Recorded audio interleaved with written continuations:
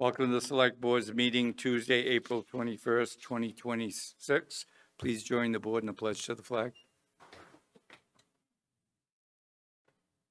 Pledge allegiance to the flag of the United States of America, to the republic for which it stands, one nation, under God, indivisible, with liberty and justice for all.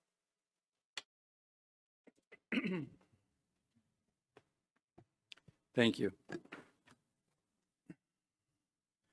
Per Mass General Law, any person may make a video or audio recording of an open session after notifying the chair, subject to reasonable requirements of the chair so as not to interfere with the conduct of the meeting. At the beginning of the meeting, the chair shall inform other attendees of any recordings. Pursuant to Chapter 2 of the Acts of 2025, an act relative to existing certain COVID-19 measures signed into law on March 28, 2025, this meeting will be conducted via remote means and in person. Members of the public who wish to watch the meeting may tune into the local scene cable access channels Comcast 9 or Verizon 47 or on the local scene website. Anyone who wishes to participate in the meeting may do so in person at the Great Hall, at Town Hall, or remotely via the link posted on the agenda.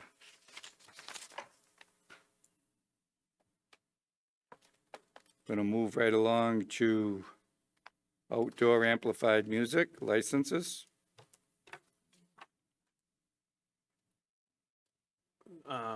Unless my colleagues want to take any of the listed licenses, outdoor amplified music, one-day alcohol, one-day wine and malt, early Sunday sales, pawnbroker, junk dealer, junk collector, fortune teller, and billiards separately, I would move all of them as a group. And I would second that. Motion by Mr. Canty, second by Ms. Iaquinto. Discussion? Mr. Cohan? Yes. Mr. Canty? Yes. Ms. Iaquinto? Yes. Unanimous, yes. Administrative notes, we have 12. Ms. Iaquinto is requested to take number 6 separate. So I'll turn it over to Ms. Iaquinto. Anyone else want to take anything separate? Seeing none, Ms. Iaquinto. Yeah. So I wanted to call out administrative note number 6, which authorizes the application for an acceptance and expenditure of a grant in the amount of $270,000 through Beth Israel Deaconess Community-Based Health Initiative Grant Program to fund the establishment of a community health and housing coordinator position. And I just think this is such a big and exciting opportunity. I was hoping that Mr. Brindisi might be able to give us a little bit more information about what that could possibly mean for the town. Absolutely, and thank you for asking the question. So, as described in the admin note, the town, working collaboratively with the Health and Human Services Department and the Planning Department, have submitted a joint application to BID. They have currently have an open grant application period, and one of their focus areas is around affordable housing. And so we've heard a lot of the board this past year with the planning board talk around affordable housing and what that means. You know, Mr. Cohen has talked about maybe looking at the planning department and adding some language around housing development. And so during the health assessment that we had a few weeks ago, Commissioner Brady brought this grant application to my attention. She thought this was a really smart way to get at a lot of the board's desires and priorities. So again, jointly, we submitted this application. This position would be the Community Health and Housing Coordinator position. And it's really going to be focused on accessing affordable housing. So as we know, the town has done a lot of work around affordable housing over the past decade. But oftentimes it's very difficult to navigate how you can access affordable housing. So this position would help our residents do just that. You know, it's even taken a page out of the Department of Energy and the Environment's book, what they did with Felipe, who's really focused, targeted areas, who's bilingual, focused in certain neighborhoods around energy efficiencies. This is a similar approach that we'd try to find somebody who's bilingual, targeting areas, and trying to help those folks that really need access to affordable housing. So fingers crossed. We're hoping that we get this grant award, and if so, we would add this to the table of organization in the planning department. That's great, thank you. Have a motion?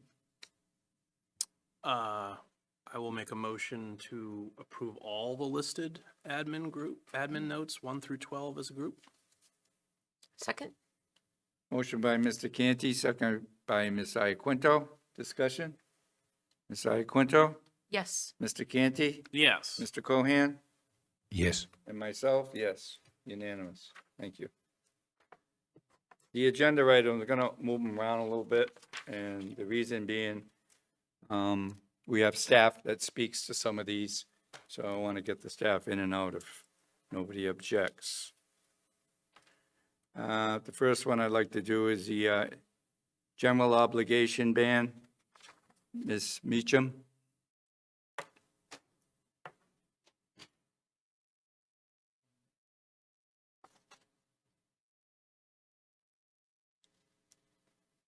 And Ms. Barrett?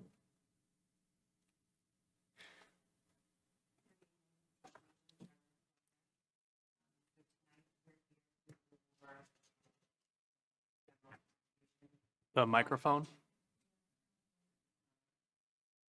If you Green light press on. push on the item that says push. Thank you. So tonight, we're here to present the general obligation bond anticipation note. This year, the town is, the borrowing will be $32,746,902. We received 7 bids. The net interest cost is 2.4056% with a coupon rate of 4%. We received a premium of $520,675.75. It is a 1-year note, and it is due April 23rd of 2027. And our S&P rating is a AA+ and a SP 1+ for short-term notes. So here we have for you, it's broken down by fund, which is the CPA fund, general fund, sewer, and water. CPA total is $9,100,907. Some of those projects included in that borrowing are the Stevens Field renovation project, Jenny Pond dredging, Plymouth Area Coalition for the Homeless Housing, Cranberry Commons at Red Brook Affordable Housing, Jenny Pond Town Brook Trails Restoration, and the Open Space Recreation Full Sale Property Acquisition. In addition to that, we have the general fund borrowing for a total of $14,190,116. Included in that borrowing is the town boat ramp reconstruction, Federal Furnace, West Elementary, and Indian Brook Elementary School roofs. The purchase of 22 Mary B. Lane for the DPW admin building, South Elementary RTU replacements, the Town Brook Jenny Pond Dam repairs, and Town Brook Morton Park culverts, and the feasibility study for Hedge and Cold Spring schools. Then for the sewer department, total amount is $1,809,963, and that is the CMOM and the WWTP tertiary filter. And then last, we have the water. Total borrowing is $7,645,916, and that is the Manomet zone pipe upgrades, the water infrastructure improvements, water system improvements, and the hydro excavator. Here's just a listing of the historical rates. And as I mentioned previously, for 2026 ban, it's a coupon rate of the 4% with a 2.4056 net interest cost. And here is just some of the outlook on the Standard & Poor's rating. We have a robust and steadily growing property tax base, stable financial performance, low market risk due to strong market access, slightly elevated debt and retirement liabilities, which they believe are, are manageable, and that we have, strong financial policies and procedures in place. We have well-embedded financial management policies and practices, robust 10-year capital planning, regular budget monitoring and reporting, formal investment and debt management, and the expectation is that the finances and budgetary flexibility will likely remain strong. You've previously been provided with the vote of the select board. So we need the board to vote and, if approved, to sign on the closing documents. To approve the general obligation bonds, you would be authorizing the treasurer on your behalf. It includes the amounts, the interest rates, dates of maturity, amount of the school roof. Notes reflect the town share and not the MSBA share. Then you received the notice of preliminary and financial official statement, and that it's in compliance with SEC and the IRS. And so we're just asking to have the select board take a vote and sign the related documents. Questions or but- comments from the board? Mr. Cohen? So the date of maturity is, in the earlier slide, it told it's 2027. April 23rd, 2027. It's a Sure. one-year note. This is short-term. Yes. Okay. Thank you very much for providing your PowerPoint in advance. I was able to look at that as you went through it, so that was very helpful. You're welcome. But I just wanted to just clarify that you mentioned it one part of the presentation, and then you mentioned the date of maturity. I just want to make sure that we're all understanding that it's short-term borrowing. Correct. Mr. Canty? Could you, I think it's the slide before this, the one that lists the, before that one, that lists the interest rate through time. So can you explain, I understand it, but just for the audience, the coupon rate versus the net interest cost and what informs those? So the coupon rate is the 4%. The net interest cost is over the term of the loan, and that includes any adjusted discounts from the premiums that we receive. And that cost fluctuates based on market forces as well as our own rating, correct? I'm sorry, say that again? That cost that we're assessed is based on both market forces, external forces, as well as our own bond rating, correct? Yes. Thank you.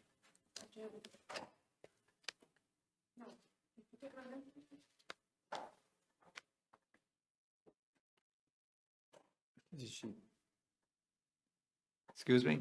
Lynn, did you? Was there a question? I didn't have a question. Any more questions? I don't have any more No, questions. I'm sorry. All right, wish of the board? I will make a motion to authorize, is it a motion to authorize? Well, you have to vote on the Yeah, I there's a remember that copy of there's the very specific. vote of the select board. Do we need to read this entire thing out? In the past, I believe that it's all been just voted. I think it was in- provided to you in your advance. packet, It so was. you can say you're voting in authorization with the vote that's been provided to you. Okay. So I will make a motion to vote consistent with the language provided in our packet related to the general obligation ban item listed in the materials. Motion by Mr. Canty, second. I'll second. Second, Ms. Iaquinto. Discussion? Seeing none. Ms. Iaquinto? Yes. Mr. Canty? Yes. Mr. Cohan? Yes. And myself, unanimous. Thank you.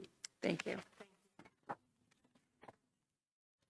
Next, we're going to do the land acknowledgement for the Heron Pond Wampanoag tribe. Mr. Canty and Mr. Cohan.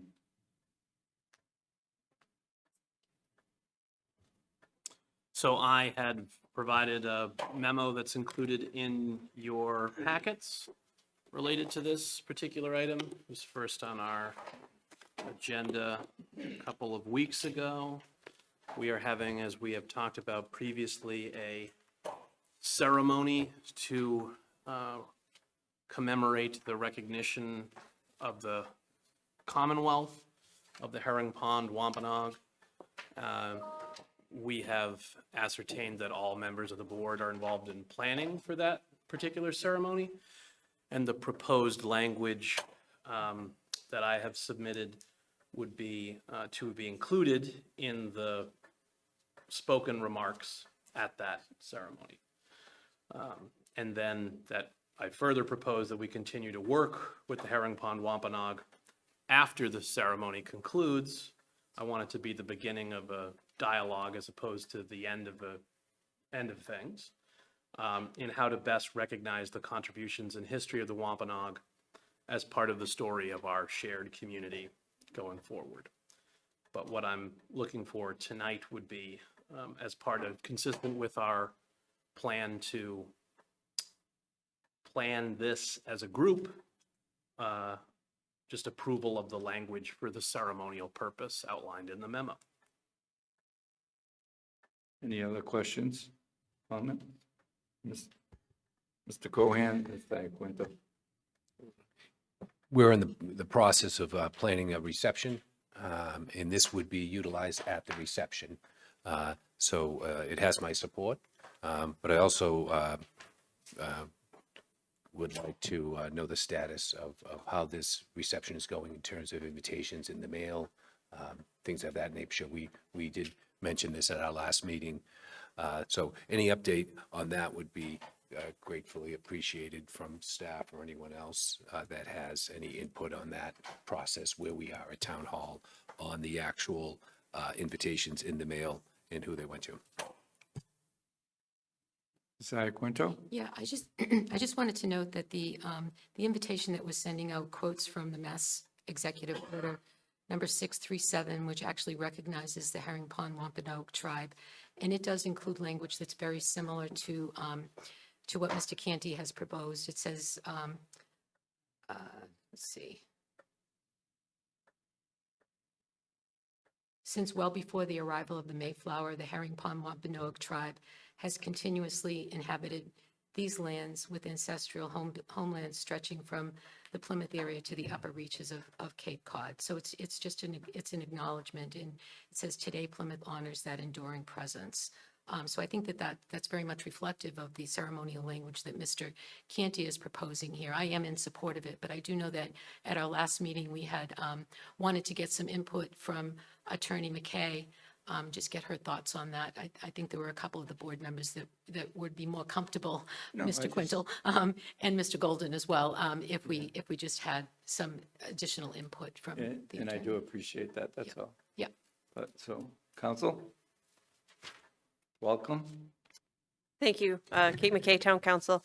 I did review the language that Mr. Canty proposed in the memo that was included in this week's packet, and taking into account what Ms. Iaquinto just said, and reading the language itself, at this time, based on the proposed language and how it's written, I don't see how the language without more, essentially by itself, would likely lead to a successful claim against the town relating to land. And I think that was, in general, what the board had been asking. Yes, yes. Okay, thank you very much. Wish of the board? I'll make a motion to approve the use of the language listed in the memo for the ceremony that we have planned for the 30th. And I would second that. Motion by Mr. Canty, second by Mr. Cohan. Discussion? Mr. Canty? I would just add briefly that this language is language that I did confer with Melissa Ferretti, the chairwoman of the Herring Pond Wampanoag tribe. This isn't something that I crafted entirely of my own accord, and it was viewed as appropriately honorific and respectful for the ceremonial purposes that it is intended to be used for. And I appreciate the opportunity to work with her and hope we are able to continue to work with the Herring Pond Wampanoag tribe in the future, again, to recognize the contributions of everyone to our shared community. Thank you. And I would just like to add to that, that I met with her with the chairman, and I know now you're meeting with her. So is there a possibility that we can all do this together? I mean, I think that's the way it should be done. Well, we're weighing in. I made the suggestion a month ago, we can all sit around upstairs in our office, plan the event. Bill's asking about the invitation, and I really don't know the answer to that either. I do know it's the 30th, which is very soon. And, the chairman's away, but. Right. Go ahead, Mr. Cohen? That's why I was asking on the invitations. Obviously, we want them going out hopefully on the 16th. Do we have any updates on the invitations? Jade, you have an Staff? update? Physical invitations went out the day after the or maybe it was the Monday after the last meeting. I don't have the list in front of okay. me. All right. But it was a list that was provided to me by Ms. Freddie. All right, good. That's the most important thing, to make sure that we're properly inviting the delegation and in contact with the Wampanoag Great Herring Pond Tribe in terms of their interest in who would be included, and making sure we're including all the elected and appointed officials in Plymouth.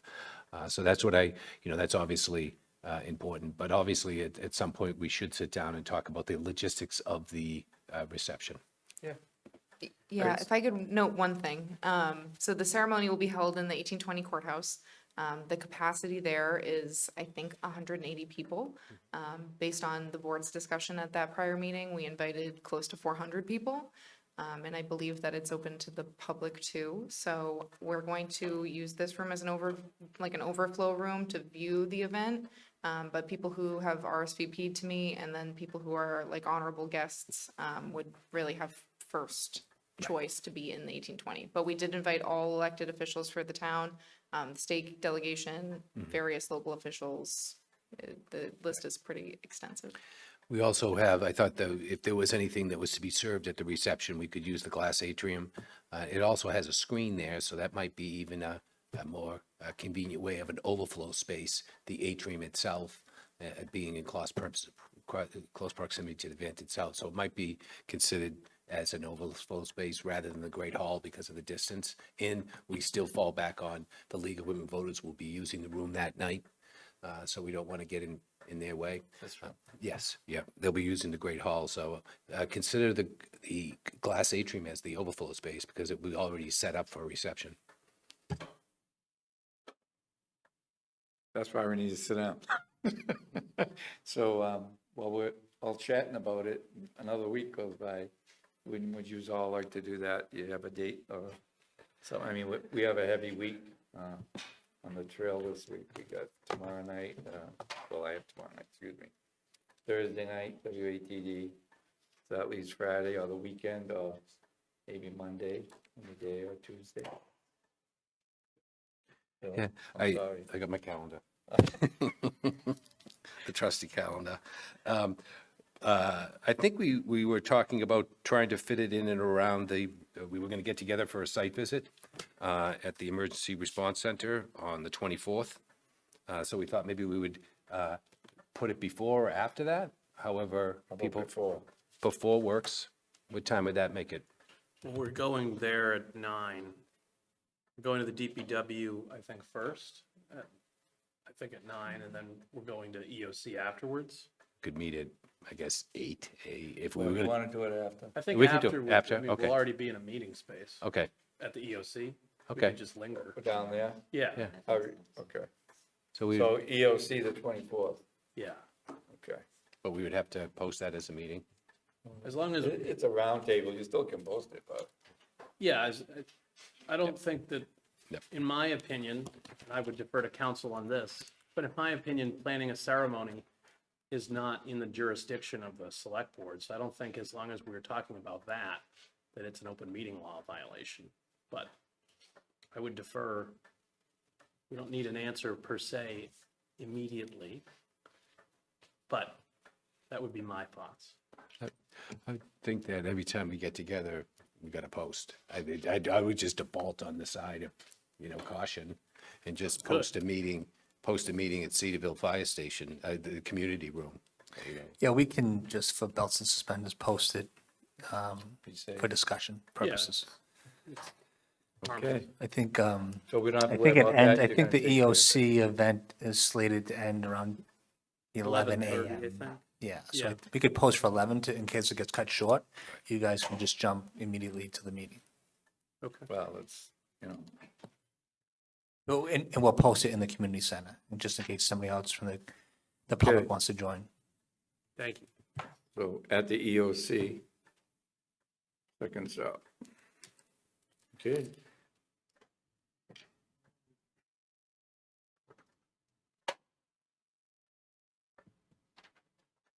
Just before I go to number 3, which is the town manager's department reorg, did anybody want to speak on the public comment? Because I'm sorry I went over that.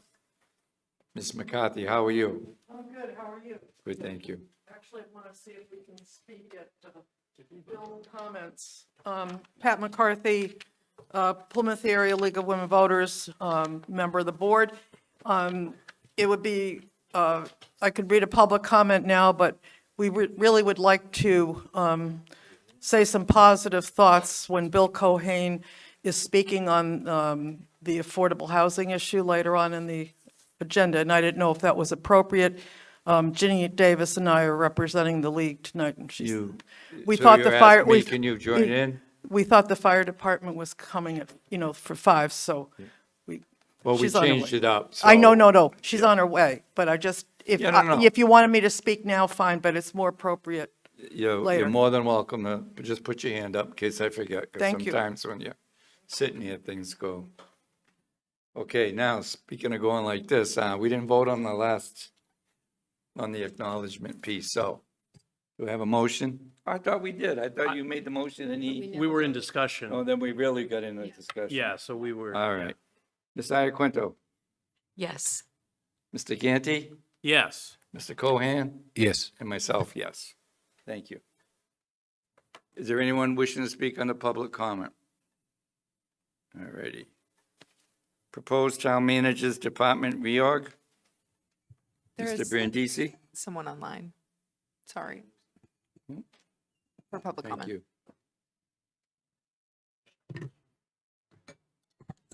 Hello, Michelle? Hi, thank you. So I'm here to give a few words regarding the topic shallow ponds, and I don't know if I should speak now or I should wait till you bring that up. The meeting time shifted, so unfortunately I wasn't able to get there in time, so. Yep. I thought I'd- If you don't mind, I just soon do it when we get to it, if that's all right with you. Yep, that's fine for me. Thank you so much. You're quite I'll raise my welcome. hand then. I'll be Appreciate looking it. for you now. I know you're there, for that topic. Mr. Brandisi? Great, thank you. So on the agenda tonight, it has a listing of a proposed reorganization. I would say that this isn't really a reorganization, it's, better termed as a realignment of some of our town functions. But before we get into it, I just want to kind of give folks an overview of how we are currently organized. So this is the current structure. This is the structure we've had, I think, for the better part of 2+ years. As you recall, we've gone through some reforms over the past couple of years. We created the Health and Human Services Department. We created the Energy Environment Department. We moved some functions over to finance. We moved some functions over to the police department, like the harbor master's office. So we continue to try to pivot and evolve to the current environment and the needs of the community. So under the proposed reorganization or realignment, what I am intending to do is have a direct connect between the assistant town manager and the planning and development office or department. And I'll explain that a little bit. So every time we look at the organization, we try to identify areas where we can be more effective in the work that we do and we can be more efficient in the work that we do, especially in the times that we have now. I mean, we don't have the ability to continue to add staff, so we need to find areas of opportunity to be more efficient. So that's always, top of mind when we look at these types of reorganizations. In addition to that, so that's kind of like theme number one in tonight's discussion. And the other theme, part of the rationale with this realignment, is when we look at the comprehensive plan, and then we look at a lot of the items that came out of that, and then we also see what we're starting to realize through the community health assessment, that there are common themes that are coming out of all of our assessments that we're hearing back from the community. And two of those is driving this realignment. So one, I'd say economic development or economic stability, as suggested in the health assessment, and affordable housing. So, there's a lot of conversations relative to affordable housing in the comprehensive plan discussion, and it also became one of the top priorities to the health assessment. So clearly the community is telling us something. And so we want to realign how we do business in this community to focus in those areas. And I can also say that this board, along with the planning board and even the Economic Development Foundation, have also had these conversations around economic development and around, what's that feedback? Somebody have a phone on? So anyways, so again, where was I? So hearing from the executive branch and the foundation, these are also common themes. So again, this is what's driving tonight's conversation. So I'd also say that everything you hear tonight is budget neutral. We're not asking for any additional dollars to make this happen. And I also say I'm going to turn over the second half of this presentation to Laura and Lynn. So what I'm proposing tonight is to appoint an assistant town manager that is going to be solely focused on those key areas, focused on affordable housing, focused on economic development. Very different than the traditional model of the assistant town manager, who's mostly focused over the years on like the operational needs of the organization. But we really want to be really honed in on those areas. We want to think about development because we know that we need to be smart and intentional on the decisions we make around development, because we also know that if we do it correctly, it can provide some fiscal stability. So this position, again, will be very focused. And so, it's my intention to appoint Lauren Lynn as the assistant town manager for planning and economic development. So what does that do? It leaves a gap in how we deal with the day-to-day operations. Like I said, in the past, the day-to-day operations, for the most part, the assistant town manager will handle a lot of those functions. Given this new mission set of the new assistant town manager, we have to fill that void. And so what I'm proposing is to create this position as a senior staff assistant position that will handle the administration and the operations for the organization. And you can see in the box below, just kind of a summary of some of the functions of those two positions. The assistant town manager becomes the bridge between the select board and the planning board. The assistant town manager provides direct oversight of the planning department and the historic resources coordinator. And I just want to point that out. You see the dotted line of the assistant town manager directly to the historic resources coordinator. Because although we think about development, we also have to ensure that we also have preservation top of mind when we have these planning and development decisions. So having a direct linkage with the assistant town manager and the historic resources coordinator is going to be paramount as we move forward. And so the assistant town manager will, as I mentioned earlier, have a primary focus on affordable housing and economic development, amongst other things. But the senior staff assistant position will help manage the day-to-day activities of town operations, which is the previous role of the assistant town manager. And then the senior staff assistant will help supervise the executive staff assistant position for the select board and town manager. So this is the 40,000-foot view. It'd be my intention to put in writing this appointment to the assistant town manager, Lauren Lynn, to take that role effective May 4th. The senior staff assistant position, assuming the board supports this. This is one of the items that will be called out in the personnel code, an amendment of the personnel code. If the board supports that amendment in the personnel code, that position would then take effect tomorrow morning, April 22nd.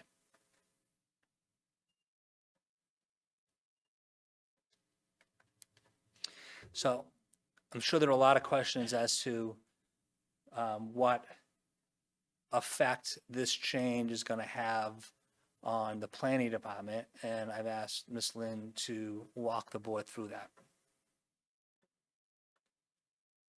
Good evening. So what you see before you is the current organization chart of the Planning and Development Department, and I will jump to the next slide as to what this proposed reorganization does. So as mentioned, with myself going to the Assistant Town Manager, focusing on planning and economic development, we would, for the time being, we would vacate the Director of Planning and Development position. We would maintain the existing Deputy Director with an elevated oversight of the existing staff in this department right now. As mentioned, this is a budget neutral option, so we're not looking to add any salary line items for this. This still fits within what we have proposed for the upcoming fiscal year. And the major things I want to point out to you here, in addition to elevating myself and the existing deputy director, is that we would reintroduce a second town planner to help with some of the capacity and support of the applications for planning board, zoning board of appeals, and the historic district commission. This is not really a new position. Prior to there ever being a deputy director in this department, there was a director with 2 town planners. So we're really just sort of going back to a previous model and looking to add capacity in that town planning position. So like I said, not a new position, just reintroducing a second in the department. While we look at this, we're also looking to rename 2 of the divisions, and that is not, again, not looking to change the structure of what these divisions do, but to be better aligned with the work that they actually do. So currently, we have the Division of Community Development. We would be retitling that to Housing and Community Development. And then the other division currently is known as Economic Development and Tourism, and we would be retitling that to Special Events and Tourism. And again, that is to align with the current functions of what those staff members do in their day-to-day operations. I will quickly just go through sort of what goes on in the different divisions, because I think that will touch on some of the items that are also coming up later in the agenda. So first we look at community planning, and under that we have already 1 town planner. That town planner today focuses really on application review, is a liaison to the zoning board of appeals, and is particularly tasked with compliance monitoring. When we have decisions that come out of the planning and zoning boards with a long list of conditions for whether it be a subdivision, a special permit, a site plan review, there is really sort of a bridge between our department and inspectional services to make sure that as they are moving through their building permits, the various phasing of that, and through certificate of occupancy, that the decisions that the boards make are being complied with and that someone is monitoring that. So that is what the 1 town planner that we have really focuses on right now, really is our prime liaison to inspectional services. This person also currently staffs the Earth Removal Bylaw Committee. By reintroducing a second town planner, again, it's helping with some of that capacity. As I step out directly of this department, I will leave some of the operations of the day-to-day application review behind, and we want to make sure that they're adequately staffed to maintain the level of service that we currently have. So this town planner will assist with the applications review and also will help support some of the comprehensive plan and other long-range planning initiatives that we have. So, you know, as we talk about comprehensive plan implementation, at some point, I imagine there will be a committee to work on that, and this staff person would be one of the primary staff people to assist with the operations of that committee.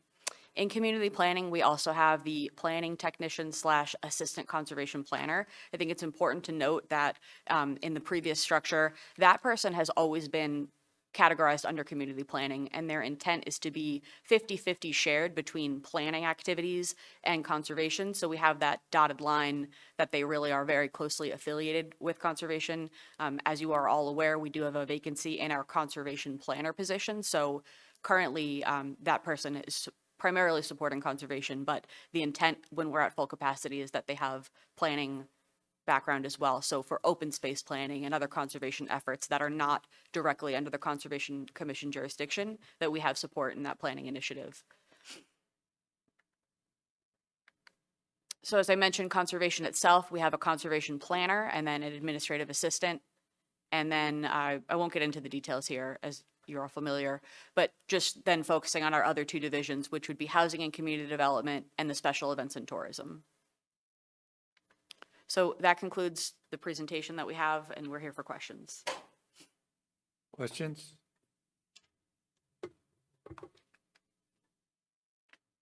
Ms. Iaquinto? Lauren, this question is for you. So even though you'll be stepping away from the planning department, based on the descriptions of your new role, congratulations, by the way, it sounds like you're still gonna be intimately involved with that department. And Absolutely. providing oversight.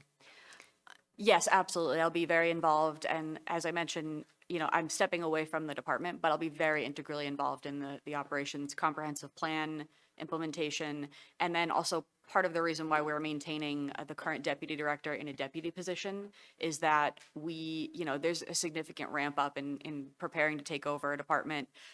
You'll formally meet Mike in a moment for some other agenda items, but he's been with us for a few months here and he's been a great fit, but there's still a lot to learn and come up to speed. So I do envision the next at least several months to be ramping up, preparing for budget season, to go through a town meeting cycle and have that oversight. So I'll be working very, very closely with him as well as the rest of the staff. So he'll be able to grow into the role of director pretty naturally. Correct. Sounds like. That's our Okay. intention. Okay, that's all I have for now. Thank you.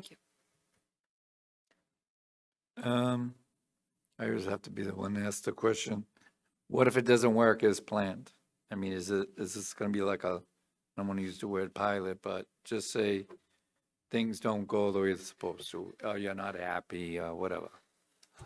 Well, I mean, this, I don't want to say this is an experiment because this is very intentional, that we are trying to meet the needs of the conversations that the select board and planning board are having. So, unless there's a change of goals by the select board, I believe this current model will be extremely effective in what we're trying to achieve as a community. And then I'd have to say, as I mentioned earlier, that the Health and Human Service Department and Energy Environment Departments both were created to be more 21st century organizations that are really focused on the growing needs in those two disciplines. So I guess one could say that those were experiments, but I would say that given the success and accomplishments of those two departments, only 2 years old, I would feel very confident that what we're proposing tonight will be equally as effective. Like in this new setup, who would be handling like the CBAs, the contracts and stuff like that? Would that be Lauren, or would that be you, or would So that the be? collective, working with the unions, Yeah, collective 'cause bargaining. that starts in January, that's Right, why. and so that's always a team approach. I would say a couple of things. So, when we went to town meeting in October, we advocated for a paralegal, but we also advocated for labor council. And so now that we have that in place, and I said this publicly at October town meeting, that the assistant town manager, the previous assistant town manager, spent the lion's share of his work week dealing with personnel, collective bargaining, grievances, things of that nature. But now that we have Labor Council, very much of that is offloaded to Labor Council. So to answer your question, Mr. Quinto, I would say Labor Council will take the lead. Relative to negotiations, I would be very much involved. So would Ms. Lynn, but also the senior staff assistant would be help working with HR, preparing the documents for negotiation. So, collective bargaining is complicated, so I look at that as a team approach. And I hear all the time out there, about economic development, and naturally when everybody runs for office, they say that, and the fiscal woes, I'm gonna call them, that we have, just like every other 351 other communities. Will you be an extended branch to work closer with the foundation? And we have the, it's not funny, but we call it the planning department. Are we gonna actually be doing planning in the, in the department? I mean, I know what yous do and I get it, but it's more like a process. You fill out the application and we tell you what you can and can't do. Are we actually gonna plan for the future? Let's say we have a site that's vacant. Maybe you could, is it your vision maybe to try to go out and get some things going on some vacant places, or, you know what I'm trying to say? We used to do TIF agreements before. I heard you still can. I'm a firm believer in, what I've seen in the town over the years, whether I was sitting here or not, is the town has a mentality all the time that when a business comes to town, they need to pay for everything. They need to pay for a right lane, they need to pay for a left lane, they need to pay, just so, and I get it, so the taxpayer doesn't have to pay. But sometimes you're better to feather the deal so that the business will come here and the people, the taxpayers will have relief. And there's different ways of working on that. I'm not saying give the house away either, but I'm just trying to tell you what I feel that I've watched and what people come up to me and ask, you see it, I know I shouldn't look on Facebook, but how can you help it, right? Not you, me. And, they're saying, oh, we made these problems and, well, I guess that's, throughout the whole state. I'll take my licks where they be deserved, but you go back 15 years ago, you had Ed Angley, Bob Edders, Richard Cirque, because I used to sit in all the ZBA meetings because I had a lot of time like Bill. So I used to go to all the meetings, and that's how I learned. And what I'm trying to say, long story short, is retail was the thing then. Nobody has a gauge and it's market driven. I get it. I mean, Amazon came along and look what that did. The malls are shutting down. Was everybody a dope 10 years ago? No. But things change, so we have to adapt that way and be diversified, I think, in whatever we do that way, so. Certainly. So I heard a couple of questions there, so a few comments, and then I believe the town manager may have to add. Yes, so your question to, will we be working with the Plymouth Foundation? Yes, there are several organizations in town that I would say have a role and a seat at the table when it comes to economic development. We have a very active Chamber of Commerce. We have a very strong Plymouth Economic Development Foundation. And so not looking to reinvent the wheel here, but how can we bolster the town's role in that? Where can we fill in gaps? And then where can we work with you as the select board, the chief policy organization, and the planning board, and to implement the goals that the community has set in the various long-range plans that have gone on. So for example, the comprehensive plan, the community health assessment, these are just two of the very many long-range planning initiatives that have gone on that we receive community feedback. And we know time and time again, we are hearing that economic stability, growth, looking to stabilize what is an ever-growing tax base, and housing is a key integral piece to all of this. So what can we do to proactively plan? We are hearing the community. What are we going to do about it now? So looking to address all of those things.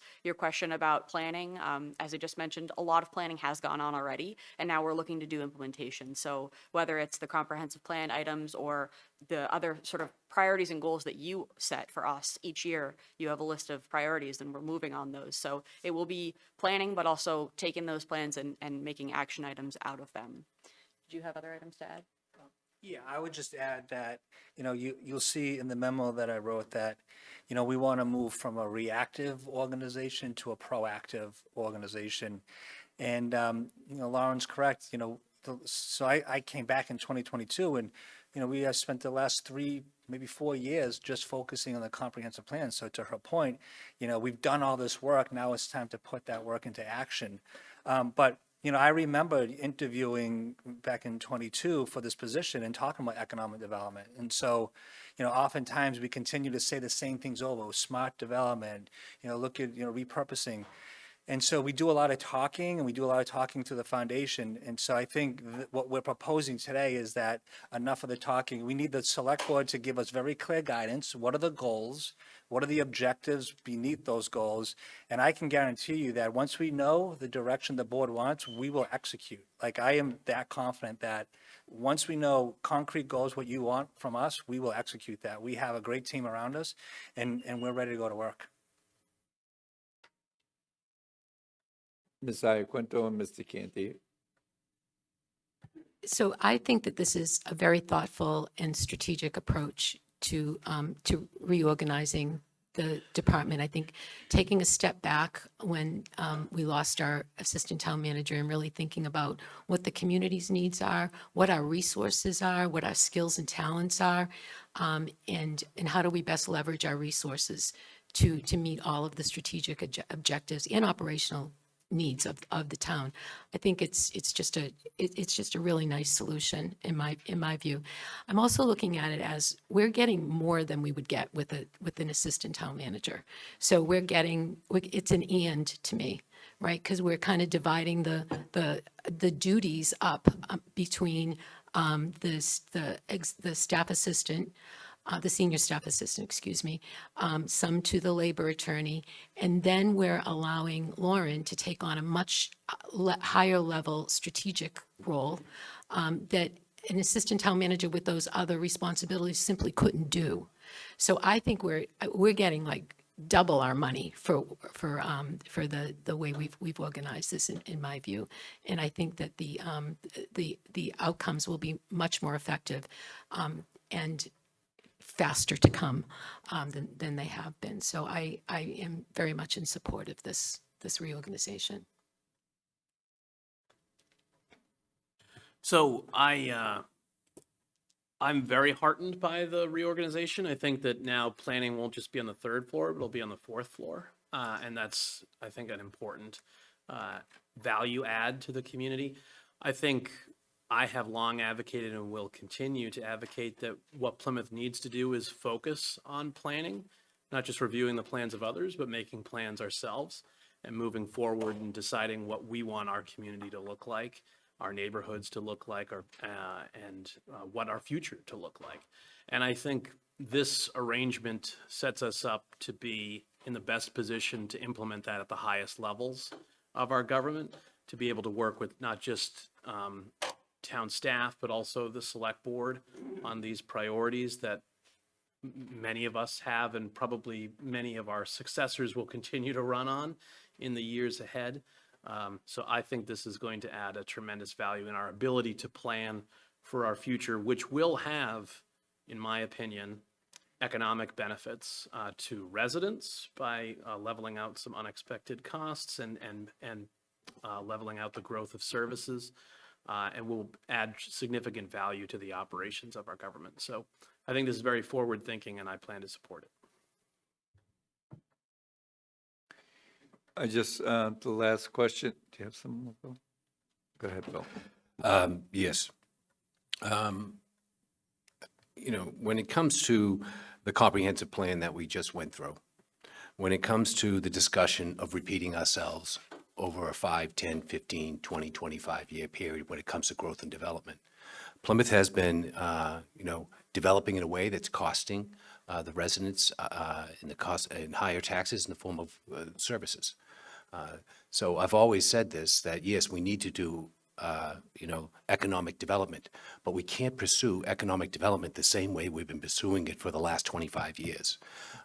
Looking for growth and development for the sake of growth and development to generate a revenue that requires higher cost of services and higher taxes is something that I'm really been focused on for some time. And I, look at the structure of this to emphasize on let's, move economic development to the front burner. But I also want to see internally how we're looking at our zoning bylaws to make that a reality. Are we pursuing zoning activities that are actually going to generate a revenue for the town, provide jobs, control the cost of services? And I feel that has to be a major priority in this reconfiguration. So when I look at this, I do commend the effort of restructuring in a way that gives the town the ability to respond more energetically about growth and development and economic development. But at the same time, I'm very worried about what the tools you have in the toolbox when you're in this position. Are we going to see the same type of growth and development that we've been seeing that drives up the cost of service? Are we going to be looking at zoning differently that provides real affordable housing? Those are the things that, in this capacity that is being recommended, how do you feel that challenge is presented? I think that's an excellent question because it takes everyone to move the needle on town meeting articles. So particularly when you think about zoning, in most cases, it's a 2/3 majority vote approval at town meeting. So if you give me the directive of certain projects, and I know that there are a lot already identified in the comprehensive plan that I plan to move on, but without the support of the elected officials in town meeting, those efforts will not be successful. So I really would need your support in, if it's a zoning article for, housing or something that's going to spur economic growth, I need your support and also the assistance of communicating that. I'm just one staff person, so I will need the collective support to make sure that those actions are successful by educating the public. I'll do the best of my ability as one staff person to do that, but I would look for your support as well to do that. Because, during this 4 or 5 year period where we're talking about a master plan, comprehensive plan, I've said that I've sat through now at least 2, almost 3 master planning studies over a 27-year period of time, and they end up on file cabinets. But this is the first time I've seen anyone take any proactive activity around seeing that plan has a chance of implementation. But you bring up a very important subject matter, and that's about zoning changes and the legislative process to do that locally. And that's why I have been advocating that there has to be an addendum to the master plan. Looking at the master plan, what are the top 20 zoning changes that we could make at town meeting to make that a reality? I feel like that is a priority to make this accommodation adjustment internally in terms of staffing and how the town manager and the assistant town manager will interact and what the priorities will be. I just want that to be on the front burner to look at our economic development differently and look at it through the zoning changes and use the master plan for guidance and then end up at town meeting with these recommended changes so that you have something in the toolbox other than what we have right now. Because, we obviously, as it was noted earlier, have been saying these things for many years, and now we're poised to do something about it. But I want to make sure that when we talk about economic development and planning, our economic future for the town of Plymouth, conservation and preservation has to be a major component of that reality. There's too much here that we're responsible for, that if we don't treat it correctly, it could come back to haunt the town. Water quality could haunt the town in terms of a cost of services would be difficult to manage. There's the ecological responsibility, being a coastal community.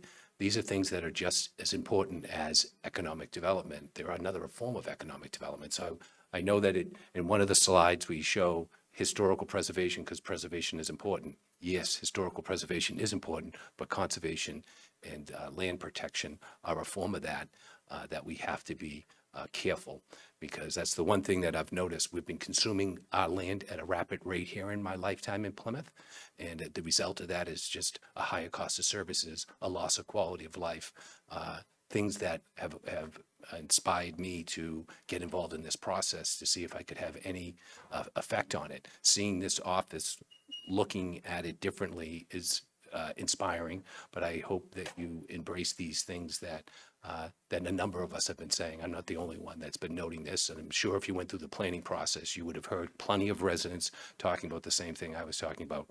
So I just hope that you take that with you. The other thing is, later tonight, we were going to talk about the Conservation Commission and affordable housing. It sounds like this has already kind of been solidified in this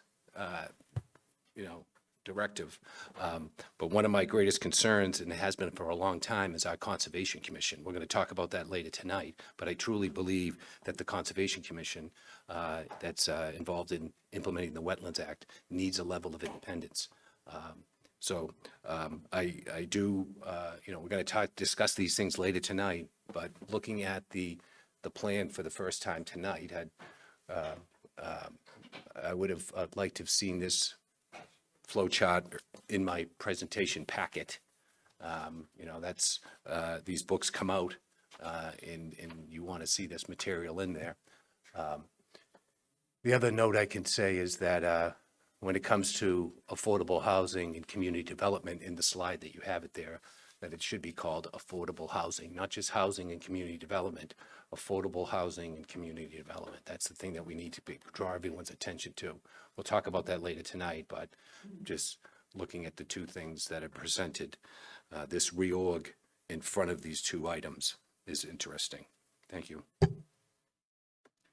Any other questions or comments from the board? No? Just the flip side of the coin, is this costing us extra dollars or is this saving us any money? Somebody's got to ask about the money. No, that's a great question, Mr. Quinto. So this proposal is budget neutral. We do not intend on going back to town meeting and seeking an additional appropriation to make this realignment reality. Okay, thank you. Wish of the board? Mr. Canty? I'll make a motion to approve the proposal as presented by the town manager. And I will second. Motion by Mr. Canty, second by Ms. Iaquinto. Mr. Discussion, and somebody has your hand up, or there's a motion, we can't let you speak. No. If I had known earlier, I would have, You want to withdraw your? You want to withdraw? You want to withdraw? Sure. You're welcome. Oh, I didn't either. I'm just trying to do it like we always do. Carol Jankowski, Prince Street, and I too am very impressed with the reorg. I think it sounds to me like this will better manage some of the duties and responsibilities, so I appreciate the effort.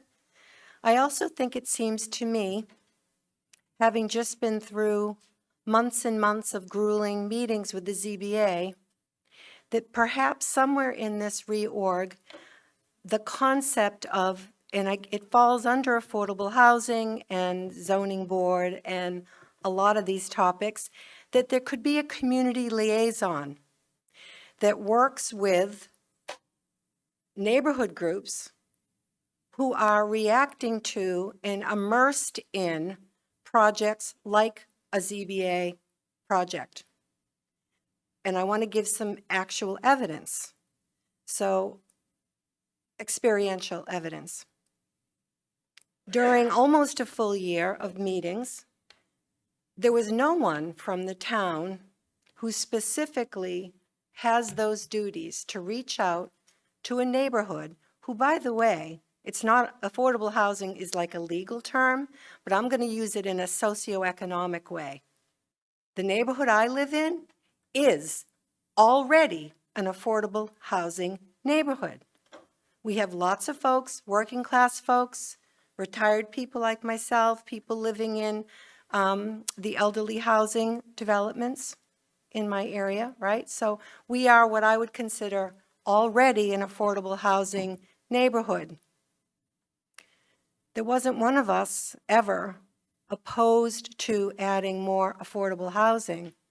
What we were troubled with, and still are troubled with, frankly, is the impact that such projects have in terms of traffic, parking, school impact, and I could add more. Wetlands destruction, decimation of one of the only remaining wetland areas, or excuse me, woodland areas adjacent to the ocean in North Plymouth. That's who we are. That's what I'm describing.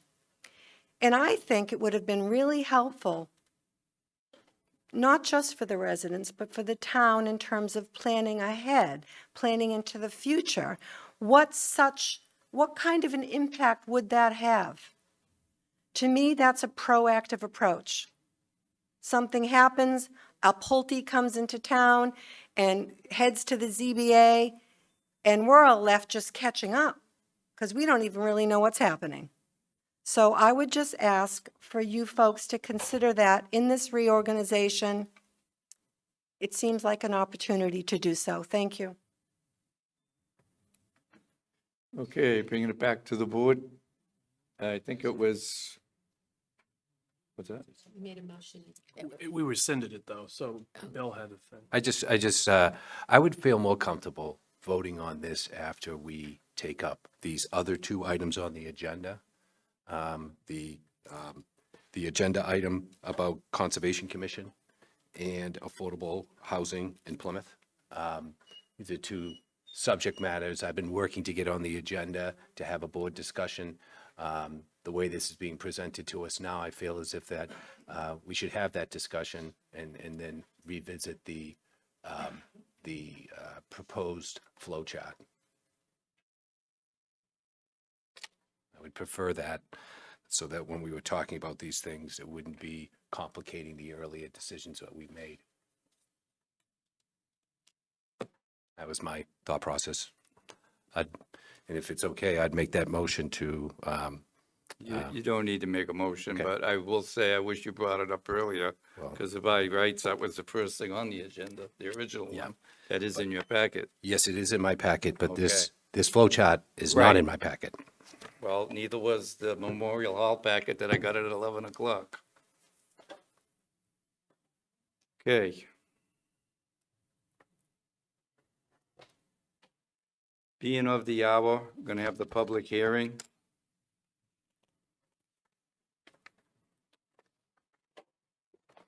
For the alteration of premises, the OS Golf Management LLC holder of an annual all alcohol club license, 43 Doublebrook, Donald Nicholas Baker, manager. In accordance with Chapter 138 of the Massachusetts General Laws as amended, notice is hereby given that a public hearing will be held at the Plymouth Town Hall, 26 Court Street, Plymouth, Mass. On Tuesday, April 21st, 2026, 6 p.m. to consider the application for an alteration of premises for the OS Golf Management LLC, holder of annual all alcohol club license, 43 Doublebrook, Donald Nicholas Baker, manager. Description of the premises is as follows: approximately 248 acres, 10,800 square feet, with buildings thereon, including a clubhouse with a bar, banquet rooms, a patio on the first floor and a bar, banquet rooms, an outdoor deck in the ground floor with 10 exits and entrances. Applicant seeks to add Midway House containing a service counter in an outdoor area consisting of a golf course. Anyone wishing to be heard on this matter should plan to attend this meeting. I now declare the meeting open. And identify yourselves for the record, please. Mr. Chairman, members of the board, my name is Corey Wilk with Goulston and Stores, representing the applicant. I'm Donald Nicholas Baker from Old Sandwich Golf Club. We're here, as you said, about the alteration of the premises to ensure that the golf course, including the new Midway House, which will be at the far end opposite the clubhouse, is licensed properly so that there's one contained area for sale and service of alcoholic beverages. And Donald is here to answer any questions you have about the security of the site or any other questions about operations. And I'm also happy to answer any questions you have, but we're, excited about this addition to the course and hoping to get this approved for the season. Thank you. Is anybody in the audience or online wishing to speak in favor of this application? No. Anyone in the audience or online wishing to speak in opposition? No. I declare the hearing closed and bring it back to the board. Questions? If no one has any questions, I'll make a motion to approve Motion by Mr. Canty, I'll second. second by Ms. Iaquinto. Discussion? Mr. Cohan? Yes. Mr. Canty? Yes. Ms. Iaquinto? Yes. And myself, yes. Thank you very much. Thank you.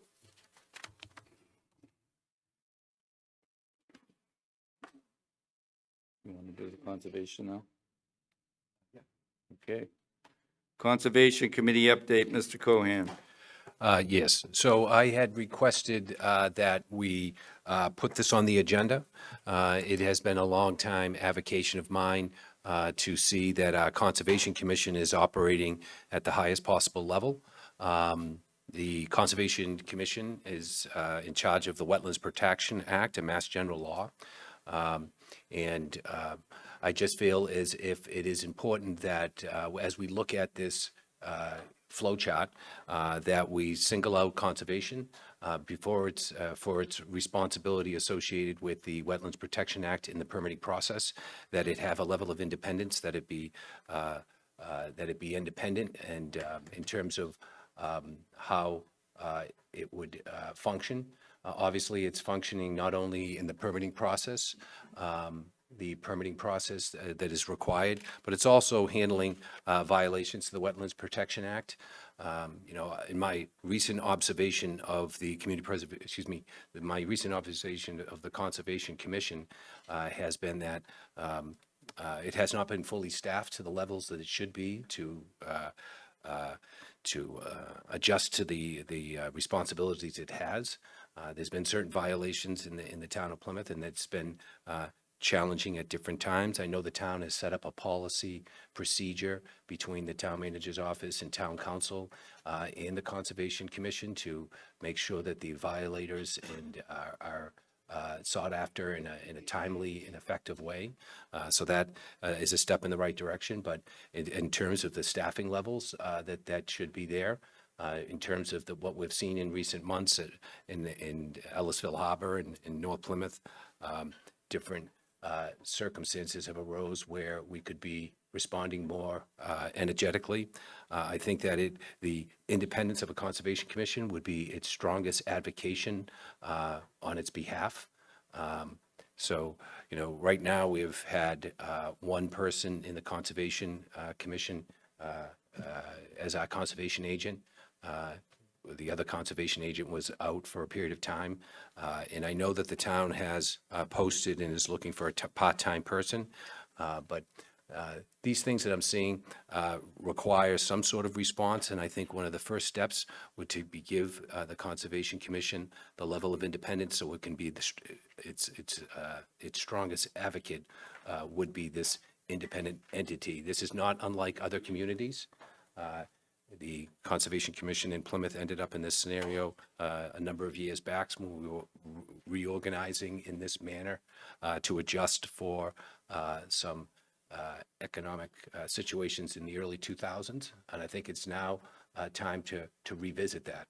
So I'd like to know what my board members' thought process are around that.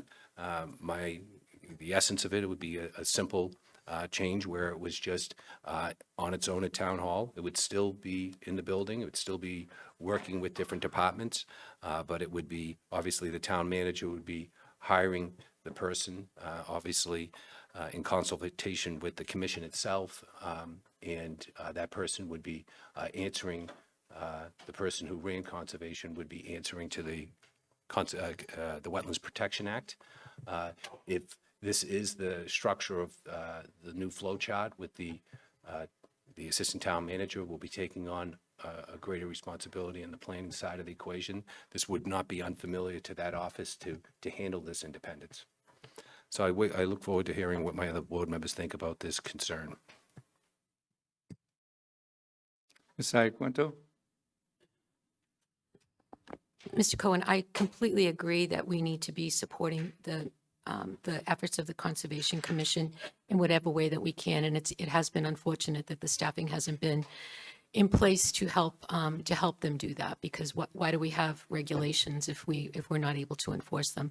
But I'm wondering a bit about so by independence, you mean a separate department that would to report directly to the town manager, or what exactly are you? So that would be, it wouldn't be anything different logistically as it is now. It wouldn't be another department. It would just be the Conservation Commission operating. The town manager would be hiring that person, obviously, and the Conservation Commission would be responsible, and the person who is handling the staff side of it would be responsible for implementing the Wetlands Protection Act. So they'll be governed by the law, obviously. That's their responsibility. The town manager would be a person they would have to answer to, because that person was hiring them. So I just feel as if that would be a better way of doing it. Currently, the Office of Planning and Development is planning and developing, and at different times they're working with petitioners who are seeking permits, and I feel it's better that that the person that hires that person is not the same person that's working within the planning department processing those permits. I just feel like it's something that I would rather not be in the equation when it was time for the Conservation Commission to do their work and the Conservation Commission agent to do their work. So, in light of what we're seeing here tonight in terms of a flow chart, I actually think it would work even more efficiently where we had the town manager operating from their position, the assistant town manager looking into planning and development. Obviously, in that capacity, I don't think it would be interruptive. I think it would be complementary rather than a circumstance that would be seen as a planning department running a conservation commission. So I just want to make sure that I understand completely, because you said a lot of stuff in there. So are you suggesting that we take conservation out of this flow chart, put it in it's becomes its own separate department, like the finance department, like, the assessors department, whatever, all of that, the departments that we have, and then adding staff to it? No, it wouldn't require starting a department. It would be just letting the Conservation Commission exist on its own in Town Hall. It wouldn't be another department answering. The town manager is hiring this person, the conservation agent, and the conservation agent is implementing the Wetlands Protection Act and Mass General Law with the Conservation Commission. So it's not under any one department. It would be liberated from that on its own, focused on the implementation of the Wetlands Protection Act. Town manager would hire the conservation agent and employees, but they would be answering to the statute in that matter. So you wouldn't be forming like a finance department of a magnitude like that. Obviously, right now there's one person in the office working, and that's not efficient. Hopefully, we'll get a second person in that office, and we're looking at a part-time person right now that's been posted based on Richard Vaca's plan of returning where he might be in that process. Patrick Farrer is the conservation agent currently acting in that capacity. Richard has been out for some time, so we want to make sure that we when we go to appoint these people, that's the structure I was thinking about. So I'm not thinking about creating another department. That's not it. It was about putting the commission on its own. So, but taking it out of this chart, so taking it off this org chart and putting it someplace else? Yes, not under the Office of Planning and Development, on its own. Mr. Canty? I guess I don't quite understand the distinction between it being on its own and it not being its own department, though, because it does sound like it would be its own department. So could you articulate that? Yeah. So the Conservation Commission is in existence not because of the pleasure of this board or any board in town or any department head or town manager. It's in existence because of the Mass General Law that governs it. So that's what it would be. It would be separate from that plan. It would not be under the Department of Planning and Development. The Conservation Commission would be on its own, answering to obviously the town manager is hiring that person, person is answering to the town manager, but it's not found under the Office of Planning and Development. Okay. What, but if there's, well, for Derek, so right now, we have one person, one conservation agent, is that right?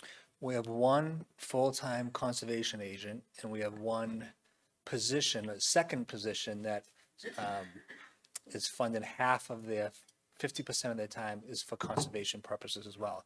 So when you look at it, we have 1.5 FTEs that are dedicated towards being the conservation agent. Where's the other half of that other FTE go? That would be the planning tech and assistant conservation planner, which is on the community planning. Okay, so, That's the dotted line you see to your left. okay, so. And that's the position we're currently looking to fill, the dotted line? No, that position is currently filled. It's the conservation planner box that has been, we have the individual has been out on medical leave for quite some time. Okay. I see that the vice chair of the Conservation Commission is in attendance at the meeting. Does Mr. Morrison have any thoughts on the Conservation Commission, its operations and its priorities at the moment?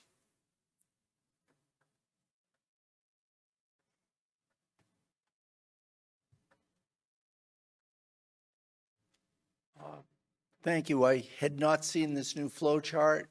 I wasn't prepared exactly to speak to this because we start up in another 40 minutes ourselves.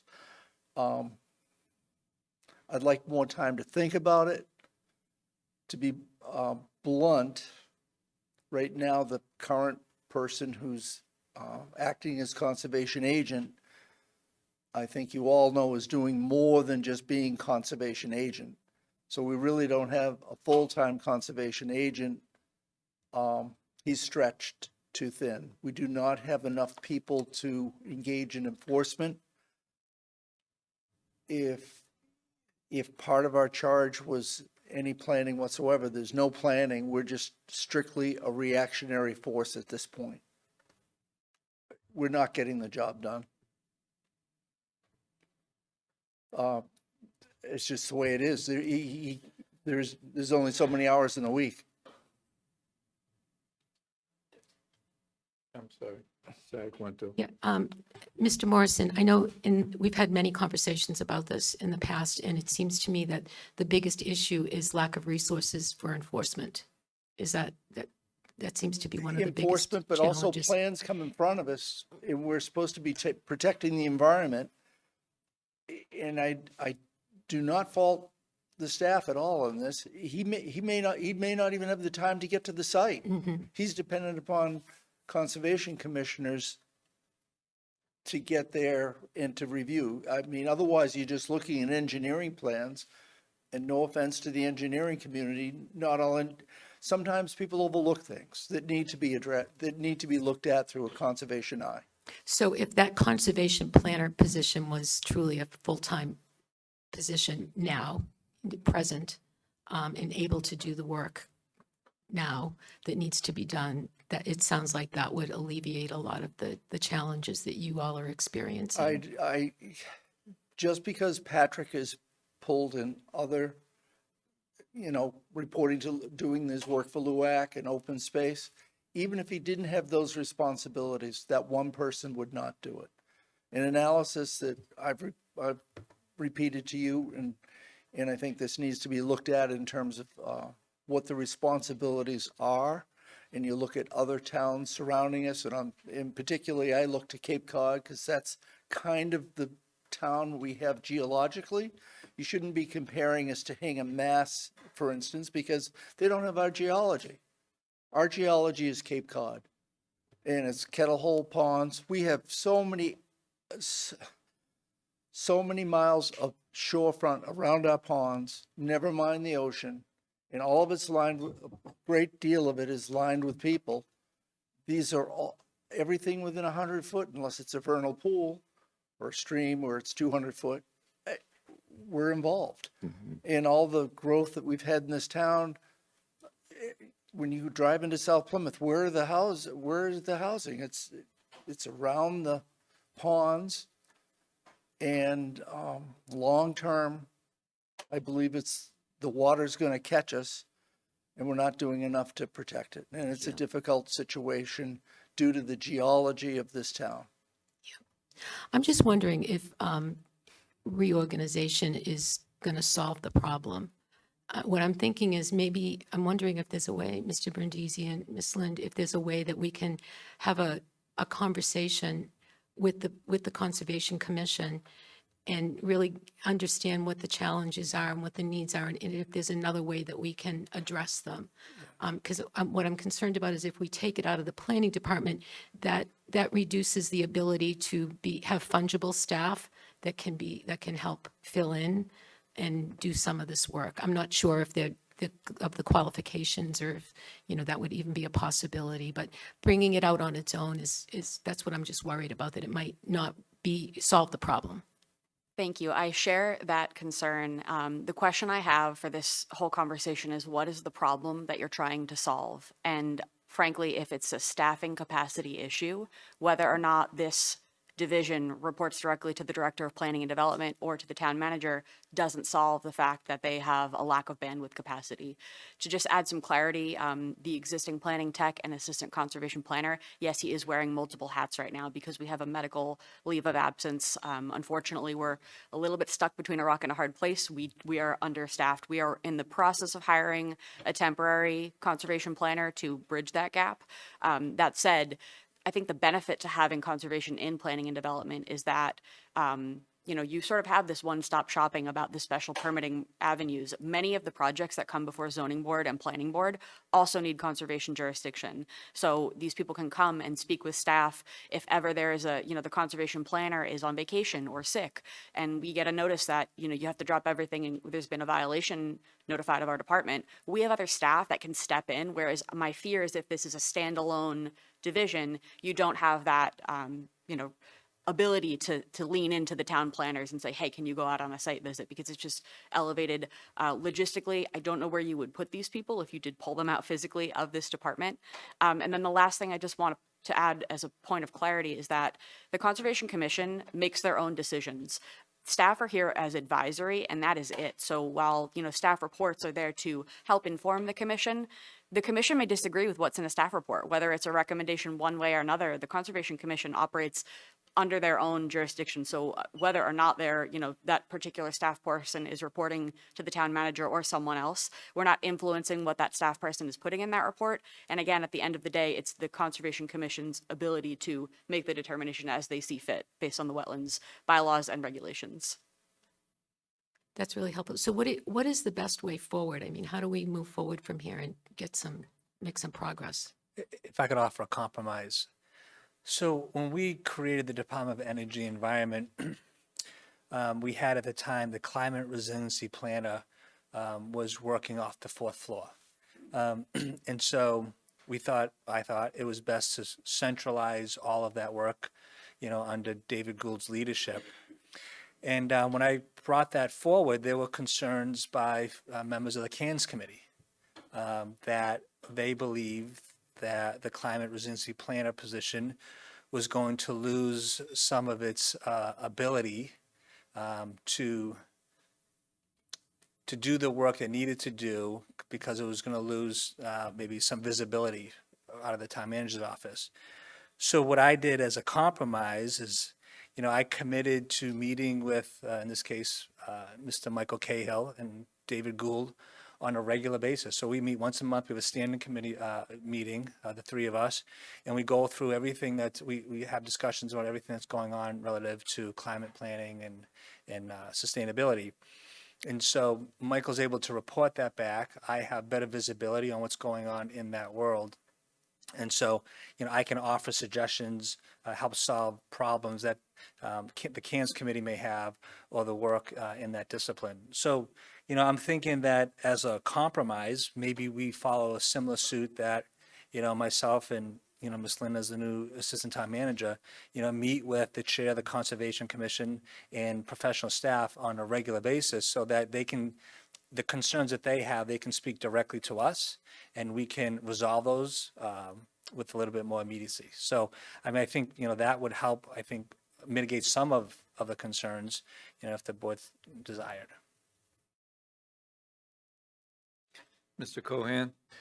So again, just to simplify it, I truly believe that the Conservation Commission that's required to implement a Mass General Law, the Wetlands Protection Act, should be a division on its own in Town Hall and not under the Planning Department.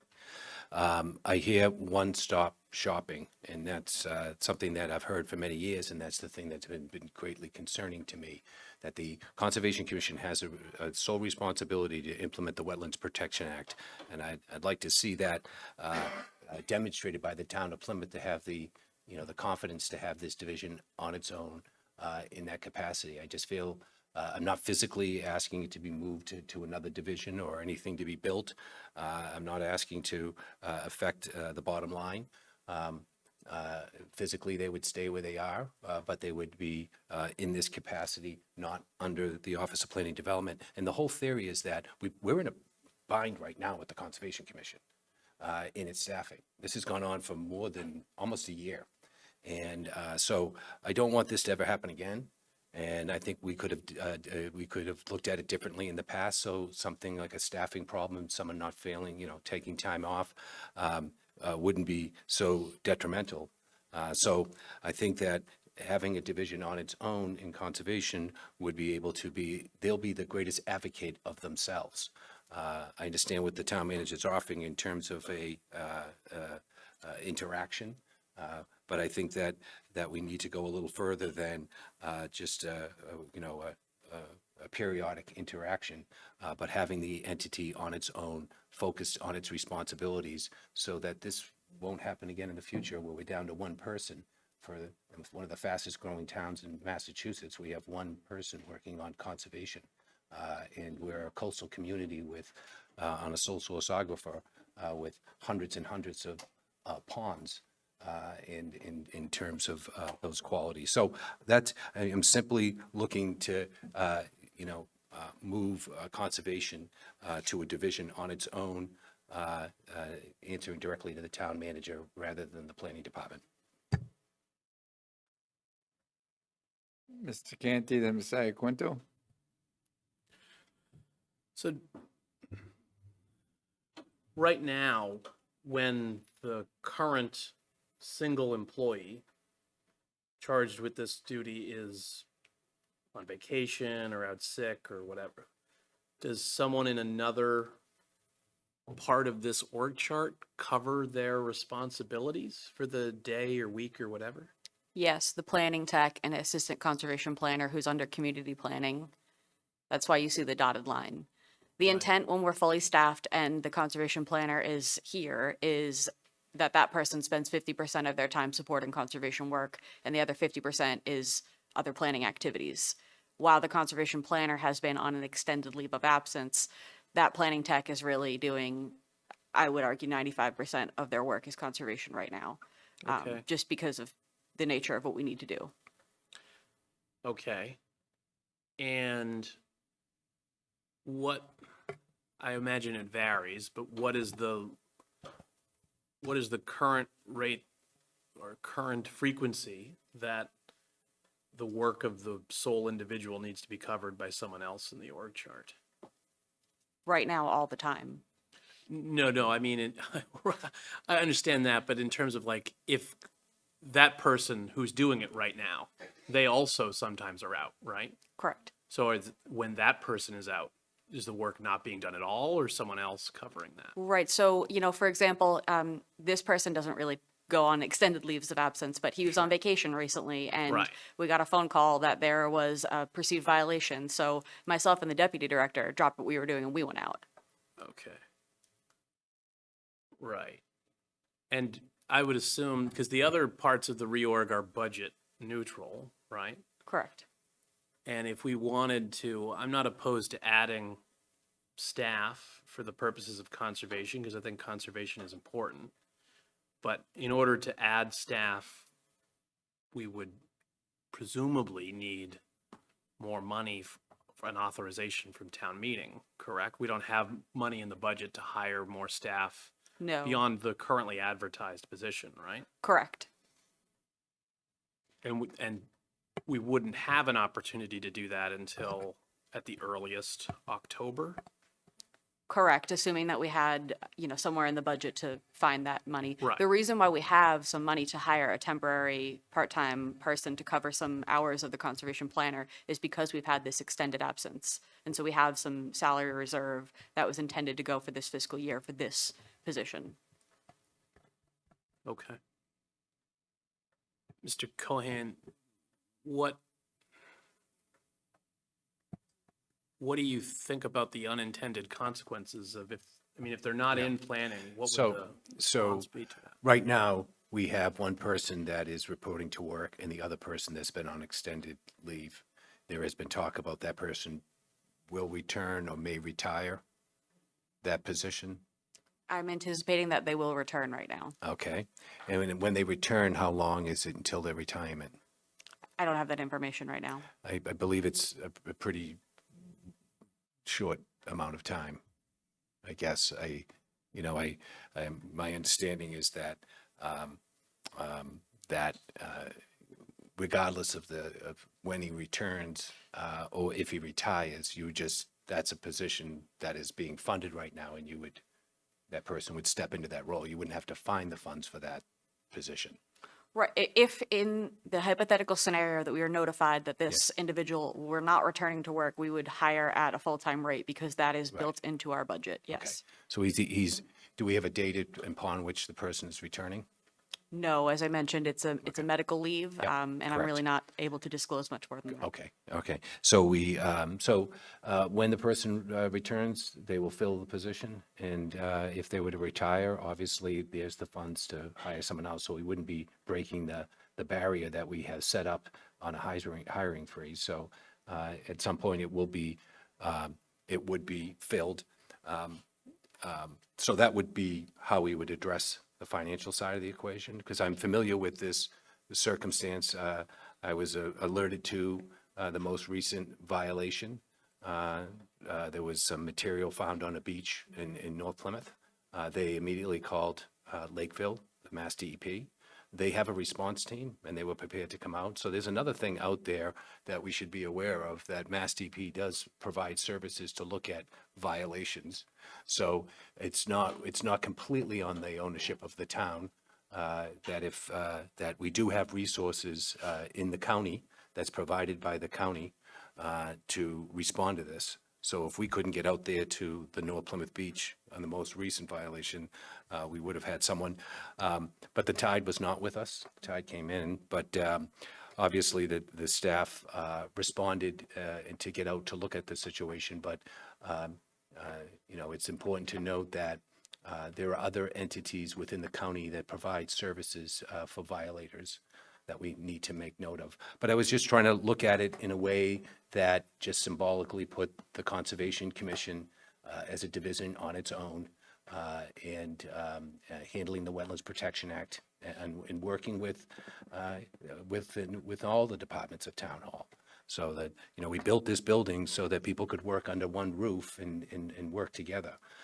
So I don't see how this would interrupt that. Yeah. Yes. I guess you meant me. Well, I was going to say something, but go ahead. Mr. Cohen, I think it's a great idea. But given the constraints that we've just heard on our ability to hire additional staff, and I think we're all in violent agreement that we need more people focused on conservation. It's critical. And the fact that we've not been able to address it properly is a blemish, I think, on us in our commitment to everything we say about the importance of conservation. I'm just wondering, with the constraints on staff, if we could think about the compromise that Mr. Brindisi offered as an interim solution, And once we're able to fill this, this full-time planner position, revisit the idea of creating a standalone conservation group, commission, division, department, whatever we want to call it. Because what I'm concerned about too is that we'll only have one person part-time in a standalone department, and I don't know that that's going to really solve the problem that we're trying to solve right now with the limited staff that we have. And I think what Mr. Brindisi has offered, to have regular conversations and discussions and really understand in real time what the issues are and be able to come up with creative ways to address those issues, might be a really good compromise until we can get to full staff. Mr. Cohen? In light of the realities of the circumstance, I'm never going to give up on this idea. The Conservation Commission should be separate and on its own. It's a division within Town Hall. Yes, we have a staffing problem. It's gone on for well over a year now. And hopefully we'll get to a full complement in the very near future. I'll accept the town manager's, suggestion of how we could operate for the short term, see how that works. But I would agree to that. But with the caveat that I truly feel it's important that we have a Conservation Commission and it's operating its own, and it's not under the Department of Planning and Development, that it's a division on its own answering directly to the town manager. But in light of the fact that we only have one person in that office, and that individual is relying on different staff support, we're in a situation where we're poised to hire a top part-time person to help. I guess that's a step in the right direction, but I'd just like to revisit this as soon as we get a handle on the individual who's out, and when he returns, maybe we revisit then to see what the next steps are to emphasize the relevance and importance of the Conservation Commission. Mr. Canty? Thank you, Mr. Quintal. So I agree with Mr. Cohen and Ms. Iaquinto. I do think that it's very important that we be enforcing the conservation restrictions that we have, but it's also important that we have the sufficient staff to do that work.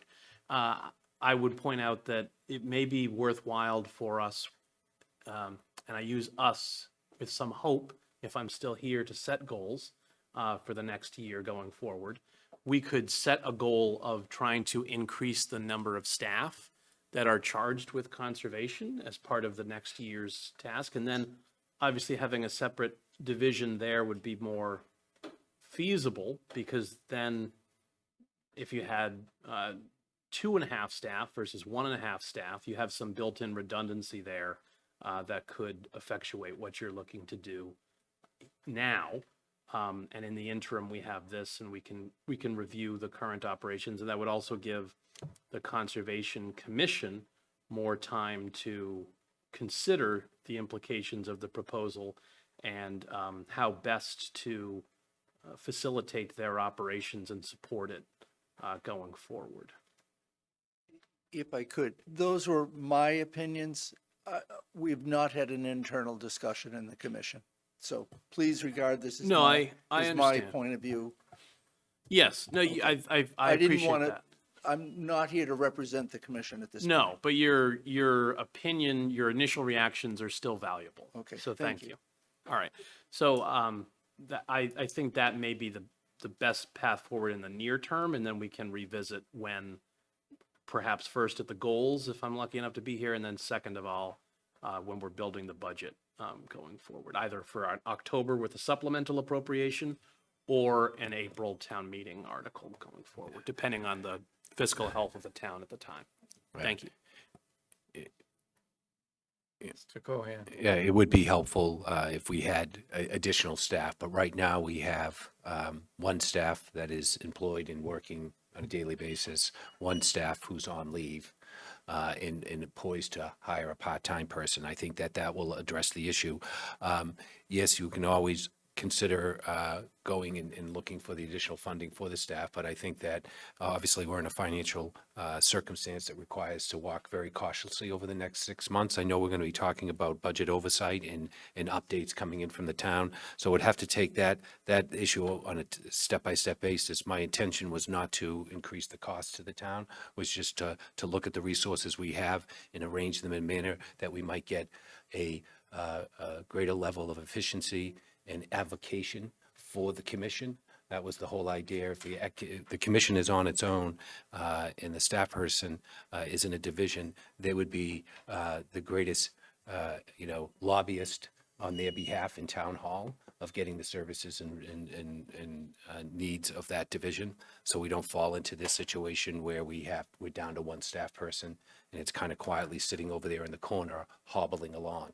I feel if we don't have a conservation commission operating at the highest possible level, the town is hobbled in its ability to process permits and protect these resources across the town. So that will be a continued avocation, and I look forward to future discussions and look forward to seeing how the town manager and staff can work with the commission to have a greater result. Okay, then. We're going to revisit this again? Is that what we're going to do? I mean, it sounds to me that we're shorthanded and to no one's fault. It happens in my work all the time, right, Everett? There's 33 people that work there and somebody's out, so you know what? We suck it up and move along. That's what I tell them. What are we going to do? It's just deal with it. I mean, I know it's conservation, but it's worked, and conservation isn't just about restrictions. They also work for the residents in the town that want to add on a deck or something by the water. It should be almost like the ZBA, sometimes granting relief. So we'll have this discussion and everybody has their thoughts. And is there anything that's majorly gone wrong that I don't know about or this board doesn't know about in the last? What happened in North Plymouth? That was, There was a pile of material, looked like a couple front, bucket loads of material were deposited on a beach. like dirt. Dirt, and neighbors came across it on the beach as the tide was coming in, but the town responded quickly to get out to see what was going on. It was under the tide, but I do believe that there was some testing of the material and it wasn't pristine beach sand, so there was something. And then there was the Ellisville Harbor event. There was a wetland in Ellisville Harbor that was being filled in over a weekend. So there's been examples, but you're right. It's when you're shorthanded, you just have to fill in some other way. Well, they're gonna get somebody, they got somebody to at least get started, so. Okay. By a show of hands, Shallow Pond Estates, is that where most of the people are here for tonight?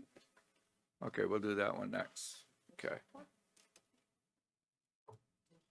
Welcome. So you want to reschedule this for another time or bring this up again later? What do you? Yeah. No, not Shallow Pond. The, Yeah, we can just. Yeah, I would pursue it as Mr. Canty has recommended, and as you had stated, that we take it up at a further date and let staff work on the issue at hand that we outlined this evening. Thank you. Shallow Pond Estate, well, road acceptance. Please identify yourself for the record and make sure the microphone's on, sir. Sure. Is it on? My name is Michael Hertz. I live at 18 Penny Lane in Shallow Pond Estates. Please bear with me. I'm not a great public speaker, but I am the primary architect of this presentation, so it's my punishment to have to present it tonight. So I had prepared an opening statement to make before starting our slide presentation. But when I woke up this morning, I realized we needed to reframe our position a bit. So although our presentation is titled Accept Our Roads, this is not really about roads. It's about fairness, precedent, municipal responsibility. It's about how the town addresses a legacy issue that developed over time under its own jurisdiction.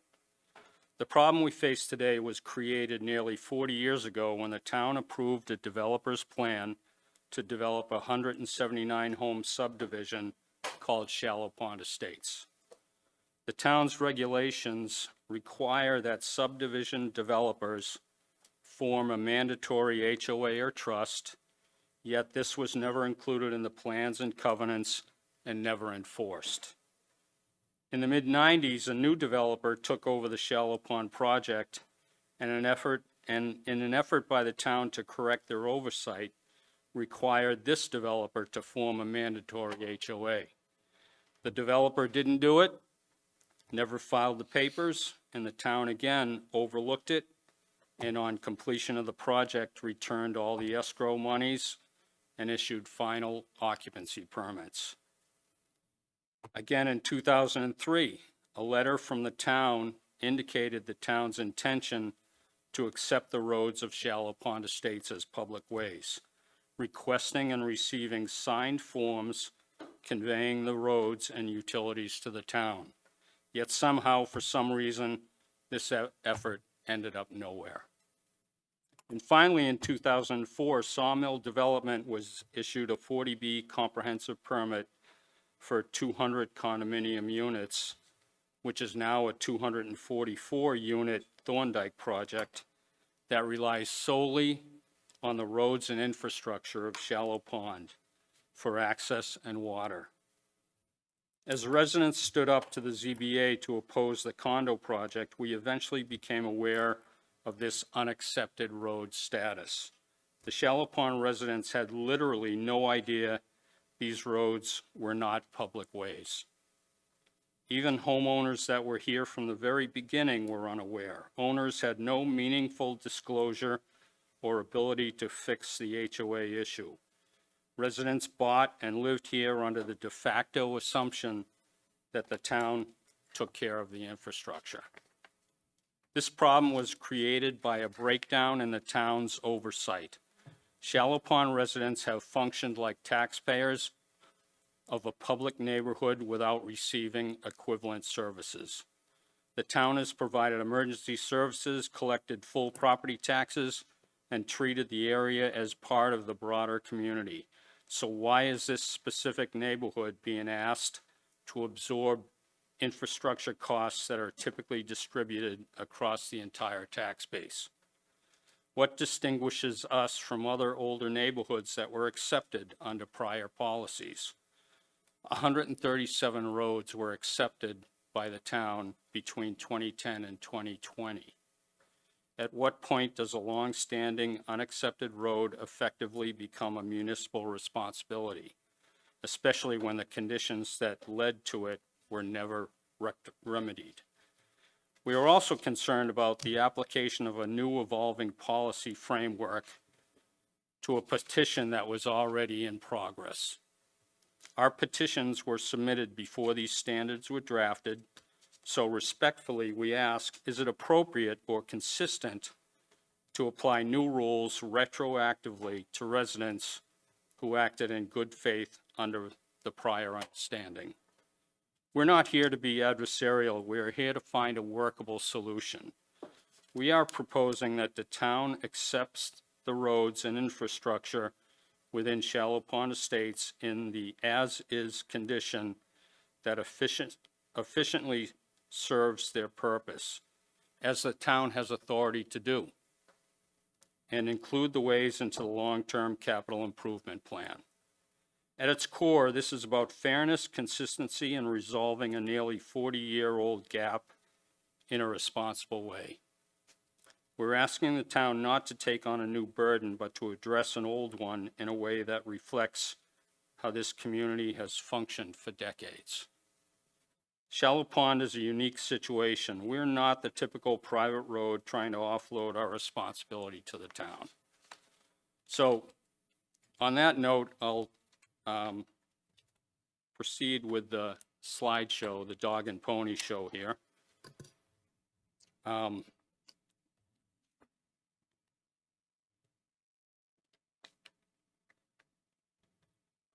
So this presentation is a request ultimately to the Plymouth Select Board and Town Meeting to accept the roads of Shallow Pond Estates as public ways. The request is being made by the Shallow Pond Accept Our Roads Committee, and we represent the residents of Shallow Pond.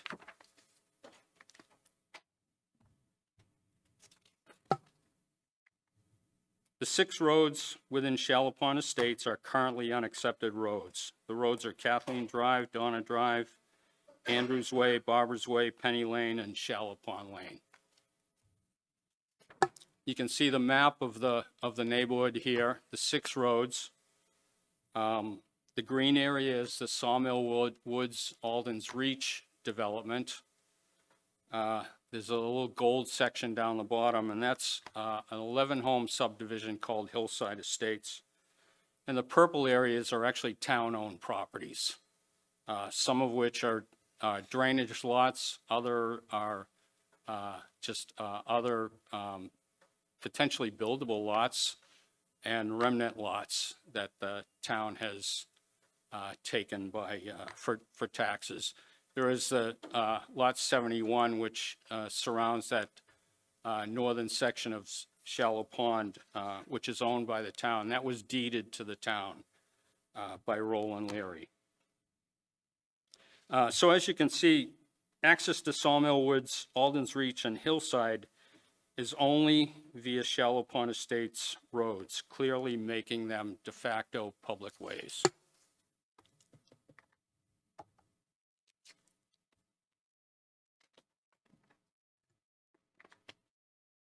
The town of Plymouth does not own or maintain these roads beyond minor repairs and plowing. No formal homeowners association or trust was ever established to take responsibility for the roads in direct violation of planning board rules. So who is actually responsible? About 50% of the deeds for the properties on 5 of the 6 roads in Shallow Pond explicitly exclude ownership to the middle of the road. These are all deeds originated by Roland Leary, the initial Shallow Pond developer. And I'll discuss that situation again in a couple of slides.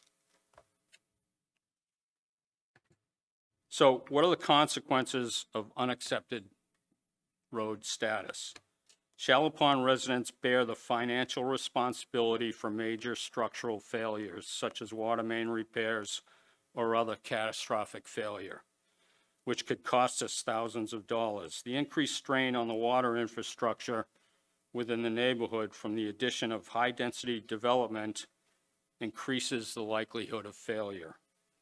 The town's approval of these high-density developments took into consideration the water main's capacity to provide adequate flow and pressure, but seemingly did not consider the age and added wear on these water mains. A 35-year-old water main was almost certainly not designed for double flow rates. The combination of material aging, increased hydraulic stress, and more frequent pressure cycling could meaningfully shorten its remaining lifespan and raise the probability of failure. The town's failure to enforce a mandatory HOA means there's no designated entity to handle collective repairs and costs, placing that burden potentially on each individual property owner.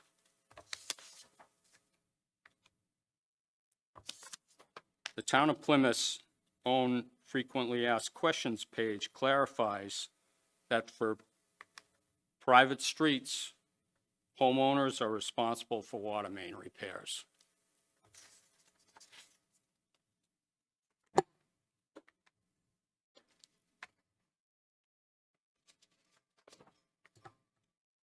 So a brief history of Shallow Pond Estates and what we believe is the intention for the town to accept the roads. The subdivision was originally approved in 1987 for Roland P. Leary to develop 179 homes. The planning board's rules and regulations governing the subdivision of land requires a mandatory HOA or trust to be established, but again, this never happened. That and the fact previously stated that the deeds to properties conveyed by Roland Leary contained language that excluded road ownership strongly suggests that it was the intention of the developer and the town to have the town take an ownership of the ways upon the completion of the project. By having Roland Leary maintain ownership of the roads at the time, it created a much more simple transaction to convey those to the town. So what happened? The original developer's bank failed, leading to Leary's bankruptcy, the loss of over $1 million Leary had in escrow, FDI seizure, and a new developer, TGS Realty Trust, taking over the subdivision project.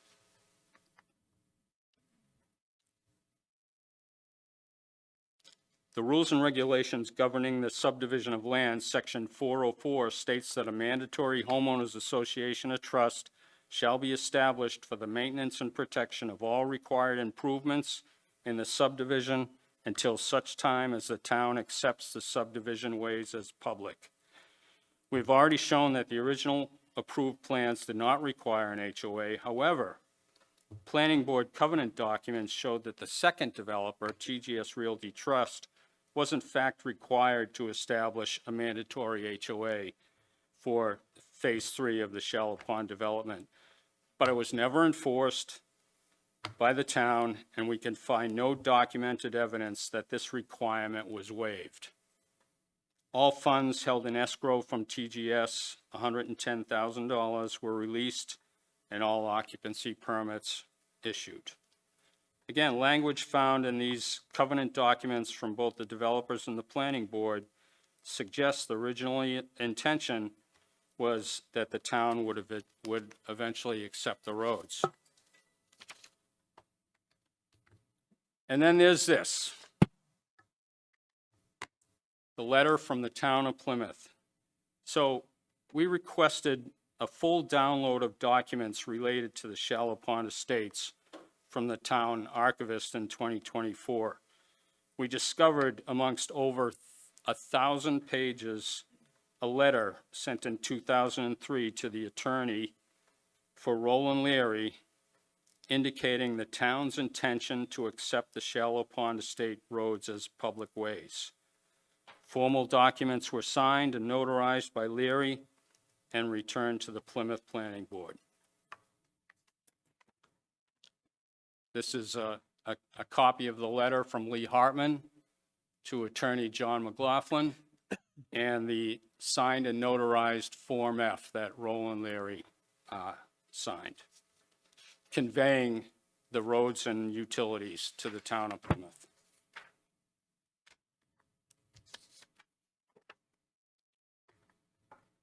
So, increased strain from new developments. Easements granted by Roland Leary gave access over all Shallow Pond roads to lots 73-4, 5, and 6.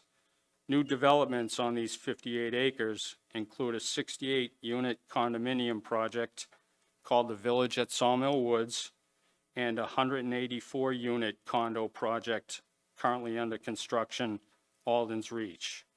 They must use the Shallow Pond Estates roads for access. There is no other means of access. The Shallow Pond roads also serve the smaller 11-home subdivision called Hillside Estates over an easement granted by John Pomeroy. Again, the only way in and out is over Shallow Pond Estate roads.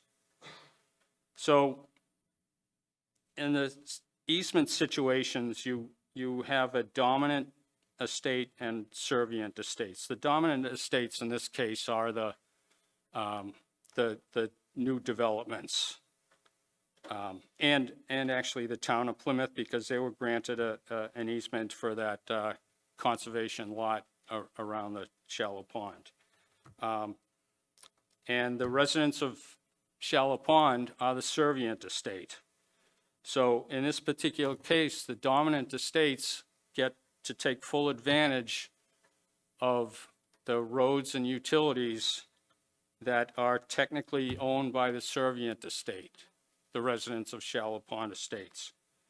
And we bear the burden of maintaining those roads.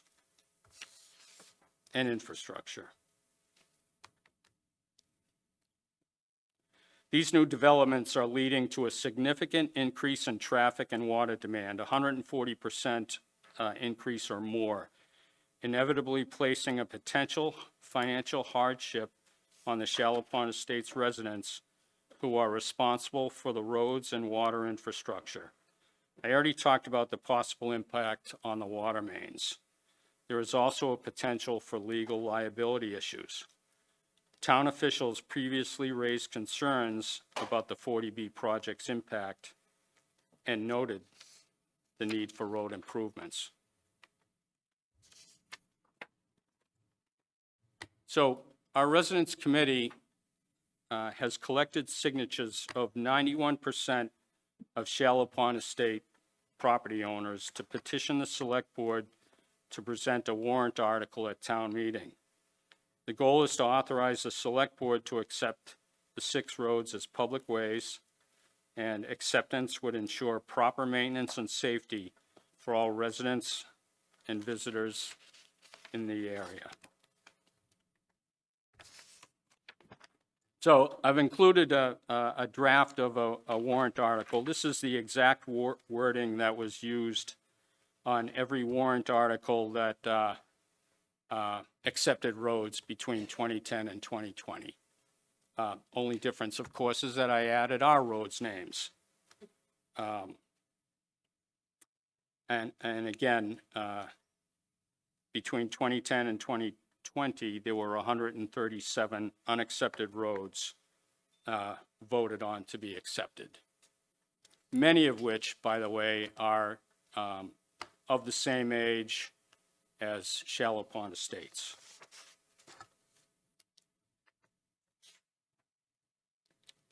So what are the financial implications? The new owners of the Alden's Reach project, Thorndike Developers, have agreed to rehabilitate Kathleen Drive and repair a section of Donna Drive. This agreement, valued at over $500,000, significantly reduces the long-term financial burden on the town for the longest and most heavily used road. Accepting all 2.71 miles of roads could also generate an estimated $18,000 to $20,000 a year in Chapter 90 funds for the town based on the 2025 rate. And the additional real estate taxes and auto excise taxes generated from the new developments reliant on the Shallow Pond roads and infrastructure will add over $1.5 million in revenue per year, while creating absolutely no impact on the DPW's road maintenance budget. 1 year of taxes from Sawmill Alden's Reach can cover the entire cost of accepting the Shallow Pond roads as public ways, as well as fully rehabilitating the ways in the future. When an unaccepted way deteriorates, the town may lack clear authority to maintain it, yet residents and emergency services must rely upon it. If a hazardous condition causes injury or delays fire, police, or ambulance response, the town may still face claims of negligence for failure to ensure safe access. This situation creates a gray area of responsibility between the town and abutting property owners.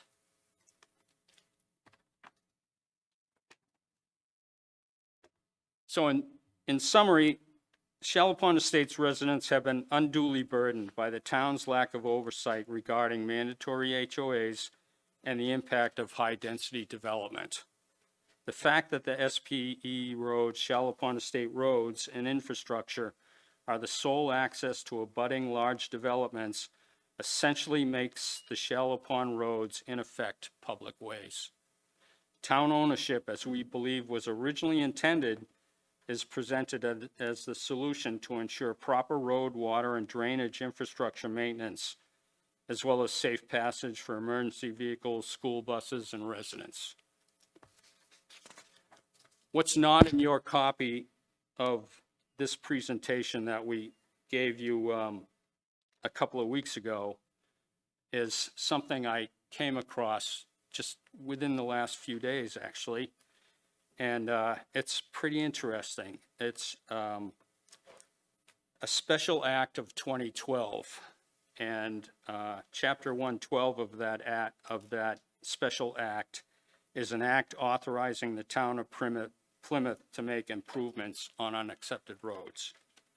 So in 2012, Springtown meeting voted to submit a home rule petition to the state legislature, which the legislature passed in June of 2012. The act creates a pathway by which a road can be improved to functional sufficiency with public money, or if it's already functionally sufficient, and then accepted by town meeting at its existing condition.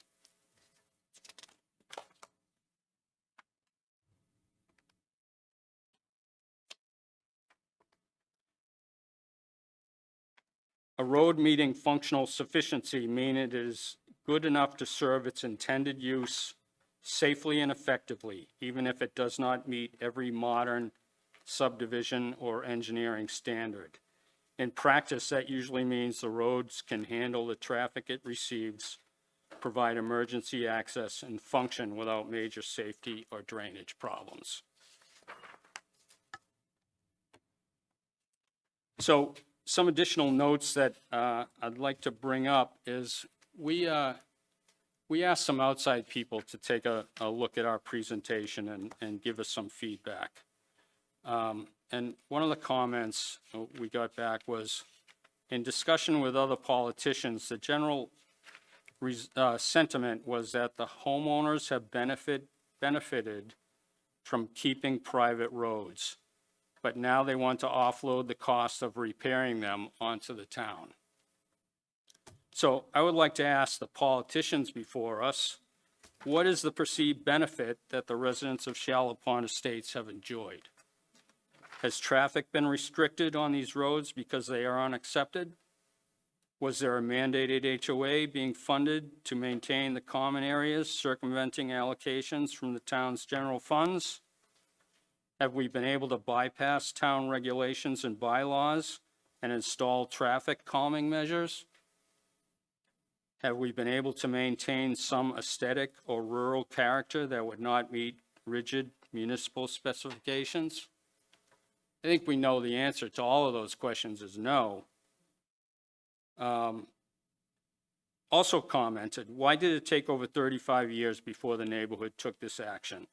Well, a couple of events occurred. One being, in the last 7 years or so, the development of Sawmill Village really ramped up.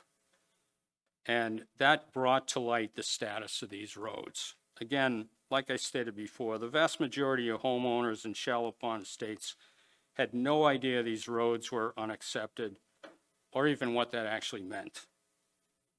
More recently, Hillside Estates experienced a water main break, and the homeowners were informed by the town's DPW that the repair of the water main was their responsibility. Mr. Quintal, you had, a couple of meetings ago, had, when Shallow Pond was brought up, you had mentioned something about a precedent concern. So the acceptance of Shallow Pond roads is a standard exercise of the authority granted by the 2012 Special Act, and it's entirely consistent with the town's road adoption strategy practiced between 2010 and 2020, where 137 roads, many in as-is condition, were accepted by town meeting. Far from setting new precedent, this action fulfills the town's ongoing commitment to bringing necessary infrastructure under public oversight using the specific legal tools provided by the Commonwealth. Thank you. Are there any questions I can answer for you? Before I go to questions, I'd like to hear from staff, if you don't mind. Thank you.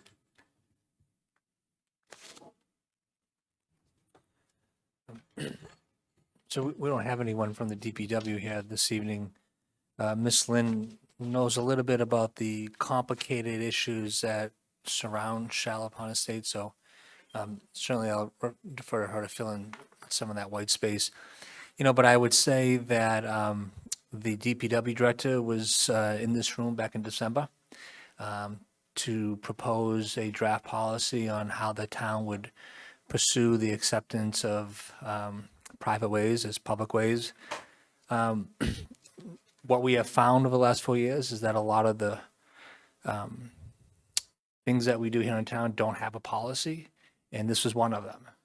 I know that these folks had gone in front of the Roads Advisory Committee, hoping to seek some type of relief from them as a recommendation to accept is that a public way. And it was at that point that we decided that, we really had to work with the Roads Advisory Committee so that they understood their roles and responsibilities first and foremost.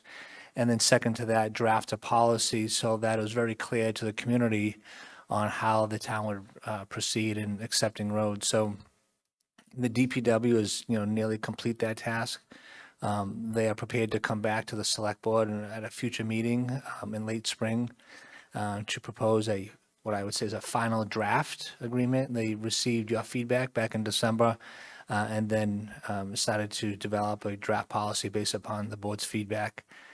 But I would say at this, my advice would be at this point in time, until that is final, we would ask the board to hold off on that so that you have the opportunity to hear directly from the DPW director, the town engineer, and their proposed policy.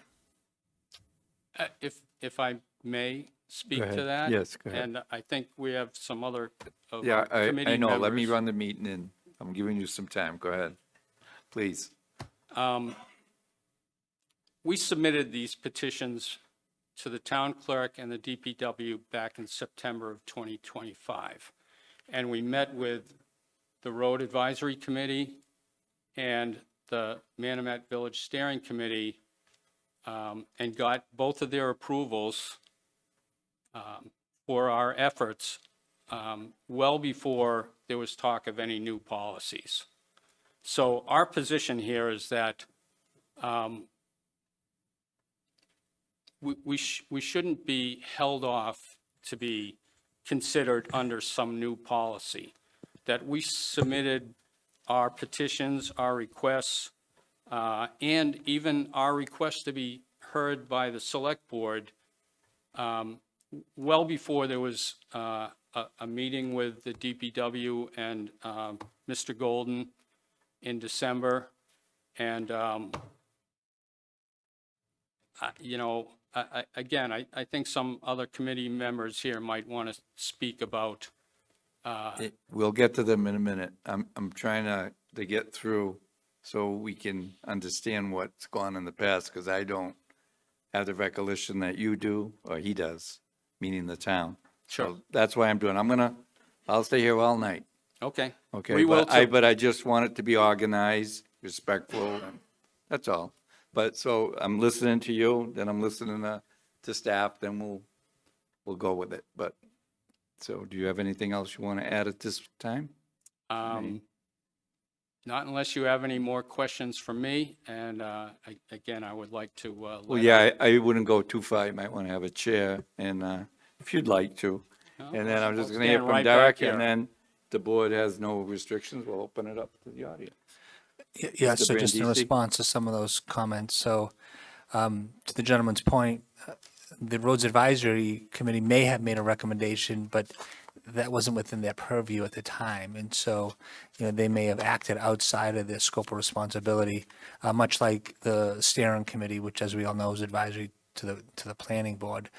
But I would say, at least since going back to 2022, that the town did have a policy, and the policy was we will not accept any roads as a public way. And so if you had sought a petition, I would say up until 2025, you would have just been denied out of hand, because the policy was we will not accept any subdivision with an HOA. It's their responsibility to maintain their roads. But it wasn't until Bill Coyle, who's our DPW director, who has really been the one to say that the town should consider accepting roads as a public way. You know, he's the one that brought this forward. So, you know, this community, in parallel of what the internal conversations were with the DPW director, was similar, that we should be accepting public ways, we can increase chapter 90, so on and so forth. So to say that the town, that, you know, your application came before the policy, well, the policy was that we don't accept public ways. So we are working towards drafting a policy for the board to consider. So we spoke on multiple occasions with Bill Coyle. Our understanding was there was no policy that said we don't accept roads. The reason roads were not accepted after 2020 was, first of all, COVID, and then secondly, a lack of a town engineer. So there was personnel issues. They didn't have, the DPW did not have the manpower to go out and do the work required to accept a road. It wasn't a policy issue, it was a personnel issue. That's what we were told by Mr. Coyle on multiple meetings we had with him. Understood. And my point is that Mr. Coyle is a firm believer in the town should accept public ways.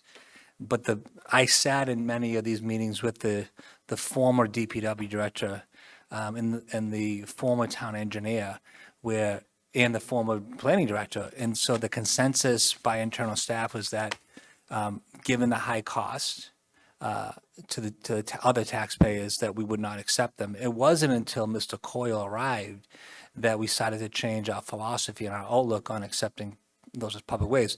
Now, during his tenure, he is correct in saying that we didn't have a town engineer, but we also didn't have a policy either, which is what we're trying to bring forward. Well, you just said there was a policy. Now you're saying there wasn't a policy. What I've said to you is that the town's position on accepting public ways, private roads as public ways, was a no. If you had an HOA, it was a flat out, we're not doing it because of the high costs. And it wasn't. I think I made the point that we didn't have an HOA, and that was a problem that the town created. Okay, please hold on your comments till you come up, please. That's okay, don't be sorry. Okay, so Mr. Cohan, Ms. Lynn, did you want to, Lauren? Thank you. I just wanted to add, Bill Coyle couldn't be here tonight. I don't want to speak for him, but I did have a conversation with him on Friday, knowing that this agenda item was coming up.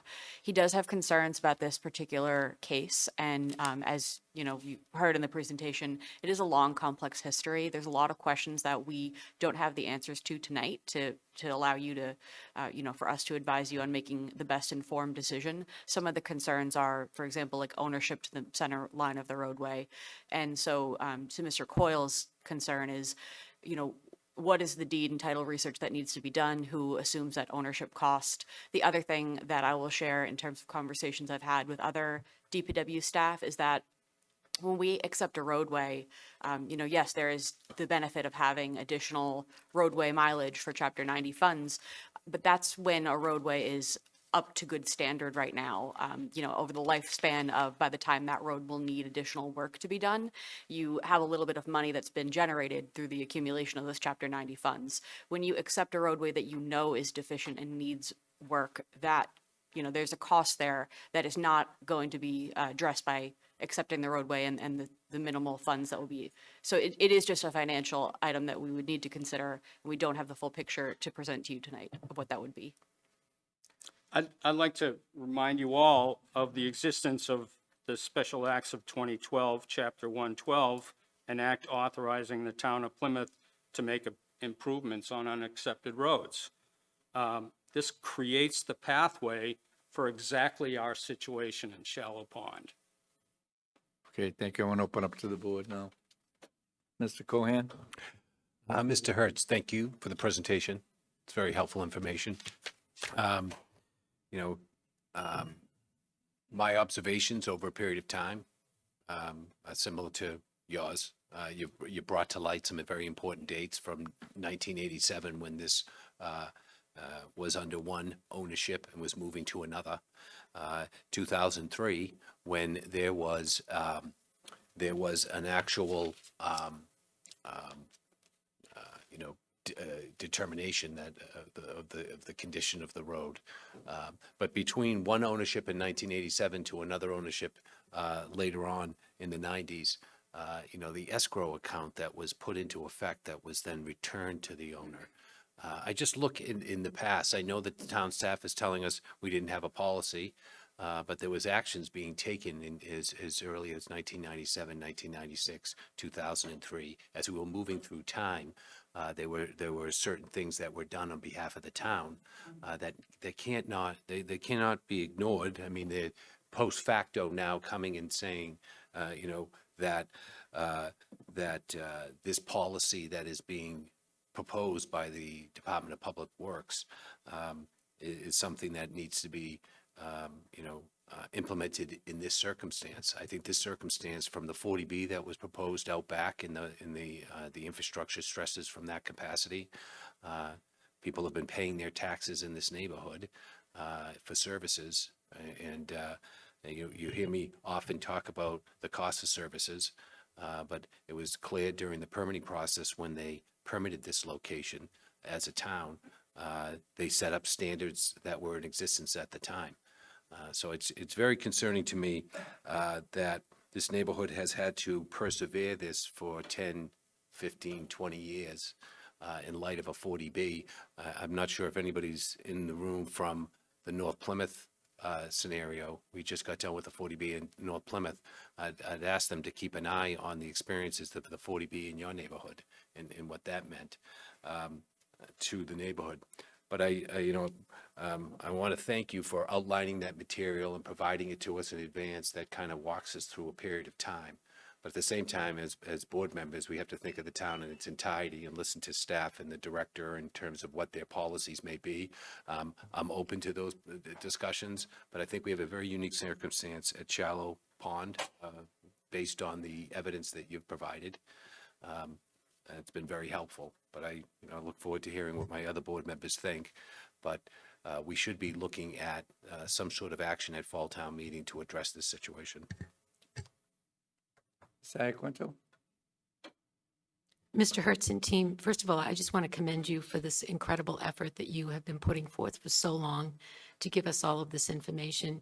I remember hearing about this even before I was elected to the board and took a ride down Shallow Pond just to see what the neighborhood was like. And it is a beautiful neighborhood. And I understand your concerns with the location of the 40B project. So I saw all of that, and I completely empathize with that. But I think, as I listen to staff here talk about their perspectives and the questions that they have, I have many of the same questions. So while I'm very open to considering this, I would not be in a position to vote for moving forward tonight. That doesn't mean that I'm not supportive of moving to the next step and having the policy that Mr. Coyle is working on be used to assess the quality of your roads and then making a determination there. But this does raise another question for me, Mr. Brindisi. I'm just curious, how many private roads do we have? I'm just wondering, like, this is, once we have this policy and more developments will be, could potentially be coming forward, could a Pine Hills come forward, for example, with all of their private roads and say, hey, well, the town can accept our roads too. I'm just wondering if there's a way that we could do an inventory of that so that we would have an understanding of the magnitude of the opportunity that we have in the town to accept private roads, and then put the Shallow Ponds project in context with that. And then have a much fuller, more robust picture of what the town is facing, and then how we might address this issue. Yeah, we can have all that data prepared at our next presentation. Okay, that would be. I can give you that data right now. There's 243 miles of accepted roads in town, according to his beta report done in 2018 and updated in 2025. Unaccepted roads account for 133.8 miles of roads, 73.72 of which are bituminous concrete, asphalt. 60 miles are gravel roads. State roads account for 150 miles in town. 102 of that is asphalt, 47 gravel, and roads within the state forests are included in that state count. And then private roads, which are different than unaccepted roads, account for another 133 miles of roads in town. Most of those private roads, again, 71 miles of asphalt, 62 and a half miles of gravel. Most of those roads are Pine Hills and Red Brook and those kind of developments. Those are private roads. All right, well, I appreciate that, but I still would love to see that information embedded within a presentation that the DPW does, Mr. Brindisi, and we could just get confirmation of those numbers, just so we have the whole story, rather than having a piecemeal and having to put it together ourselves. It's much easier to see the story and the financial implications of all of this so that we can make a responsible decision. Absolutely, yes. Mr. Canty, Pine Hills, I believe, is an Osmond, right? That we did at town meeting? Right, so it's a little different. And it was done that way I believe on purpose.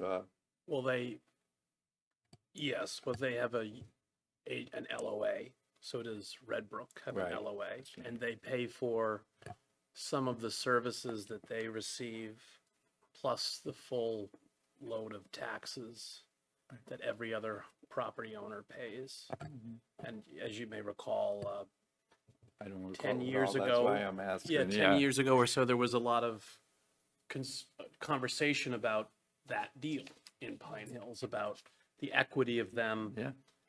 paying the full share of taxes and also paying an LOA that pays for their road maintenance, their water, and sewer. Snow plowing, Exactly. trash So, removal. yes, there are, and that situation is different from this. Exactly, and that was my only point. But there are many developments in the community, small and large, with various states of functioning and non-functioning HOAs or LOAs that I think need to be considered when we're making a determination. Because I do think if you do it for one, it's very likely that you're going to see people start lining And up. that's what's gonna happen.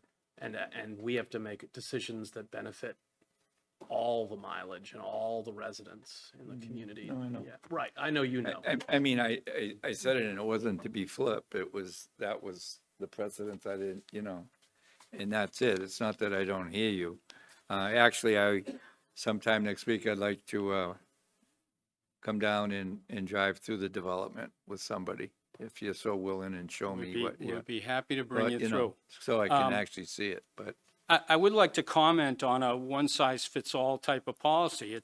A one-size-fits-all policy just doesn't work in these situations. Every neighborhood, every development is a little bit different. There's tens of miles of unaccepted roads in developments that have mandatory HOAs. Now, those people might want to eventually get their roads accepted, but really, they should probably be put on the bottom of the list. They're already paying to maintain a trust, to maintain their roads. Well, other situations like ours, and ours is very unique because out of 133 miles of unaccepted roads, how many of them have 244 40B units tacked on to the end of their neighborhood, relying solely on their roads and their water mains for water and access into their high-density developments?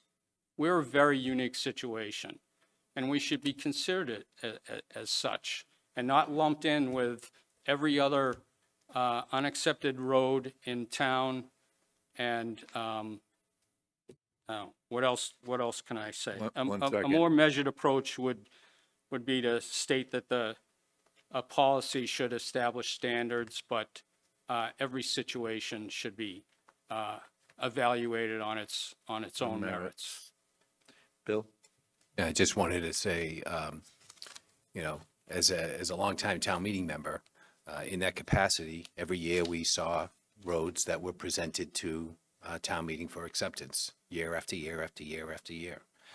So this is not an uncommon thing. We came to 2020, there was a pandemic and the town stopped. You noted the staffing issues. That was the understanding of why these articles were no longer going to town meeting. So rather than a policy issue, there was a logistical issue. And as we start this process back up under the direction of Mr. Coyle and his recommendations, I do think we have to take into consideration the circumstance at Shallow Pond. This is a neighborhood that's been greatly affected by the circumstance of 40B. So that's why I was saying earlier that the North Plymouth neighborhood should be paying attention to what could, you know, what the results are in terms of the impact to their neighborhood. But, you know, I think that the neighborhood has waited long enough. The residents have waited enough. You have been paying your taxes here to the town of Plymouth, and we have been taking that money and fixing other roads in Plymouth. You know, I'm prepared to, you know, make a motion to reserve an article for the fall town meeting when the warrant opens 11 months from now. I think that's something that should be done because of the unique circumstances. Obviously, the policy that the DPW is proposing is having roads accepted after neighborhoods bring them to a certain level of standard. So, you know, I understand that, you know, one road might, as Mr. Canty said, this might cause other roads to come forward, but that's the result of growth. You have to take responsibility as a municipality.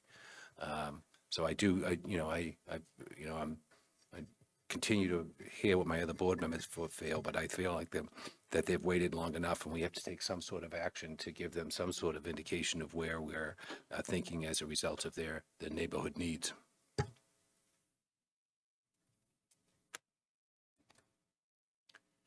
Okay, so we'll open it up to to some of the citizens, residents. Just identify yourself for the record and make sure the light's on, please. I'm Tim Sharbuck. I'm also a member of the Road Acceptance Committee.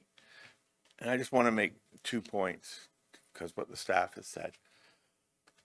We refer to ourselves sometimes as Shallow Pond Homeowners Association, but it's a completely voluntary home association. And it got started because nobody was taking care of our common areas. So a bunch of residents got together. At first, we were trying to maintain our frontages by ourselves. We have put money in to put our frontages. Unlike a mandatory home association, which was required by the town, not once, twice, town never enforced it. We don't have a pool of money to take care of our roads and maintenance. And that's what should have happened. All we're asking is for the town to do the right thing of what they basically said was going to happen almost 40 years ago. That's all we're asking. We're not asking for any special treatment. We're asking for the town to do what it said it was supposed to do 40 years ago. That's all we're asking. The second thing is, I understand, you know, the staff's concerned about, hey, we're going to have to figure out, you know, frontages and all that. Well, they would have to do that anyways. And frankly, that should have happened 40 years ago when the town said in documents, not once, not twice, but 3 times that they were going to accept the roads. So we're kind of a little frustrated. I've been at this address for 35 years. It only became into light that we were living on unaccepted roads when the 40B development started coming in. And what you have in that 40B development now, not one, actually 2, there's 2 subdivisions. You've made our roads public roads. So all we're asking is for you to accept the roads. So when it's a maintenance issue that we are not going to be able to take care of comes to light, it doesn't turn into one big, huge legal morass. Half the residents have in their deeds that they're excluded from the road. Half do not. I'm one of the fortunate ones. It says in my deed excluded. So if there was a water main break in front of my house, am I legally responsible to fix it? I have a deed that says I'm not. So who's going to fix it? That's what's going to happen. So you can try to again push this aside again. But frankly, and I don't mean to be argumentative, the town's been doing this for 40 years. It just keeps pushing the problem further and further. And guess what? Those utilities are not getting any younger. They're going to fail eventually. My name is John Kelly. I'm also part of the Roads Advisory Committee. I'm also president of the HOA. The HOA is a voluntary HOA. The dues for the voluntary HOA is $100 per year. We don't get participation of 100%. We get participation of less than 50%. That barely covers the cost of taking care of landscaping. The HOA is to take care of the beautification of Shallow Pond Estates, and that's it. If there's a water main break or there's a problem, other than the fact that a couple of years ago we had a tree that came down, we barely had the budget of $1,400 to have the tree cut up and taken away. So please don't think that we have an HOA and that HOA can do anything other than get the grass cut. I was part of the meeting with Bill Coyle at the DPW where we talked about things. And what Mike said was, he didn't say that there wasn't a policy of we're not accepting roads. He said we don't have, it was COVID and we don't have the engineer. He was for accepting roads. I know that your staff said that the policy was we're not accepting roads. In my opinion, that's incorrect. I don't want the staff saying, in my opinion, the staff telling you something, getting in your heads that the policy was we just don't accept roads. I think that's incorrect. Also, I don't think that the board should be looking at whether or not accepting these roads is going to be a cost positive for the town. That shouldn't be the way that this board should be looking at. We're not asking you to accept our roads. We're asking you to fix a problem that the town hoisted on the residents of Shallow Pond Estates 40 years ago. They left us in a horrible, horrible position. They left us in a situation where we don't have a mandatory HOA, and if something happens, we're in a terrible position. The only way to fix that is if the town accepts our roads, that will relieve the stress and strain. Also, somebody could say, well, why didn't you worry about this 20 years ago, 30 years ago, 10 years ago, 5 years ago? What brought it about was when Sawmill started. And the two people that started Sawmill, if you know the two names of the people that started Sawmill, Pomeroy, Tringali. If you know anything about the way Sawmill was started, nobody could trust anything going on with Sawmill. Mr. Kelly, you've had over 3 minutes. Do you need a little more time? I'm the president of the HOA. I'm speaking for 180. No, so would you like some more? Yes, sir. How much time would you? Just a couple of minutes. Okay, a couple of minutes. Be all right with that? Yes, go ahead, sir. I'm speaking for 180 people. No, I just have to keep the same rules for everybody, that's all. I understand. Okay. So when Sawmill started, that's when we started looking into things, and that's when we figured out that there's a major problem. That's when we started to understand all of the things that we're talking about now. The residents of Shallow Pond Estates, and a lot of the residents now of Shallow Pond Estates, don't fully understand what's going on. It's a handful of people, like every time. There's only a handful of people that really do the work. and we're the people that are doing the work. What we're asking the town to do is fix a problem that the town created. That's what we're asking. And the other thing is talking about what the DPW is asking, the town is saying, well, let's wait till the DPW comes out. We think it's totally unfair for you to change the rules in the middle of the game. You know, we all watch the Super Bowl and say that's a stupid rule. They should change it. Nobody's going to change it in the middle of the game. And we think it's totally unfair for this town to all of a sudden say, well, now we're going to change the rules of how we accept roads. We petition the town. We asked the town, what do we need to do? What are the rules? We followed all the rules. And now the town is saying, well, now we're going to change the rules. So you have to start over. We think that's totally unfair and illegal. And the second thing is, if you take a look at that letter from Lee Hartman, I don't know what happened after this, but these roads should already be town roads. I mean, I know Lee Hartman just recently retired, but I wish he was still on the staff so somebody could ask him. If you just read this letter alone should, I'll ask him tomorrow. this letter alone should. Yeah. Hi, I'm Sally Hertz from 18 Penny Lane. I do want to just bring up a couple of points. One being the petition, which I have a copy of here, that we submitted to the town clerk and to DPW 7 months ago. We didn't make up how we did this. We spoke with the DPW, we went online, we pulled up the policy right here. The policy that says street acceptance petition.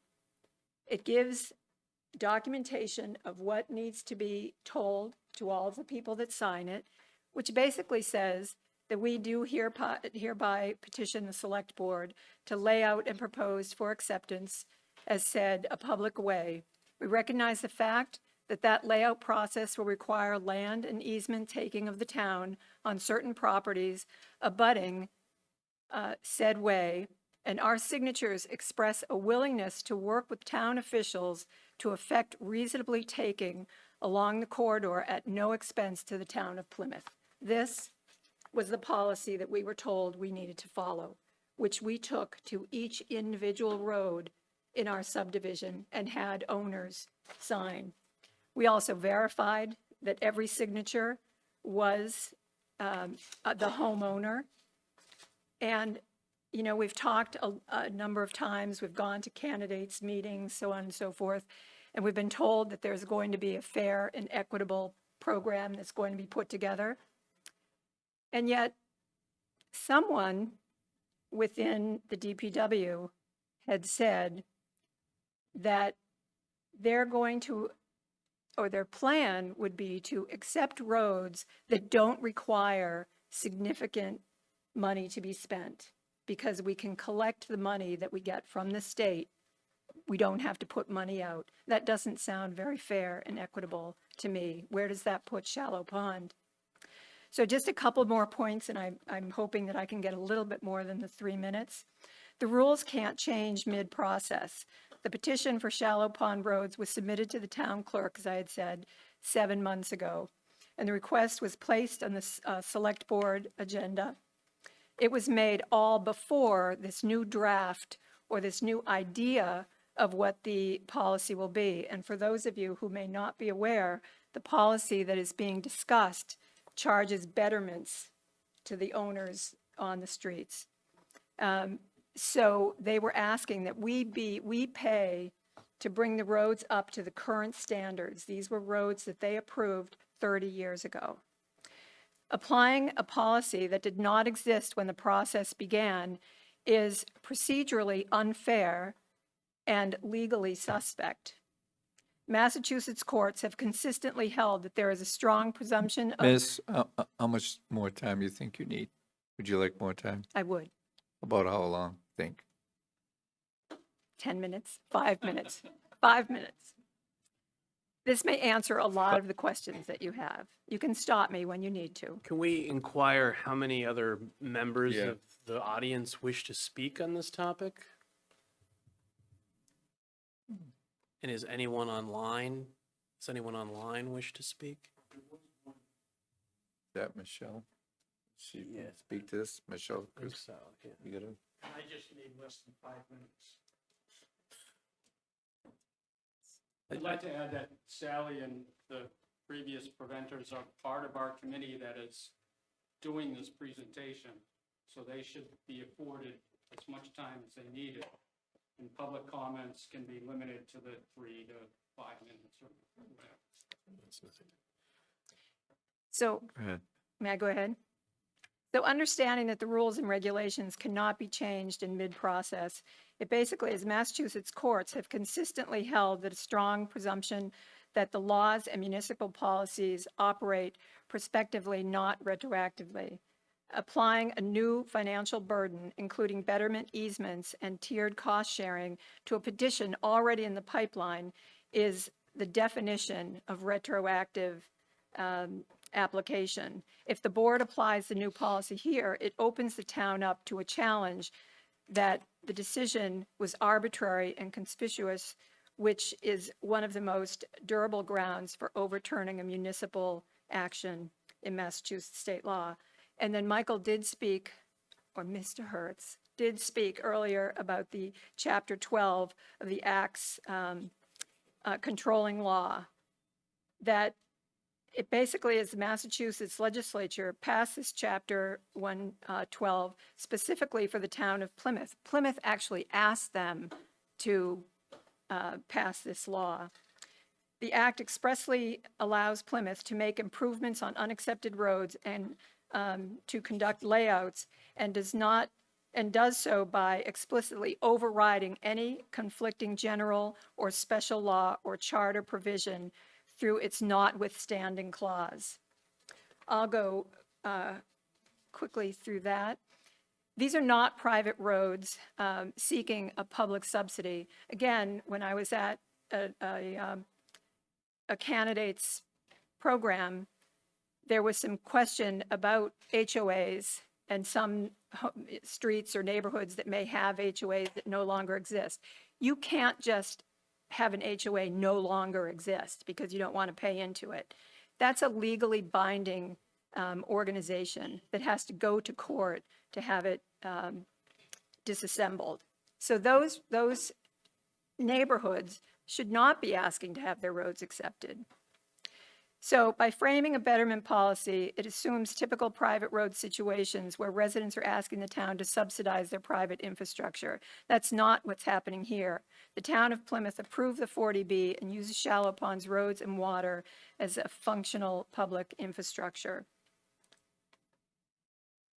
The board is not being asked to do anything extraordinary. You are being asked to honor the filing date of the petitioners and apply the standards that were in place at the timing, utilize the authority granted to the Plymouth by the Commonwealth under Chapter 112 of the Acts of 2012, and to accept the roads in their existing and functioning sufficient condition.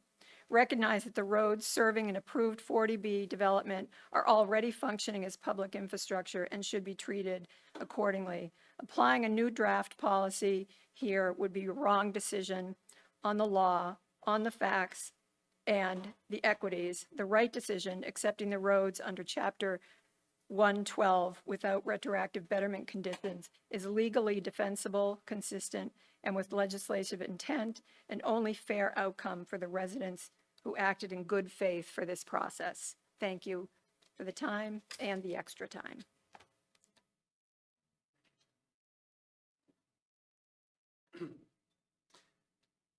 Good evening. My name is John Joseph. I live at 65 Kathleen Drive. How many people are here from the village of Sawmill Woods? Got one. How many from Alden's Reach? The reason why I bring this up, you've heard a lot of very good, high-quality information about Shallow Pond Estates and the roads. But what you haven't heard is the reason why this case is exceptional is because the town created the situation in that through the Zoning Board of Appeals and the issuance of those permits, you are now creating, and I'm using the present tense, a community of 244 households with a swimming pool, tennis court, and clubhouse at the end of some private ways.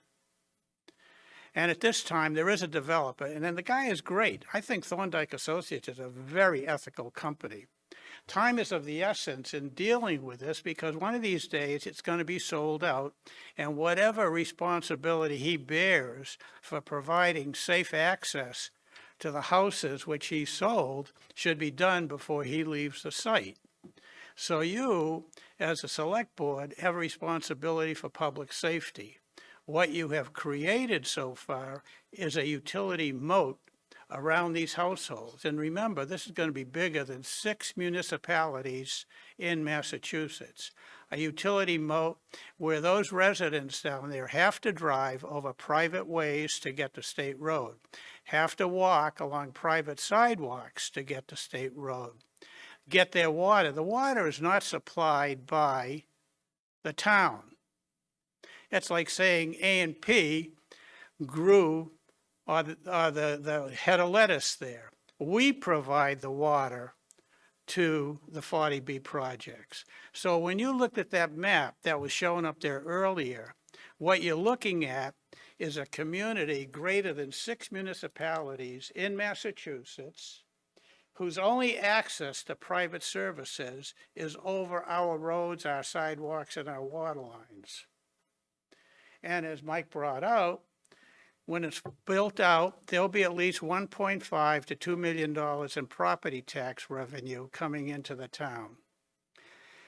I'm a businessman. I think it's a great deal for you guys. You're collecting tax revenue, but you've offloaded the responsibility to provide safe public services onto the residents of Shallow Pond Estates. That's a good deal. I don't see any reason why you should accept the roads or the water lines or the sidewalks at all. The town is running a bare bones budget as it is. But I do believe that the 4 of you sit here and you should be recognizing your responsibility to ensure that all citizens of Plymouth have same access to public services in a safe manner. And that's what you're not doing. Thank you.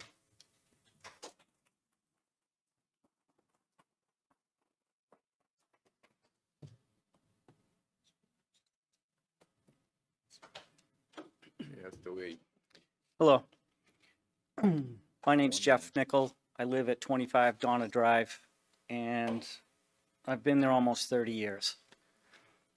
I had a bunch of stuff that I was going to bring, but my neighbors, my friends, my community, they've really said everything that has to be said.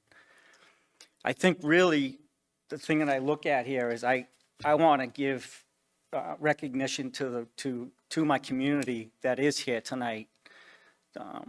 We met back in December with Mr. Golden, the assistant town manager at the time, Mr. Coyle, and we had a very open and candid conversation on the importance of this issue. And so I'm glad that you guys are here to listen to us as well, so thank you very much. I'm here for my kids. I look out here tonight, and if I look at it as like a golf game, I'm now teeing it up on the back 9, right? My neighborhood's 30 years old. I'm going to leave my home to my kids and my grandkids, hopefully. I want to stay there. But we really need peace of mind. And that's really what we're looking for. I'm not looking for new sidewalks and a brand new paved street with bells and whistles. We just want peace of mind so that when I go to sleep at night, we know we're not going to be accountable for something in the middle of the road, whatever that may be. And that's really all I have to say. And I really hope you take this into consideration and think about everything's been presented by this group. And lastly, you two especially, and John and Tim, the work that these folks have put in, you guys will never know. And you should all be very grateful. Thank you. I think we have, please, Michelle Christensen on the line, Jade? Is that? Okay. Michelle, can you hear us? Yes, I can. Thank you very much, Mr. Quintel, and thank you so much to the select board and to the town staff that are there. Appreciate it. I just wanted to follow up, and I've been working as Michelle Christensen as a Precinct 9 town meeting member. I've been working with this group for a while. I met Mike at pickleball and got talking about, we love the town, about how wonderful it was. And as a civil engineer and been following the new policies. I've had several discussions with Mr. Coyle as well. And roads are near and dear to my heart, as of course is dirt. But anyhow, so I've been following up with them, and I was kind of a little taken back. I was very shocked as I started listening to it. And my only point that I will say tonight was that the biggest concern I have is that I don't want to see the town end up in a lawsuit or something of that sort. Not that this group will do this, but on the other hand, I look at the information and it's kind of, holy cow, there's a lot of things there. I get the fact that we absolutely do not want to set a precedence and have them lining up, as Mr. Canty mentioned. That is absolutely true. But on the other hand, I look at this and I say, they're different. We fell down on the job getting and even allowing this $111,000, you know, that was gathered from them. There are things that just fell through the traps, one after the other after the hour. And there's some ownership that has to be taken there at the same time. So those are my thoughts as I look at it, and just it was very concerning. And they've done a magnificent job of gathering the information. They're and laying it out fact for fact for fact, and trying to keep it that way. And so hopefully you've been able to follow the story. I get that there's Mr. Golden is not there. He was at an important meeting, I think, with Mr. Coyle. And so I get that there will be some follow-on, but I will ask you, try to move quickly. It's been a long journey for them. And you can probably sense their tensions. And we really want to do well for this group. So I appreciate that. Thank you very much. Thank you. Ma'am? Good evening, everybody. My name is Michelle Kelly. I live at 106 Andrews Way. I will be an 18-year resident of Shallow Pond Estates effective this August. So despite the fact that I feel like a veteran as I look out at my fellow neighbors and friends, I'm probably the baby of the group here. But I did want to say that as an owner of 2 dogs, for those of us in the neighborhood that know me, I'm Olaf's mom. They see me out walking those roads every single day, 3 times a day. Mr. Quintel, you offered to come out and take a ride through Shallow Pond Estates. I really feel like you need to be there early in the morning when you see the work trucks come through, the size of the work trucks that come through. Oh, it's under Anytime construction between, now? yeah, anytime between 5 and 6 in the morning, if you want to come out and take a look at what the size of those trucks What are. time Bill was talking? They come anytime between 5 and 6:30 in the morning. They barrel down Kathleen Drive. So, yeah, exactly. While the buses are running and the children are out at the bus stops right on the corner I of get up at Kathleen. 4:30 daily, so I'll take you I up would on that. I would invite you to do that. Just as a resident of the town, and as somebody who tries to remain fairly engaged with all matters, not just ones that are specific to my cause, I have to say just a little bit maybe of disappointment. Because I look at an organization that has worked so hard and has put together such a tremendous presentation with fact-based information on how the town has dropped the ball for approximately 40 years. And the fact that you would even suggest pushing this item down the road further is incredibly upsetting. This is an agendaed meeting. You knew we were coming. If you don't have the necessary people, the DPW, et cetera, here, that is not on us. That is completely on you. And you've already admitted in this meeting, in your own words, to having failures in the Conservation Committee.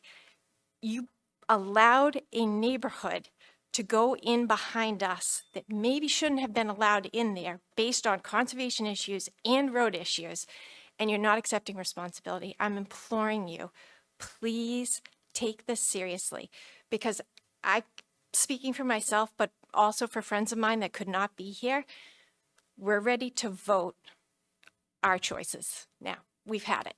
So we're just saying it's a voting year. Please take our request seriously. Thank you.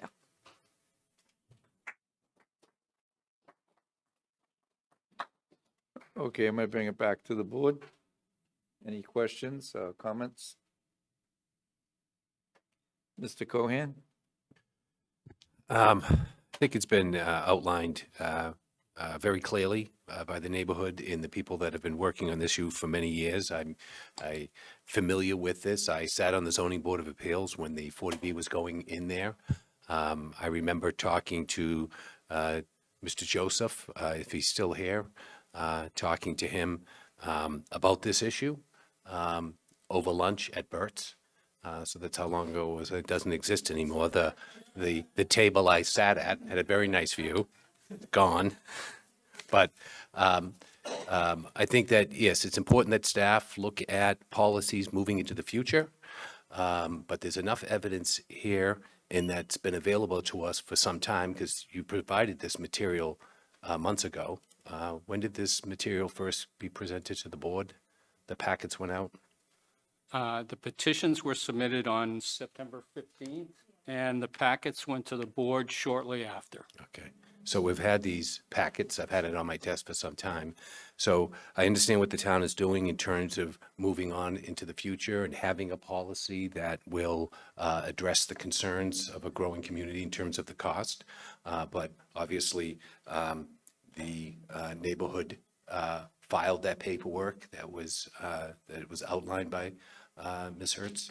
She's outlined it very clearly that there was signatures gathered under from the clerk's office under that direction of the policy that was in place. So I feel like any further delay in this would be kind of retro going after a new policy in light of an old policy that the neighborhood falls under. So again, as I said earlier tonight, I'm prepared to make a motion to reserve an article when the warrant opens this July. It closes in August, and in September and October, we discuss those articles. But I think that the neighborhood has waited long enough, and there's enough clear evidence here that we have a responsibility. I'm not on the ballot this spring, but I did have a chance to go knock on doors in the neighborhood, and I've lived in the area, so I know the issues that the neighborhood faces. But I do believe that we should make some sort of commitment to the residents in terms of where we're going, in terms of their unique case and the evidence that they've brought forth to us. So I'm prepared to make that motion, but I'd like to still hear from my fellow board members how they feel.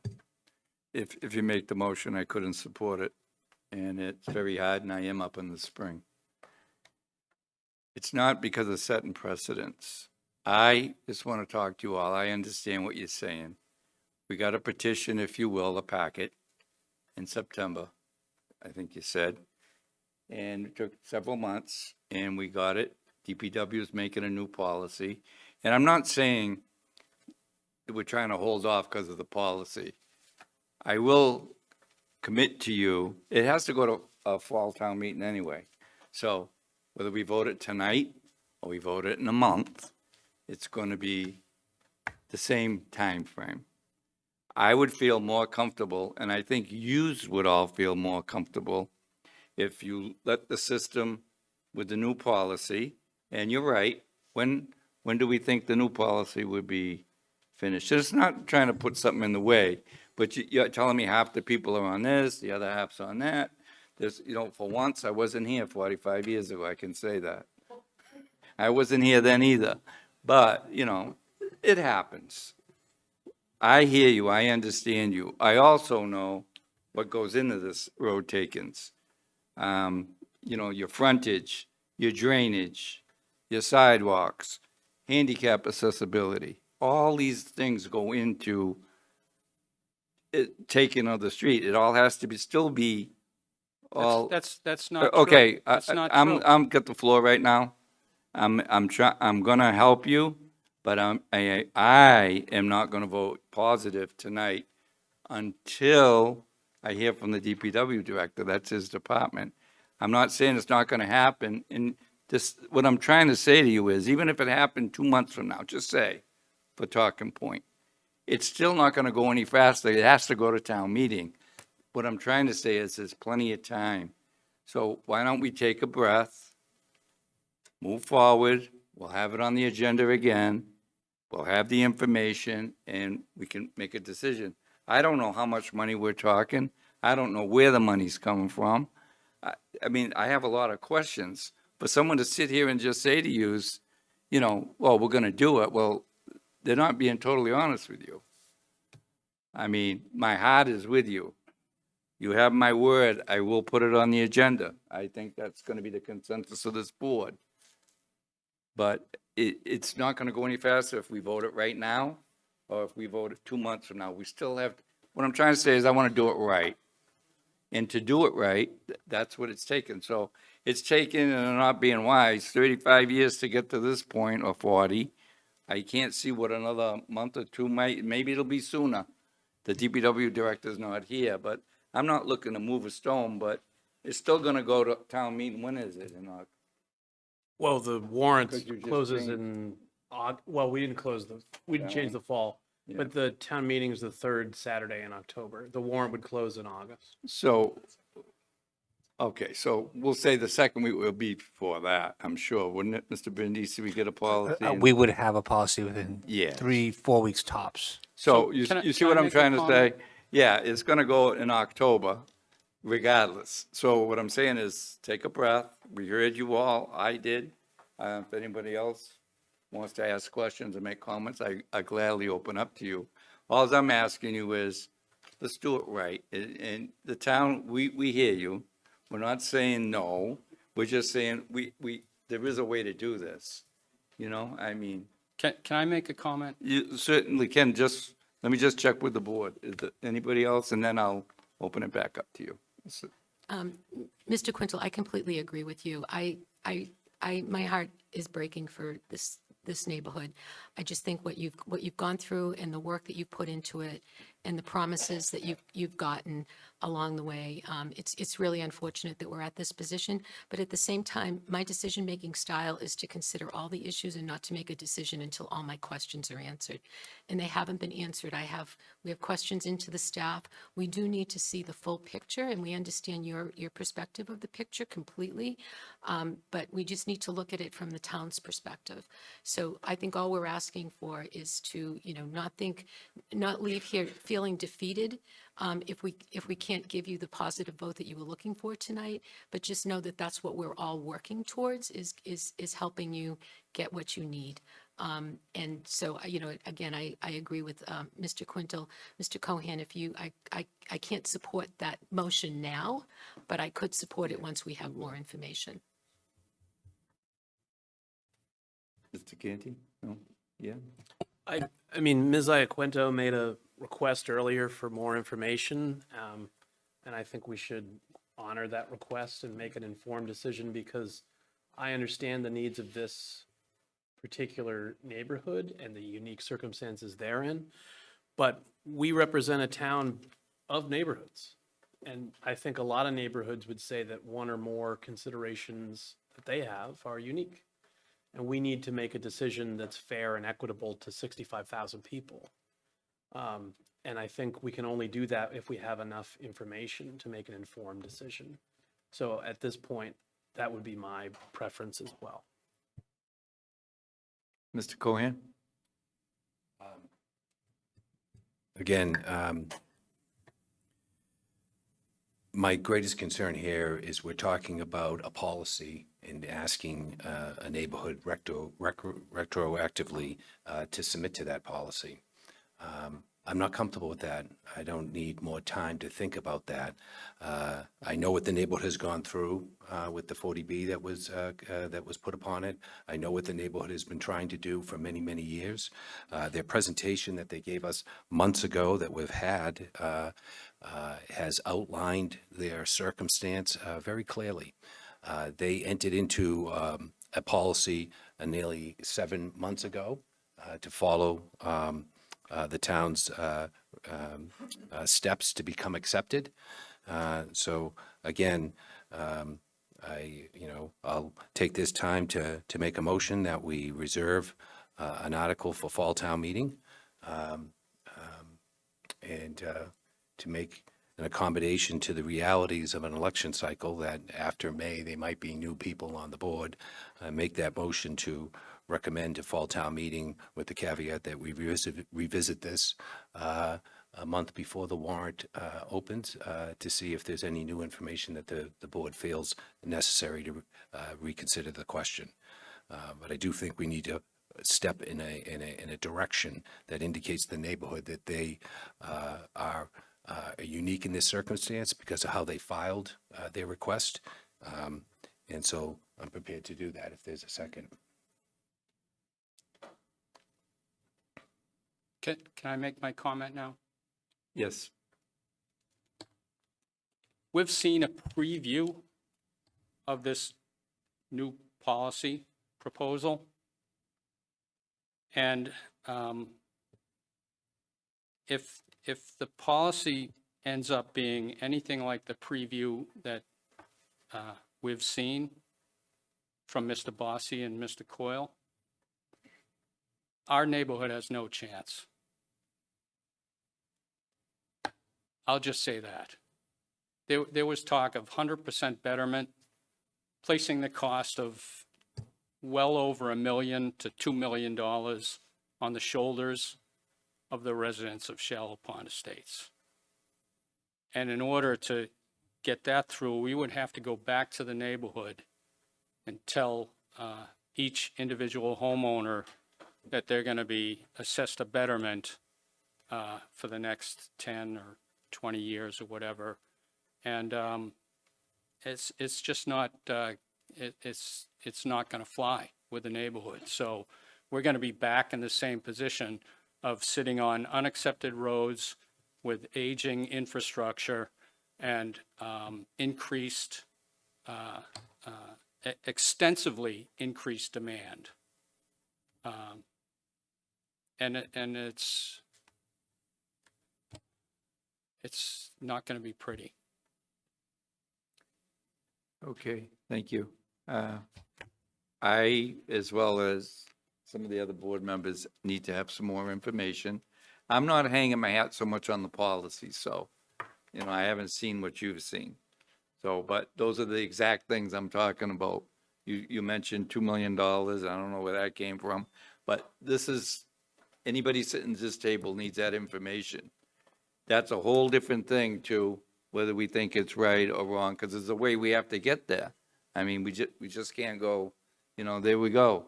I mean, it's all legal stuff. It's very complicated. But I assure you this, we will look at it. And I'm seeing all the heads nodding very shortly. The chairman's away, but when he comes back, I will definitely speak with him and ask him when we can put it on there, and also reach out to the DPW director to get the answers, and then we can have a conversation. And if you all want to come as an agenda item, we can do that, or you can have like a subcommittee, whatever's easier. But we will address it. This isn't a way to, I can only speak for me, and I need to get more information on it. But I'm not saying no to it. I'm just saying I need some more information on it. That's all. And I will come down and look also, so I know what you're all talking about, and I can see for myself. So it's just, whether we voted it tonight or not, it's still going to go in October. So Oh, yeah. we understand that. we're not saying no. We're just saying, let's get the information we need, and you're probably still going to hit your goal. Okay? It's going to be, the end result will be the same. All right? I don't No. agree with you. I think Okay. by, holding off until there's a new policy is borderline illegal. That could be in a week. It could be 2 weeks. I don't know. He's not here to answer the question. That's what I'm trying to say. Whatever it is, whether it's a week or 2 weeks or whatever. It'll be if well you're in holding advance out of town meeting see when a new this, policy- regardless, so. Is that it? I think so. Okay. Yeah, we're done. Go ahead. I guess, you know, as the board moves on, to discuss this at a future date, my greatest reservation is that, this policy that the town is exploring, developing, seeking, it shouldn't apply to a neighborhood, that has, began, applying under the existing, policies of the town. I feel like retroactively, we would be, putting this neighborhood in a circumstance that after 40 years of one example after the other, where we didn't meet the challenges, we have a responsibility to the neighborhood. So I wait to see what the board's next step is, but I am in, you know, I have great reservations about implementing this policy onto this neighborhood after they've gone through what they have gone through over the last 40 years. Thank you.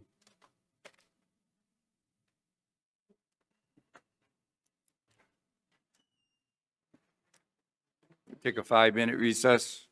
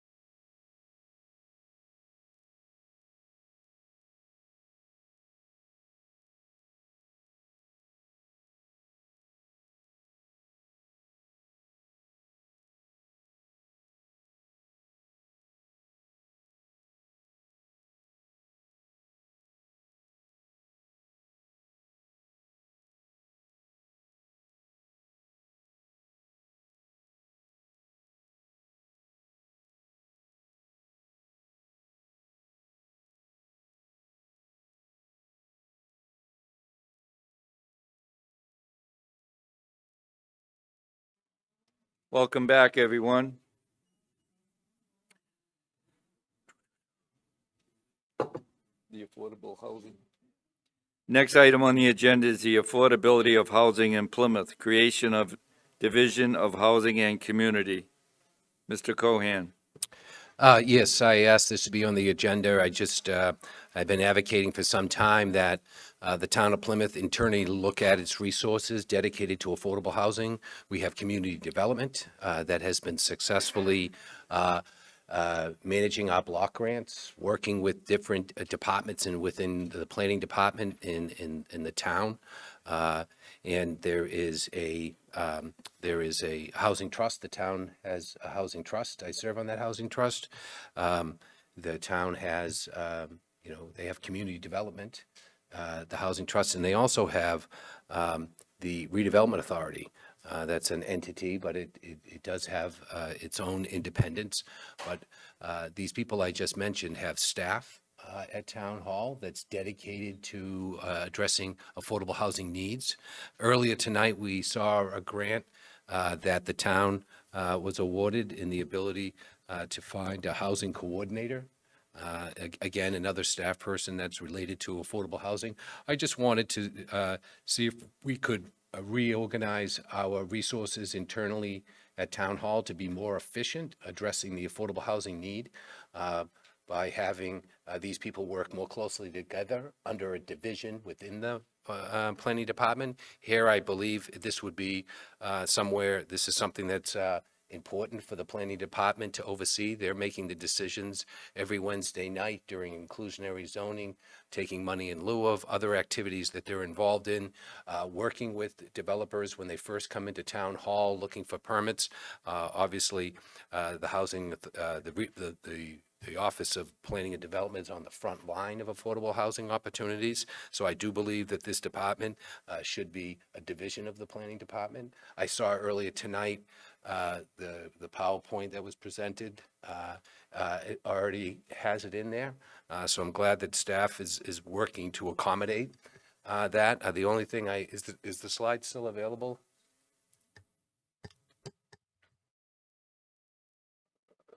The one where we have the, back one. Here it is. The Housing and Community Development. I would just call that the Office of Affordable Housing and Community Development. I think that they just put the word affordable on that. I think that it's important to emphasize that as a division of the planning department. So I'm glad to see that in the organizational chart. And that's why I had been making an application for some time. I'm glad to see that it's on the agenda this evening. I'd like to hear what the other board members think. It seems like staff is thinking in the same lines, unless Lynn has something to add to this process. Thank you. While I don't disagree with affordable housing being a focus, my hesitation in naming the division affordable housing and community development is that affordable housing is a very specific definition by the state of what types of median income levels are applicable to it. And while that is certainly a need, I don't want to weed out the other types of housing that our community needs, whether that's workforce housing or housing that is more naturally affordable, but not necessarily deed restricted. So I would just state that I think there's other types of housing that don't fall under the affordable housing definition that we should be striving to accommodate. Yeah, but that's what I'm trying to get at. I'm trying to get at affordable housing.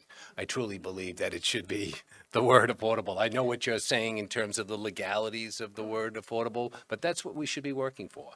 I understand there's workforce housing and there's other type of zoning that wouldn't encroach on the ability for the town to continue that endeavor, looking at workforce housing opportunities. That wouldn't miss that opportunity. I just think that it's important that when people look at our town and they look at the departments and they look at these flow charts, they see that the town has this as a major priority. We're talking about not only a town crisis in housing, or regional, state, national. We have obviously an issue that we need to really zone in on. So I take your comments they're very helpful, but I do feel like that we need to have the word affordable associated with this. I don't think it encroaches on the other opportunities that we can pursue in terms of looking at housing opportunities. I had a chance to serve on the planning board as its alternate many years ago, and I remember the planning board at the time, Malcolm McGregor and Larry Rosenberg Bloom and Loring Tripp and others working on creating inclusionary zoning and the purpose for that. So, I do realize that the planning board and the planning department can pursue these other endeavors associated with housing, and I don't think it would encroach on that word. So I, make the advocation for the word affordable.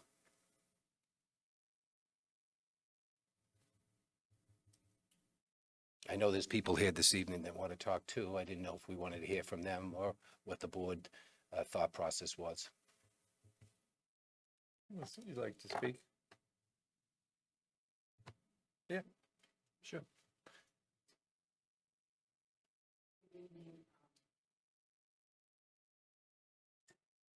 There we go. Sorry. Virginia Davis. Good evening, and thank you to the Select Board for allowing me to speak, and also the attendees. It's a long night, and so I almost thought, well, maybe tonight's not the night, but I'll keep it brief. So I'm here representing the League of Women Voters, who for more than 50 years have always had a position statement for affordable housing. So the Plymouth Area League of Women Voters endorses the active coordination of the following Plymouth committees and boards to achieve attainable housing for Plymouth: the Affordable Housing Trust, Community Preservation Committee, Planning Board, Plymouth Housing Authority, Plymouth Redevelopment Authority, Zoning Board of Appeals. And by looking at what Mr. Cohen is trying to achieve, it's hard to explain, but it seems like we have all these committees, and if only we could all get them to work closer together.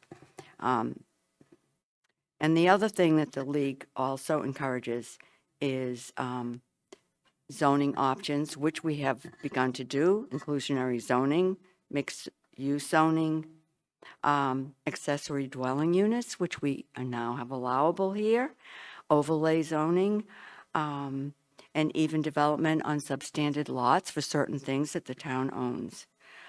B, adaptive reuse of buildings, which we do look at buildings that are not housing now, and could they be?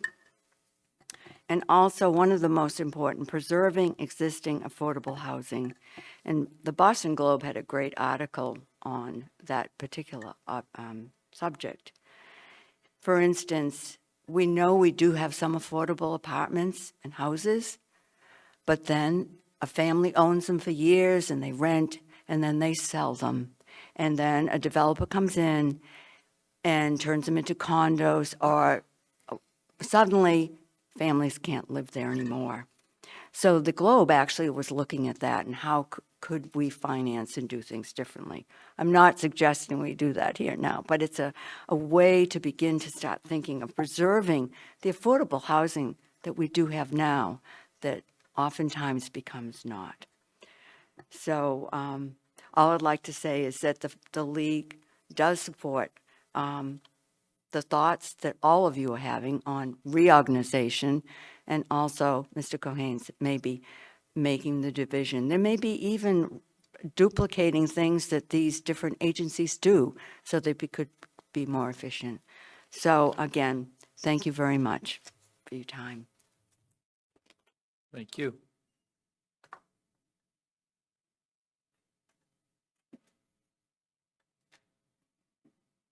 No fighting.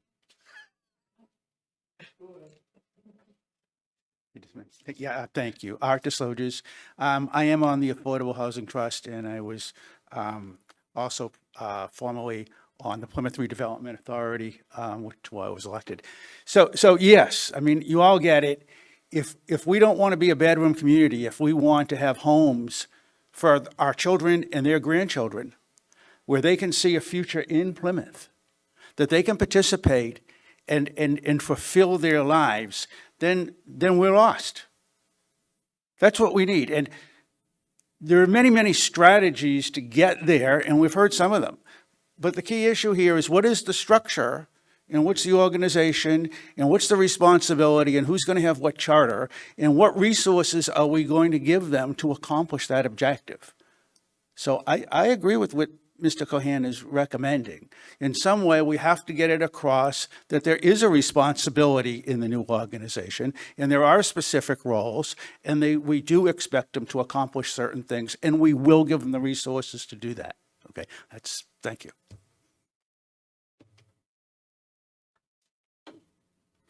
Good evening, Anatol Zuckerman, 1 Shinglewood, Plymouth. As an architect and a community activist, I worked on affordable housing for the past 40 years and presented my own projects to the town of Plymouth. So I have a personal and professional reason to support the proposed division of housing and community development.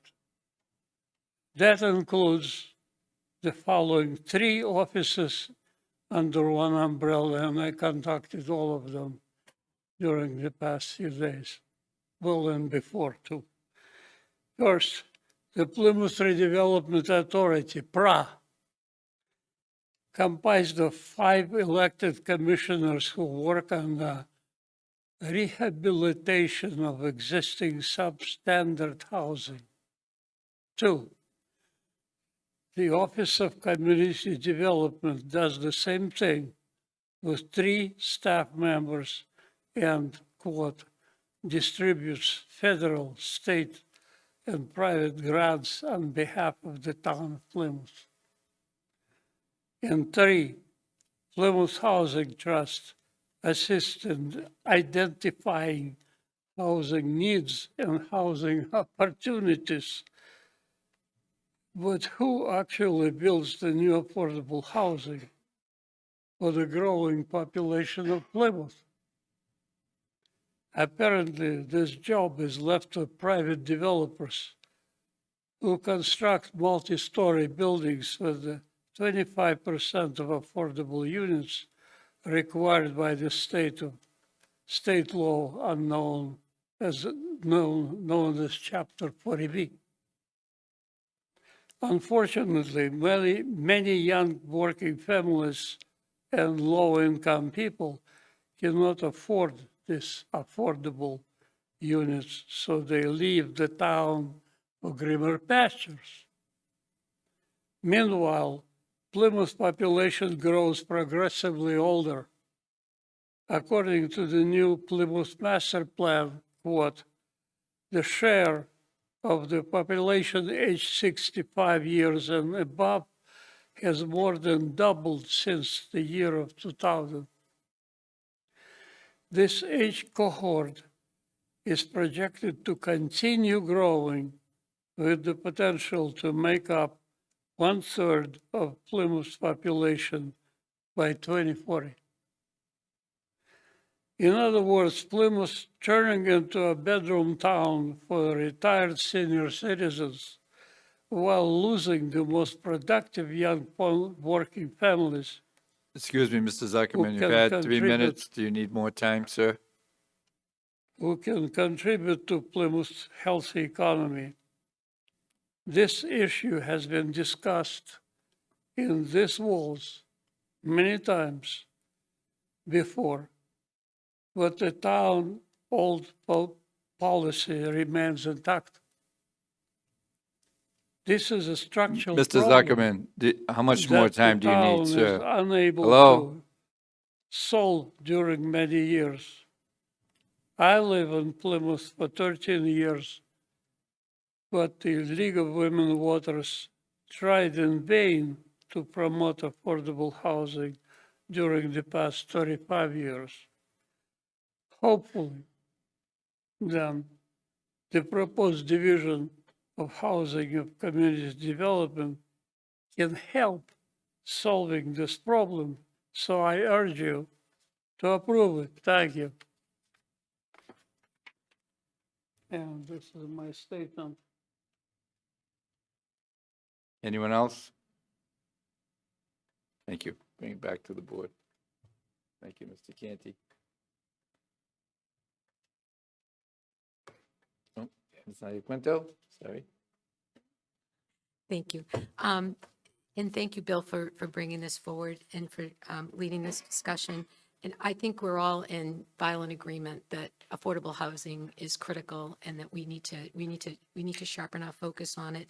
And I know that there are a lot of plans and strategies, and I know that Ms. Lind is working on some different strategies to expand our view and opportunities for affordable housing. So I think that's great. I know more to come on that later. And I believe the planning board is also, working on, everyone is working on it. And I think that's to Mr. Cohen's point is, how do we bring all that together and make sure that we're all rowing in the same direction, right? I think that's basically what you're saying. My question though is, the agenda item is creation of a division of housing and community. Does this do it for you? Does this accomplish that goal?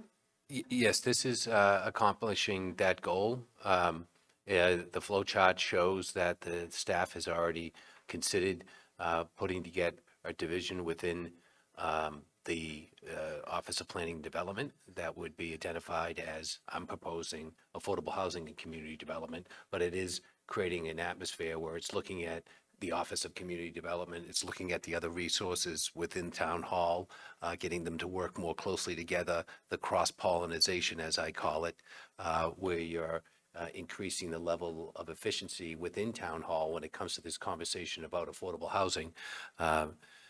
Ms. Davis has indicated a few other entities at Town Hall that work on affordable housing. The Community Preservation Act is a granting body, so it's not really an entity in such a way that it has its own mass general laws governing its activities. But obviously, having all these operate under one roof, under the direction of the Office of Planning and Development, would create what I was trying to accomplish. So I'm satisfied with what is being proposed in the organizational chart as it pertains to the subject matter. Yes. Okay. So are you also asking us to vote on the function of that group? Because I'm not quite sure what. Oh, I vote anticipated that that we accept the recommendations for staff. Oh, okay, okay. From the organizational chart that they presented to tonight, that there would be a division within the Office of Planning and Development called Affordable Housing and Community Development. Okay, thank you. Wish of the board? Make a motion to approve the proposed town manager's department reorganization as presented. Second. Discussion? With one change, and that would be the word affordable in front of housing and community development. So would you like to make a motion to amend? I'd make a motion to amend to include the word affordable in front of the word housing and community development. So I'll second the motion to amend.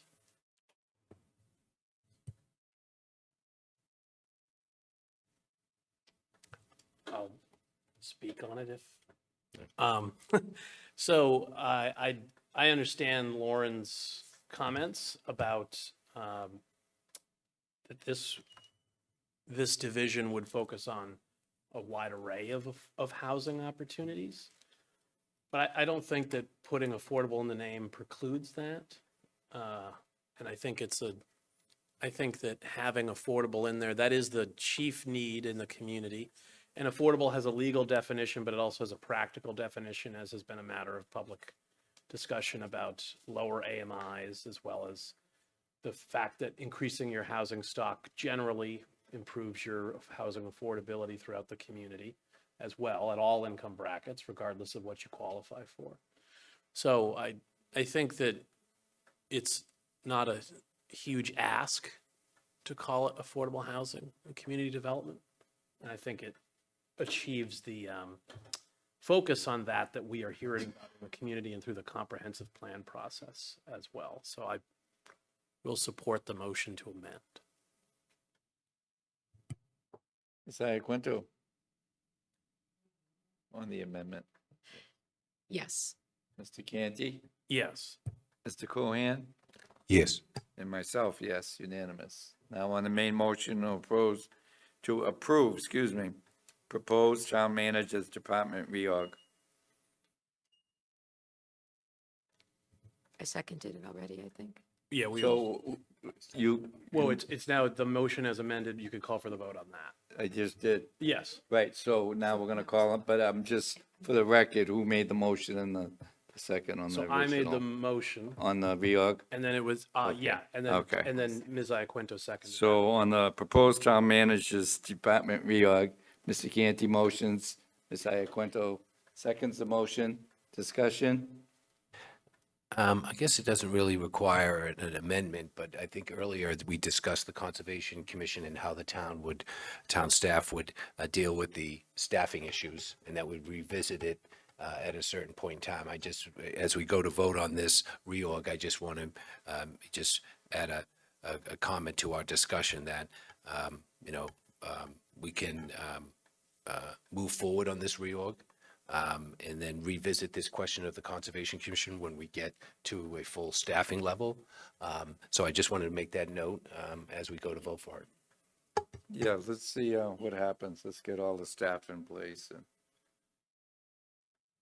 Mr. Canty? And we got the commitment from Mr. Brindisi that he would have regular meetings and increase the dialogue that is currently happening, as well as we'll have the opportunity, or the board will have the opportunity to review staffing in there as part of the goals setting process. So we can continue to have that discussion, but I agree with Mr. Cohen about a process.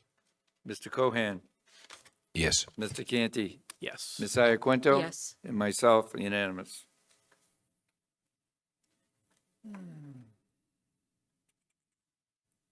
Update on covered subsidized housing inventory. Mr. Canty? Thank you. So this is somewhat related to what we just talked about, but I had submitted a memo that's included in the packet about, we talk about what we want to do in regards to affordable housing as legally defined. And what I would be proposing that we do is that we target trying to get into, we're in temporary safe harbor right now because we put on a certain number of units in a certain amount of time. And that's great, but that is a fleeting opportunity. What's better for the community is to achieve what I would refer to as decennial census safe harbor, which is to get 10% of our units in 80% or better AMI in terms of affordable housing stock.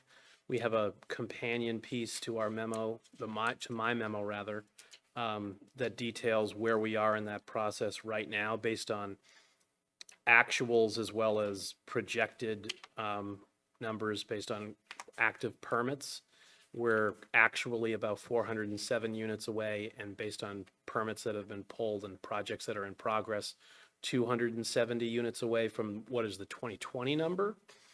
So I think we should state a goal that what we'd like to do is get to the 2020 census number first, which would give us until the 2030 census comes back, safe harbor to prevent 40Bs from overriding local zoning and coming into neighborhoods without the infrastructure to support them. Then once we're in that, we can pursue 2030 decennial census safe harbor, which would combine, give us a period of, if you're counting from now, a period of about 14 years of We get it. safe harbor. And then once we're in that, we can leverage our resources to try and bring down the AMI so that it's lower, because as we talk about, 80% is not really very affordable. 60% would be preferable, 60% or lower. But that would be, I think that we've talked about it, but we've never formally adopted that as a stated policy proposal. So that would be my request, is that we give that direction to staff as they are considering and I would want to be directing these projects towards areas with the infrastructure to support them, plopping them down in neighborhoods or saying yes to a 40B that comes in just to achieve this goal. It's about doing it smart and responsible and putting it in areas that can sustain it, but providing a benefit to the community, both in terms of the provision of the service as well as the safe harbor benefit that it achieves. So that's the proposal. Yeah, absolutely agree. Basically, every 100 permits or houses, we make sure 10 are, right? And At least, yeah. so we need to be on the same page as the planning board. Right, And, you know, the zoning board of appeals comes after, but, right. and now that Lauren, well, yeah, I can congratulate you now, we actually voted it. It's on the staff, on both staffs. You can kind of keep a tab on that and make sure that we're not 200 building permits, but only 10 affordable. We want to stick right with it and hold everybody right, you know, right to the fire as much as we can to a point. I'm sure you'll have some ideas, but yeah, I agree. Ms. Iaquinto? Yeah, I completely agree. I think this is a great strategy, and the faster that we can get there, the better, obviously. And I'm also wondering, I'm not sure if this is directed to staff or to my colleagues, if this would give us more leverage, if we were more open to welcoming affordable housing, 40B developments into the appropriate areas, if this would give us more leverage to get more mitigations and more community benefits as well. So if that's the case, then I think that's a double win. Yeah. Mr. Canty?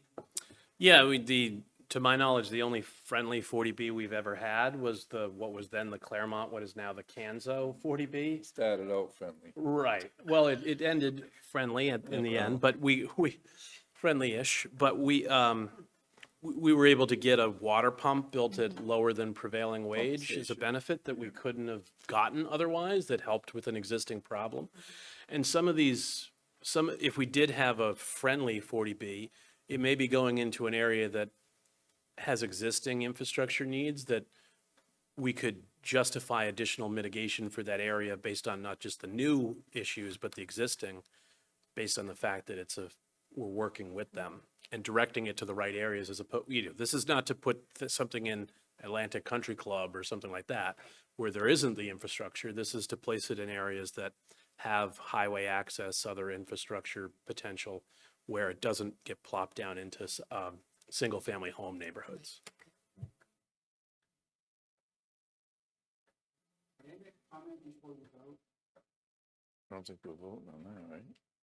I mean, I think it would be nice to vote on it. You want to vote on it? Because I think it would set an expectation That's fine. for staff and a direction for staff. I know it doesn't say vote anticipated, but there is the notation at the end. Just Yeah. clarifying.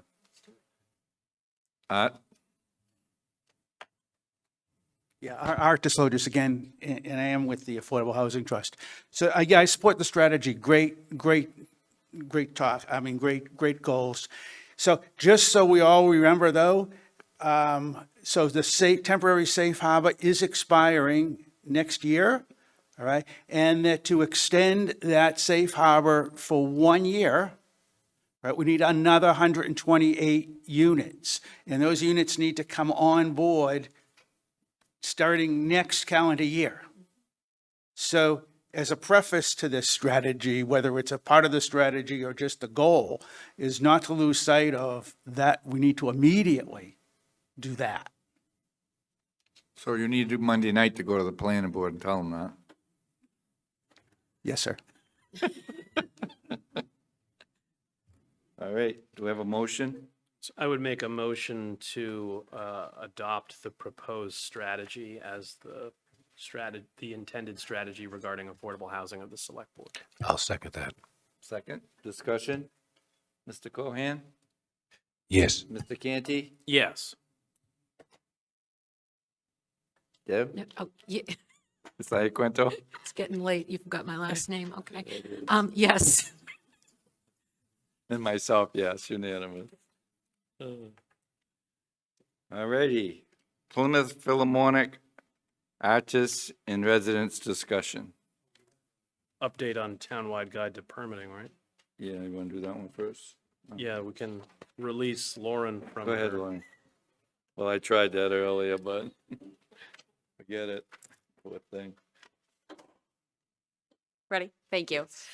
So I'm actually here tonight with our Deputy Director, Mike Silvera. So this is the first opportunity to formally introduce him to you. I'm going to give him the floor in a moment, but I just wanted to touch base on this and sort of tee up the conversation. As you've heard from me many times, as we're looking at things and how we've always done them, we're looking at ways to improve them. We're looking to make things more efficient, try to take a look at policies and permitting protocols and find a way to reduce barriers, make things more user-friendly, and particularly look at ways that we can be more business-friendly in the community. So I'll let Mike fill you in on the work he's been doing on this. Thank you. Thank you, Lauren. Thank you, everyone.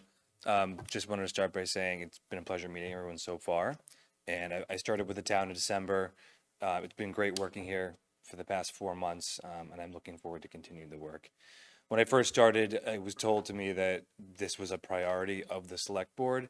So once I got my footing in the town, I hit the ground running and began working on this guide. There was an existing guide that's about 10 to 15 years old, but it was overly cumbersome and confusing. So we're working on simplifying that with a lot of the similar information, because permitting in the town is what it is. You know, over time, we would love to be able to work on simplifying those processes, but for the time being, our goal is to help folks navigate what the existing process is and make it as clear, concise, and easy as possible. So our goal is just that, is to make it a readable, easy guide for folks that gives them all the information that they need to start their business, grow their business, expand it, whatever it may be, move here, you know, if they're not already in Plymouth. So what we're doing is laying out all of the different permits that each department or board or committee may issue. And it's not every permit, it's those that are most frequented. You know, you've even seen on your agenda this evening the number of different licenses and permits that you issued just as a select board. Those are some of those that we would include in the guide. You know, some of course are more frequent than others, but the goal is really to help folks navigate the most common processes that they may run into. The first stop will really always be to the Inspectional Services Department, which you may already know has what we call a zoning permit. And that is a unique permit to Plymouth specifically. It helps folks decipher the different pathways that they need to go through. So it is a helpful tool for folks, and we'll be guiding everyone to start there. We've also heard from developers and other folks in the community that flowcharts would be a helpful tool. So we plan to include those in this guide, really just as a visual to help folks identify exactly what they might need. We've been meeting with the different departments who would come across business permitting to get their feedback and provide the most accurate information possible, as well as other stakeholders. So we've met with folks from the foundation, the Economic Development Foundation, as well as the Chamber of Commerce, because they are the most prominent faces in connection with the town as a partner with the business world. So we wanted to get that external opinion about how the draft of this guide looks so far, you know, to see where we can improve and make it the most user-friendly guide possible for folks. So we have a substantial draft right now. We're hoping to finish that up in the coming weeks. And I would welcome any feedback or suggestions you have at this time and any questions as well. Thank you. Any questions? Mr. Canty? So I have a couple questions, like as currently envisioned, when you said a few weeks, but do you have like you think it'll be done in a month or 2 months, or do you have a hard deadline, or is it just a projection? It's okay either way, I'm just curious. Yeah, it's more of a projection. I don't see there being an incredible amount more work. Most of the legwork's already finished. Yeah. So I'd say probably somewhere in the range of like a month. Okay. No, I think it will be very helpful. And I think, yeah, targeting the ones that are most sought after would be a great place to start, so that if you're, you know, one of the entities that are most frequently interacting with the community for these permitting, some to start a business and some to keep one ongoing. Yep. Or just you know, some of these permits we do are like for community events and such of that nature. So having a one-stop shop for as many folks as possible to figure out where they need to go, what they need to do would be a great asset. Yep. Thank you. And we do have a section on there for special event permitting because there are so many that take place in the Yeah. community. So we do intend to include that as well. Thank you. Ms. Iaquinto? Michael, this sounds like a great process, and I think it's just going to be such a useful tool for so many people have been asking for this for so long. So very grateful that you're here and you took on this task. I am just curious, as you're going through this first process of making it more user-friendly and more visual, are you seeing any opportunities to potentially streamline the permitting process down the road, like as a phase 2 or 3 of this process? Are you noticing anything that jumps out at you? Some feedback we've heard is that it would be really helpful to have a point person to go to for basically any permit. You know, I mentioned the zoning permit, but that has its limitations. You know, a dedicated person for, I don't know what you would call their position title, but some sort of like a business liaison or permitting liaison to help folks navigate the process. It may not be as complicated for some folks as others, but when you have, let's say, a business that requires a special permit, that can come with a whole host of other permits as well. Like if it's in the historic district, it can require that process, or if it's in a conservation jurisdiction. So there's a number of layers that can be tacked on to a specific project. So that's more of a wish list item. You know, I think that's something that we've heard. It may not be in the budget at this time, but you know, we believe that either a point of contact or some other tool that folks could use to have a central point of information to go to would be really helpful. That's great. Thank you. Mr. Canty? Yeah, it's encouraging to hear you say, because I've advocated for that in the past, having a liaison that if you're a business owner, trying to either start a business or operate continuing to operate one, that you would have a point person that could walk you through and make sure that you're doing all the things that you need to do, and somebody you could ask questions to, a real human being.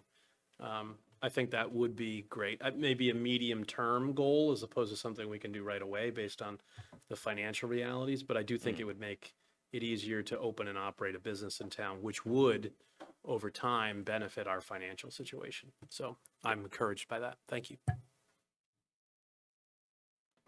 Mr. Cohan? I guess Ms. Iaquinto indicated, and you responded about this wish list of possible liaisons to help guide the person through town hall, because obviously they are interacting with different divisions and different departments. As you work on the draft version of this, you know, I think that it would be, even though we don't have the funding for the staff person initially, but part of this draft should say, you know, propose this is what it might look like if we get to that point. You mentioned a few things that you'd like to see this person do, but I think that, and Mr. Canty indicated also about this liaison process, because I'd be very curious how this works to help with the business community. But I would, if this is successful, this could be replicated to help with the you know, the just permitting in nature when you come into town hall looking for a permit. You know, obviously residents come in looking for permits to do general work around their property, and that can be quite complicated, getting those permits for the deck and the shed. Sometimes they opt to just go ahead and do it because they're too frustrated by the process. So obviously, you know, you got post facto situations that appear when people go to convey their property. They find that the deck is not permitted. So obviously for the homeowner, there's dilemmas. But as you start to move up the line of demands on the town, you might get a pretty significant developer looking to do permitting. Obviously, the way the town is handling that now is the Director of Planning Development is kind of spearheading this interaction with different division heads as this permitting process takes place. But, you know, looking at how you're approaching the business permitting process, you know, those things should be kind of out there in your thought process that if this is successful, how do we replicate that to extend to the general residents and other people seeking permits with the town? Because it is a complicated process, and I'm glad you're embarking on this exercise and coming up with a policy that we can all look at. Thank you. Any other comments from the board? Doesn't say vote anticipated, but would you like one? No? Okay. Thank you very Thank you. much. Plymouth Philharmonic Artists and Residents discussion. Mr. Cohan and Mr. Canty. So I know that we're joined by members of the Plymouth Philharmonic who have a presentation, so I would defer to their presentation and then take it from there as needed. Good evening, and thank you so much for the opportunity for us to be here. I'm Kara McEachern. I'm the Executive Director of the Plymouth Philharmonic Orchestra, and I'm joined this evening by our Director of Audience Development and Engagement, Erin LaFleur, and our Music Director, Stephen Cardianis, is joining us virtually. We're here to talk about formalizing an orchestra and residence partnership between the Phil and the town of Plymouth. At its core, this is about a shared vision, a town that fosters musical excellence, music education, and meaningful community engagement while honoring and advancing a relationship that has existed for more than a century. When we talk about an orchestra in residence, we're talking about a formal partnership between the Phil and the town, with Memorial Hall as the orchestra's primary home. This model provides more predictable scheduling, pricing, and access for concerts, rehearsals, and educational programming. It also strengthens visibility. As a resident orchestra, we consistently promote Memorial Hall and Plymouth across our marketing, helping position the hall as a cultural destination. Most importantly, it creates continuity. It allows the Phil to be a consistent partner as the town continues to think about the future of Memorial Hall, whether that's planning, operations, or long-term investment, offering practical, on-the-ground perspective as a regular user of the space.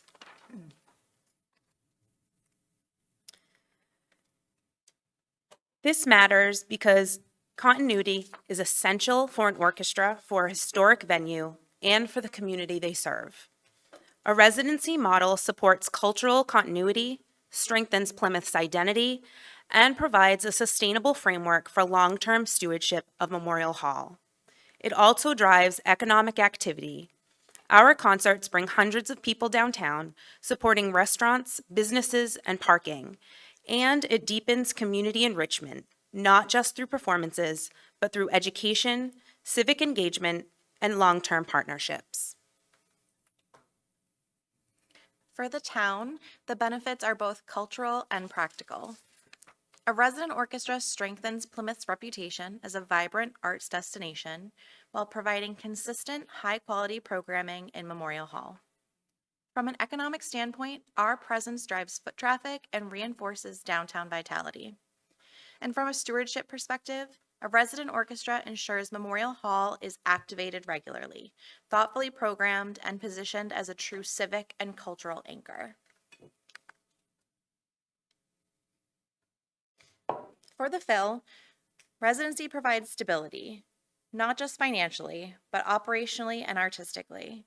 Predictable scheduling allows us to plan seasons responsibly, contract artists earlier, and grow programming in ways that require lead time. It also strengthens collaboration with schools, businesses, and community partners, and allows us to reinvest resources into Plymouth rather than constantly reacting to uncertainty.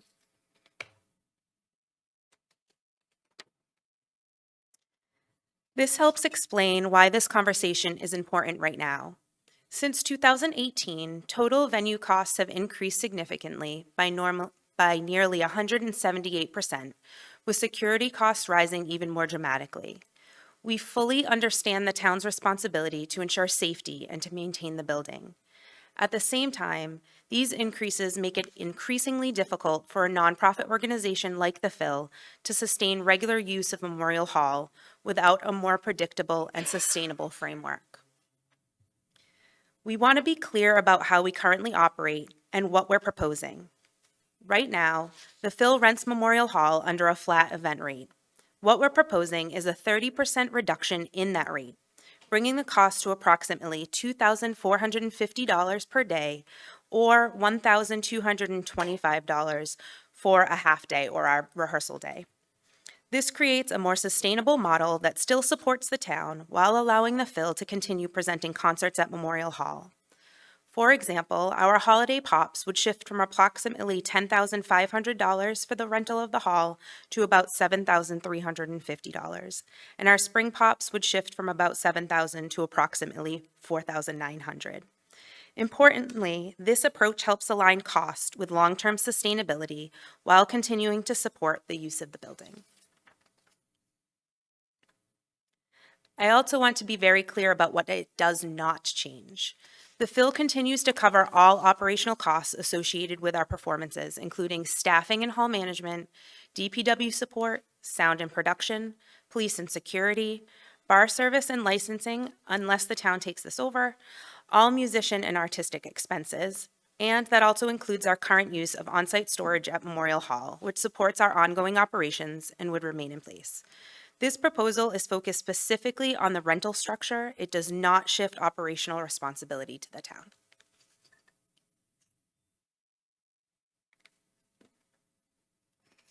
Beyond ticketed performances, the Phil already provides significant year-round community benefit. This includes free public concerts like the 4th of July on the waterfront, educational programs in Plymouth Public Schools, partnerships with local nonprofits, and initiatives that expand access to live music.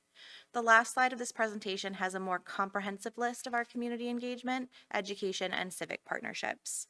These programs reflect our belief that music is a public good and that a resident orchestra should be visible, accessible, and engaged in the community.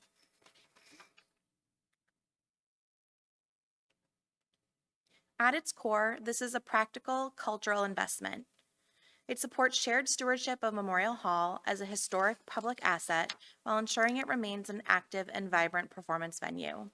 And it ensures that the economic and community benefits of this work remain rooted here in Plymouth.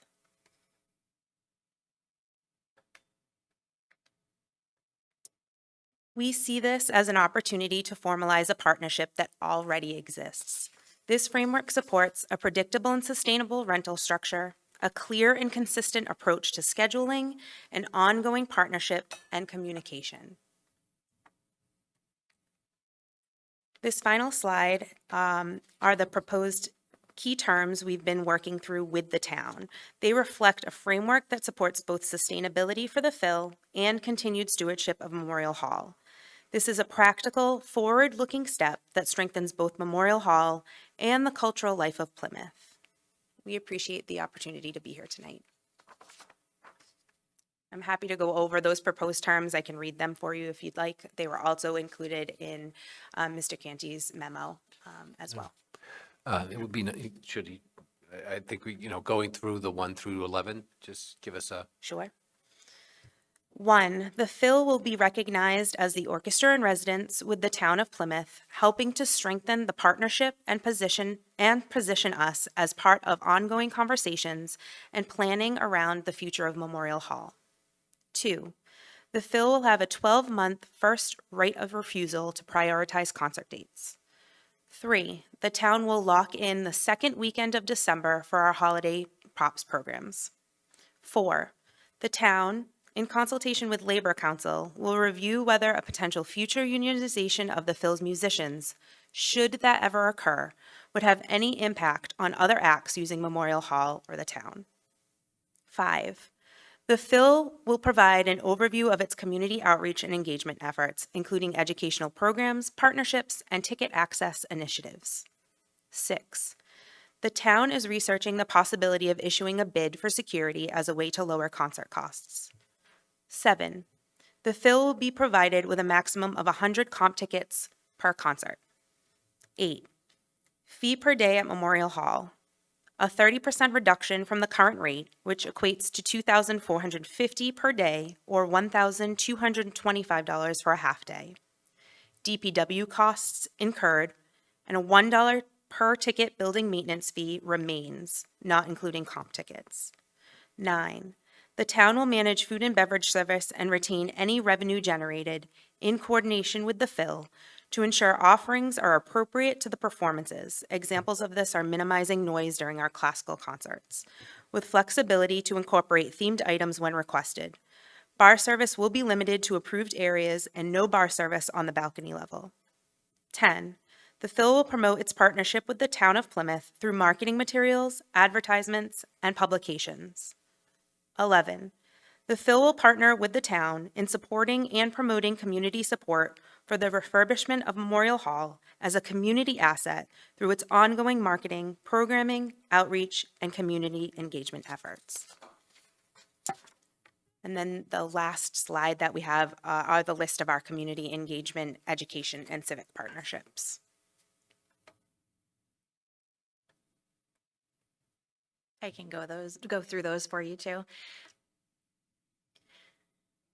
The community center programs include free 4th of July concert on the Plymouth waterfront, food drives with South Shore Community Action Council, annual toy drive for the Plymouth Area Coalition for the Homeless, education programs in Plymouth Public Schools, PCIS Chorus featured annually in the hometown holiday concerts, engagement with older adults through collaborations with the Plymouth Center for Active Living and other senior centers, Meet the Music Director events at the Plymouth Public Library, partnership with America's Hometown Thanksgiving celebration, including ticketing collaboration, participation in the Mass Cultural Council's Card to Culture $5 ticket access program for EBT, WIC, and Connector Care cardholders, holiday concert broadcast with the TIC Network for the blind and low vision community, free outdoor summer concert in partnership with the Emerson YMCA, student and adult rush ticket program, $5 for students, $10 for adults, ticket discounts and vouchers for local nonprofits, South Shore Conservatory collaborations, including youth orchestra side-by-side performances, scholarship programs for Plymouth County high school students recognizing exceptional young musicians, collaborations with presenting partners such as Spectacle Live, where the Phil serves as the professional orchestra for select performances, broadening Memorial Hall's artistic offerings and strengthening its role as a vibrant multi-use cultural venue, active membership in the Plymouth Chamber of Commerce, Downtown Waterfront District, NC Plymouth, program support from the Visitor Services Board for events that drive tourism and economic activity. Together, these programs underscore the Phil's role as both a cultural leader and a collaborative community partner, working hand in hand with the Town of Plymouth, Memorial Hall, and other organizations to enrich civic life, nurture future musicians, and strengthen the local economy.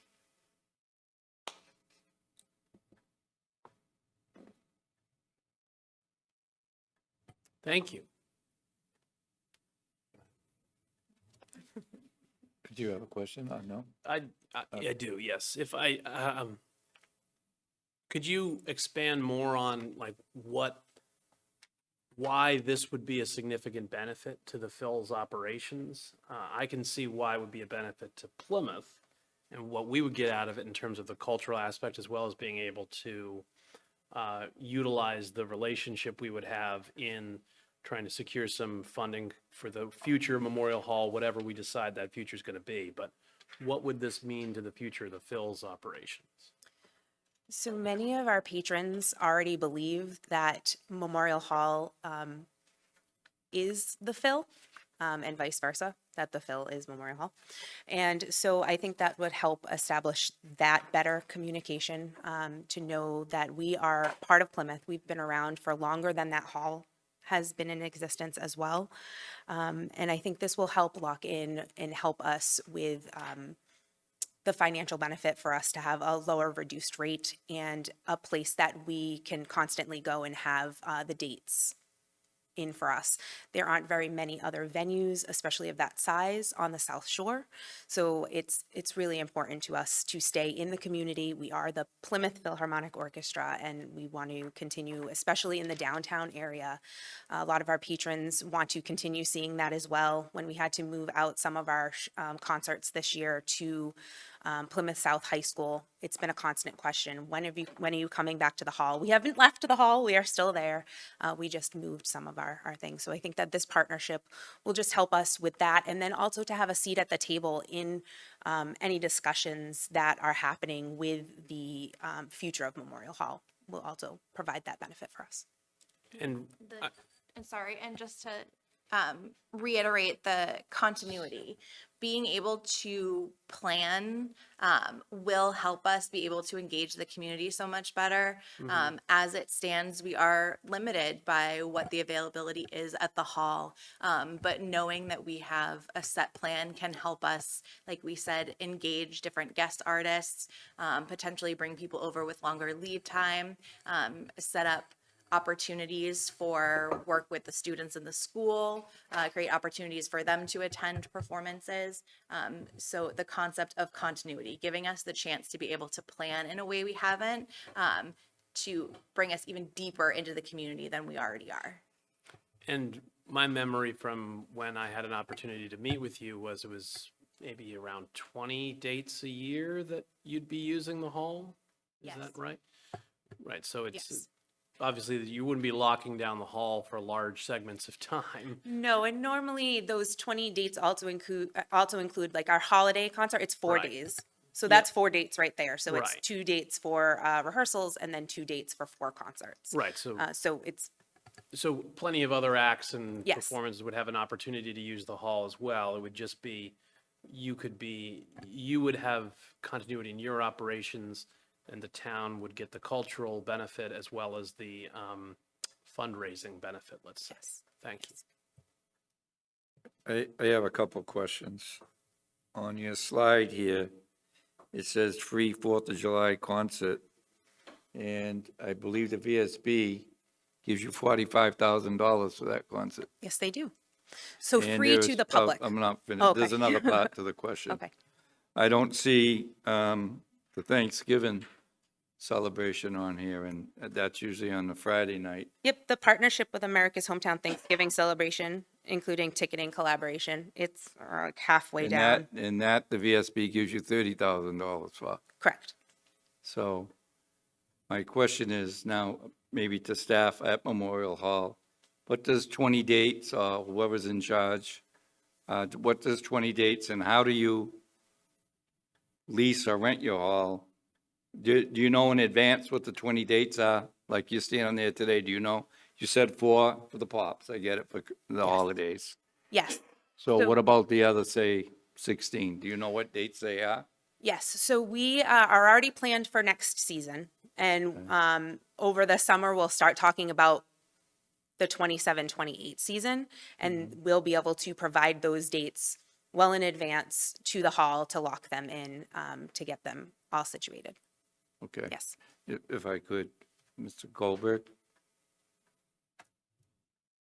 So what I do with the calendar is their dates are very consistent. So I actually have their dates on the calendar for the next 3 years, specifically the holiday pops. So right now, I believe it's around 10 dates we do. Yes. So, yeah, so when you bring the other ones back, it would be doubling with the number of dates that we have with them right now.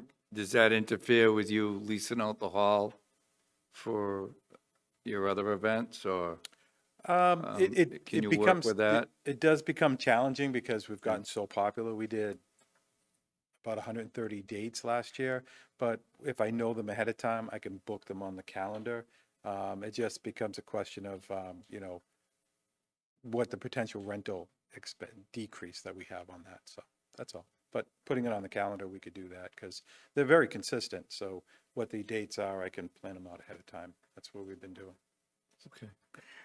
The other question I had is, I don't know, I think it's on beverage service. It said 20%, I can't find it on here, but 20%, where's the other 80% go? Or do you do your own beverages, or do you have a service come? Is it the service you use? I mean, So we, as the Phil, have to apply for the liquor license. We have our liquor liability license. We engage the bartending company, and they come in. the town receives 20% and the bartending service receives everything else. We receive absolutely nothing on the bars. You know what I'm gonna ask you, so why don't you do it?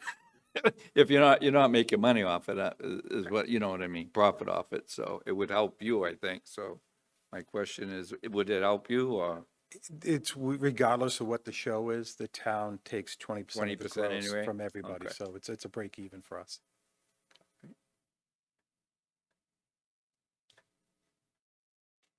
did you want to say anything? No? Is this thing on? Yes, Yeah. thank you. Just reiterating, we worked closely with the Phil and worked through what it would look like in a partnership and what are the advantages of a partnership. And really looking at Memorial Hall as the focus and everyone feeling comfortable with the future direction of this partnership. And I think we have a lot to offer to each other, and I think we will be in a position to strengthen our future with Memorial Hall in terms of where we might be going in terms of the future of Memorial Hall with this partnership. Okay, Thank you.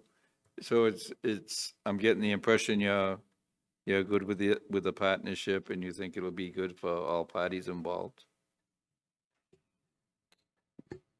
Yeah, the commissioner and I both, sat down with folks from the Phil. We looked at ways that we could find common ground. And so I think both sides feel comfortable with what was proposed this evening. And so we would collectively, we would recommend this to the board.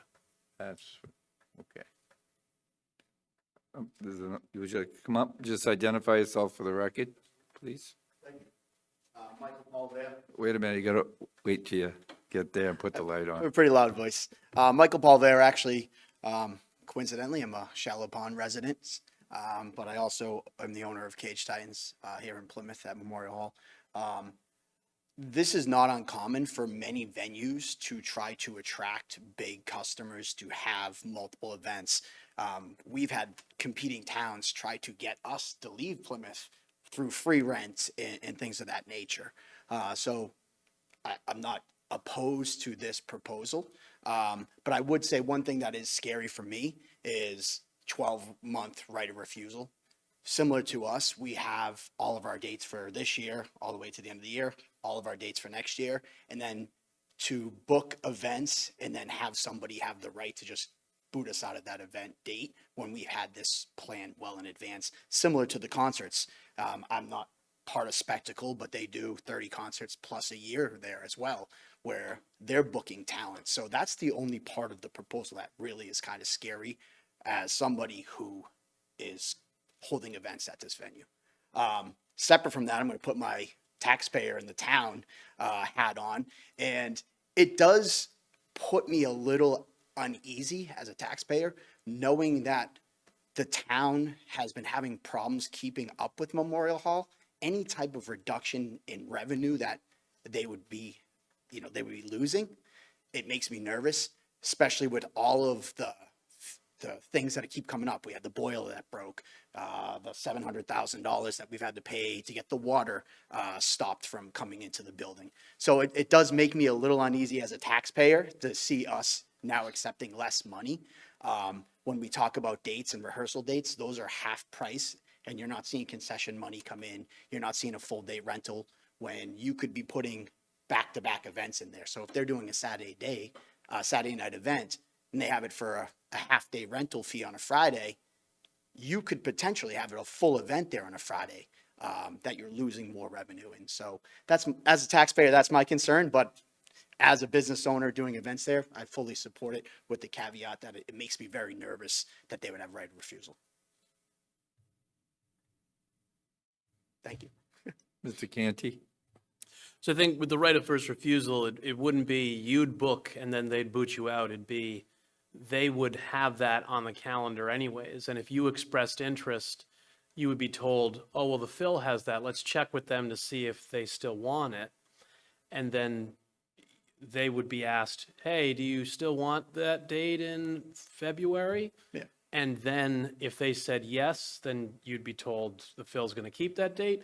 And if they said no, then you'd be told, oh, they actually don't need that date, you can have that date. Yeah, some sort of protection in there, and if that's the way that it goes, some sort of protection as in like, hey, we can't wait until 3 months before the event and then say, fine, release it, because now, as Plymouth Memorial Hall, there's other events that they were deciding if they might want that date, then they decide that they're not gonna use this date. We deal with this all the time with the state through, mixed martial arts, where somebody will put in for a date, they'll book a date, and then they decide they're not gonna use it, and we've had to pick other dates, and now all of a sudden it's not Right. available. So as long as there's some sort of protection around that. Yeah, that was the intention, because we did talk at length about the opportunity cost at the hall. Like if we reserve it for their purpose, then obviously we're not booking other things. So both sides would we would both benefit from having early commitments. Yeah. But obviously we want to honor those commitments as well and not Take a hit, boot right? out you or other people or events that may want to occur. Yes. Absolutely. Well, thank you for listening, and I wish you guys success. I mean, we've been part of Memorial Hall since 2010. I moved my family here to Plymouth in 2013 because I fell in love with this town, and I want to see Memorial Hall flourish. So wish everybody the best. Thank you. Thank you. Hey, go ahead, Bill. So thank you very much for the presentation, and thank you very much to staff for working with the Phil. I think this is a unique opportunity, as Michelle has outlined, that we can build on, because there are challenges, as it's been pointed out, with Memorial Hall in the care and the maintenance and the plans that we have in the future. So I think that this only strengthens those possibilities as we start to look at state and federal funding. Obviously, when we approach these agencies and we have this relationship, I think it benefits the town. Obviously, it's been outlined in this presentation tonight, the enormous amount of contributions that the Phil is making to our community. So I think this is, I can't advocate for this enough, and I can't be more thankful for staff in the Phil working out an agreement. So thank you very much. And I look forward to seeing this relationship. I think we've gone over the slides. We've had these conversations. We know the effect that Phil is having in our community. I really like the parts that touch on the different aspects of the nonprofits and working with families to have them participate in this process. Young families with children able to go complimentary. The stuff that you do with students, I see that only building a greater interest in the music that you provide our community. So I commend you in all this work and look forward to seeing the partnership grow. This idea of an artisan in residence. The only question I have is, as we move to put together this idea, did you have any thoughts on how we would take a vote this evening on? Before we get there, I want a few comments myself. I'm not finished yet. Well, I just had a Thank you. question to Kevin. Yep. Ms. Iaquinto?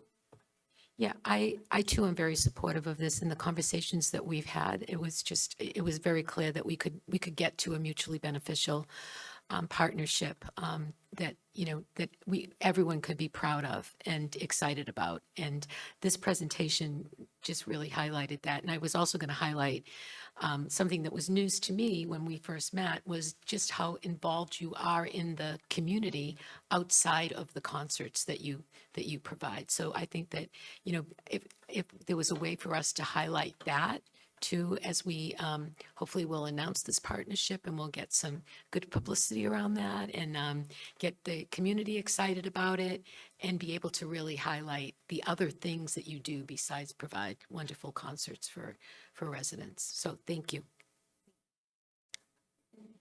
I just have a couple more questions and we'll be all set. What, on these discounted rates that we're doing, what is the total on the discount rates? Does anybody have that figure? The 30% you're asking? So about how much money would you say that is about? Not to the penny, I'm not, I just, Well, if they were all full, I think a full day event, the reduction is approximately $1,000. So if they were all full-day events, and I know they're not. 20 grand. Right. And then if this is voted tonight, how long is it for? And I bring that up for a couple reasons. One, we have a building, we don't know how much money is gonna have to go into it. It's 31 to 51 million off the cuff without doing a thing. And I know everybody's saying we're gonna get state money and this, and I hope we do. But in case we don't, we need to have that conversation because we owe it to the taxpayers in the community. It's nothing on the fill. It's where I said that we both were in Red Brook last night, and those are some of the questions that people are asking us.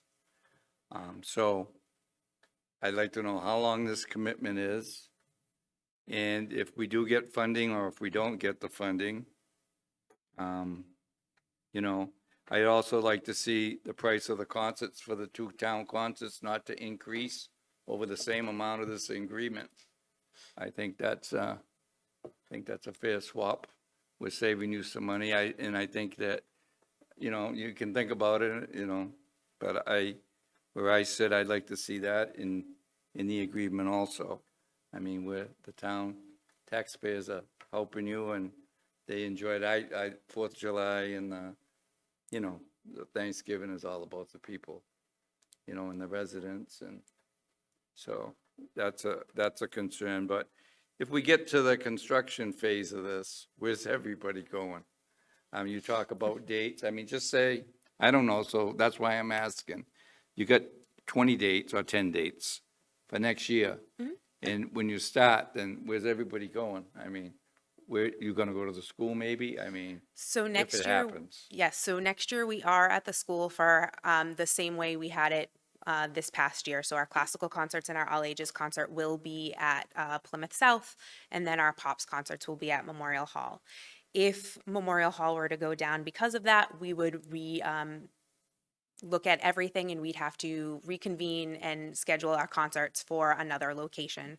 And that would take a hit for different things. We'd have to do reprogramming and do everything. And we are fully aware that that is a possibility just because of the age and state of the hall.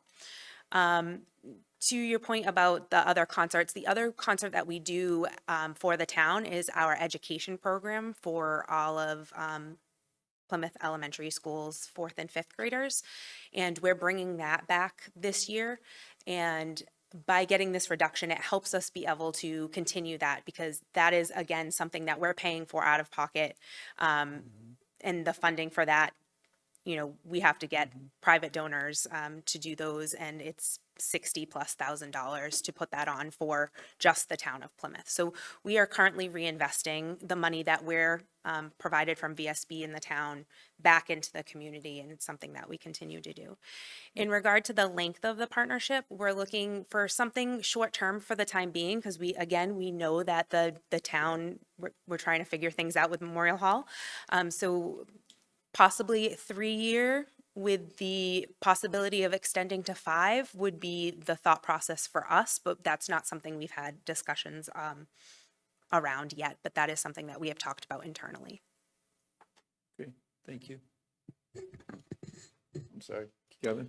And that was going to be my proposal, although I was the terms, the length of it. I was going to propose a 3-year with a potential for a mutually agreed upon 2-year extension so that there could be up to 5.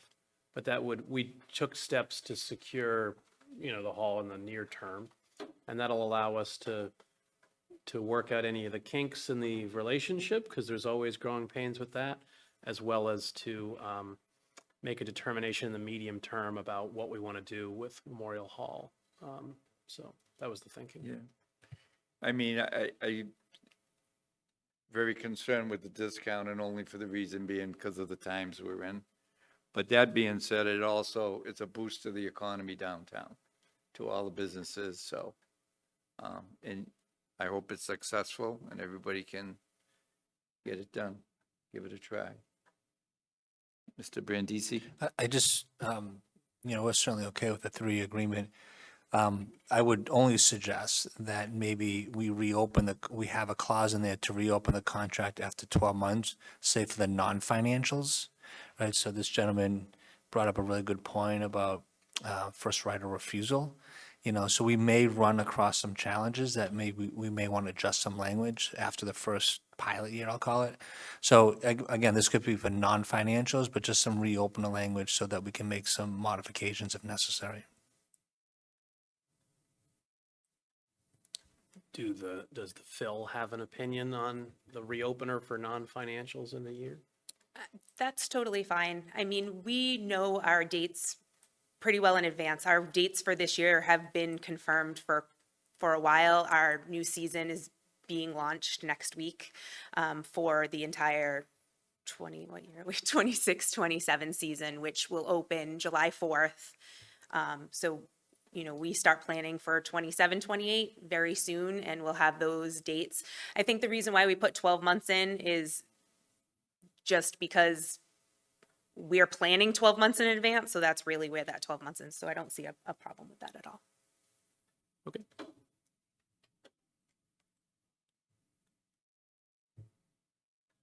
I would also just add before we solicit a motion, I think this could be, obviously with 3 years, with a 2-year extension we can see, but this could be a creative way to get additional funding for whatever purposes we want to have for Memorial Hall in the medium and long term.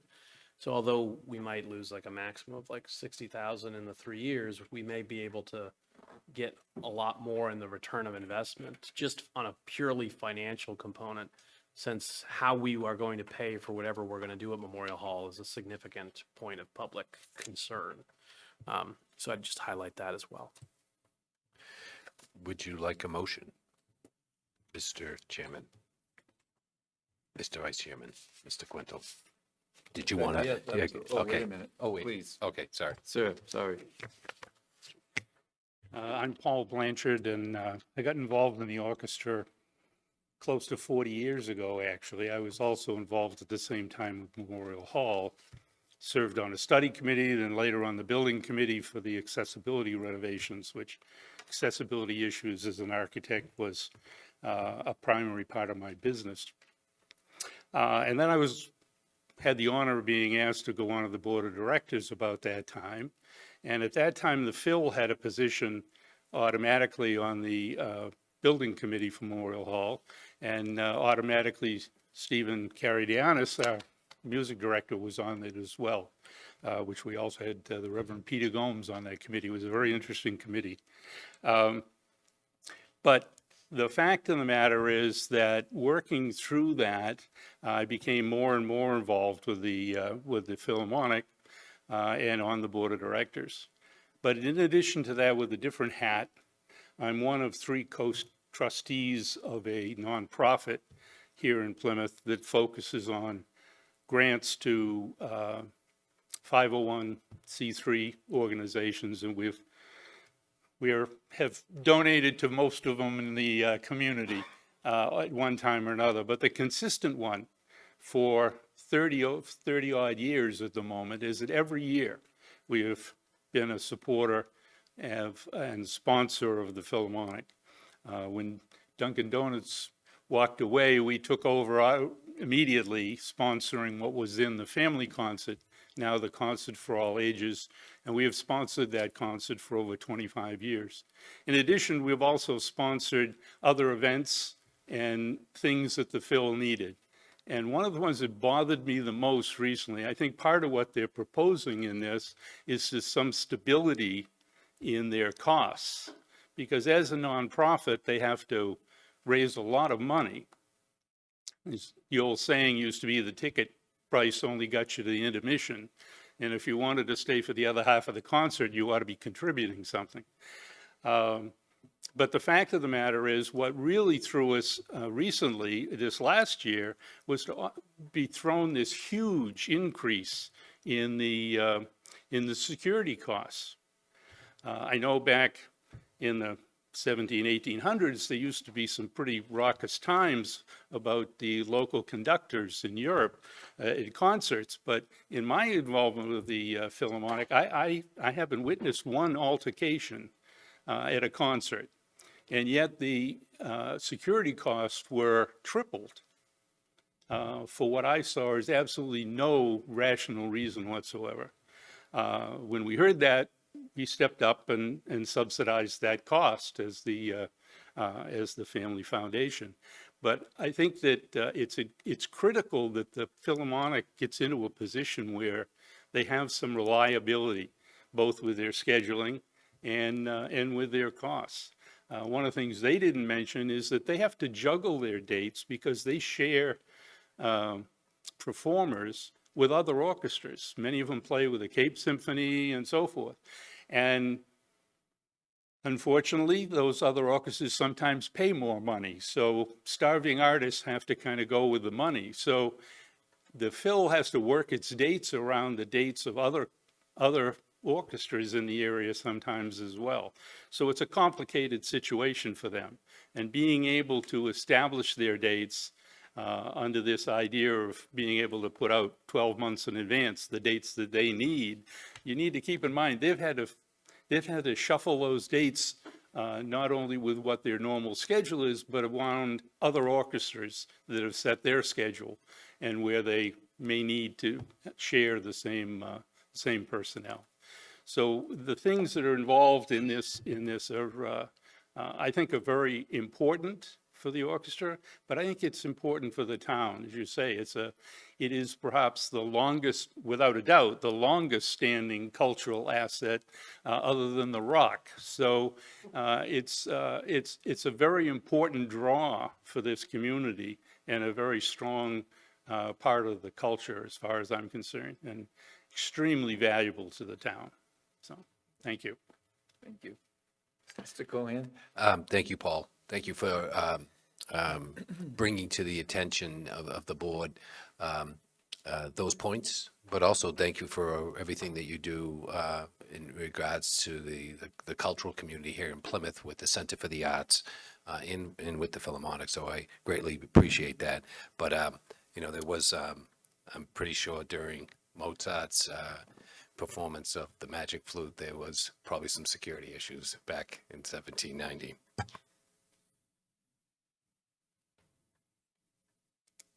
Unless my colleagues have any more questions, I would make a motion to establish an agreement with the Plymouth Philharmonic to have them be an orchestra in residence at Memorial Hall, consistent with the terms outlined in the agreement, for a period of 3 years with a 1-year opener and with a clause for a potential 2-year extension upon mutual agreement of the parties. I'll second that. Mr. Canty makes the motion, and Second. Mr. Cohen said he second. Discussion? Ms. Iaquinto? Yes. Mr. Canty? Yes. Mr. Cohen? Yes. And myself, yes. Thank you. Thank you very much for your time. Town managers report?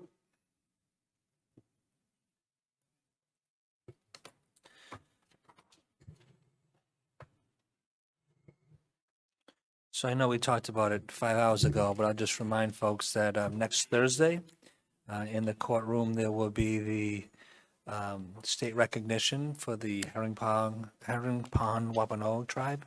That'll begin at 4:30 and go until 6 p.m. This past Saturday, we had a very successful hazardous waste day. They brought in over 200 vehicles. To the point where, we do this twice per year. We're going to have to increase our budget. We have over $35,000 a year budget for hazardous waste removal. But because it's been so successful, we're looking at having to increase the budget. So we'll have to bring that to the October town meeting. Commissioner Brady is still here. I wanted just to mention that the health assessment presentation was a couple weeks ago. And the 4 indicators that came out of this health assessment was mental health, access to healthy food, economic stability, and affordable housing. So next, now that we understand the data, both quantitative and qualitative, next Thursday, we'll be holding the first session to develop our community health improvement plan. So there'll be more to come on that, and that's, again, a community engaged process. This is school vacation week, and the Manual Youth Center is open from 7 a.m. to 6 p.m. all week. We do know many of the programs have been filled up, but there may be some openings, so certainly call the rec center if you need some assistance. And then we will have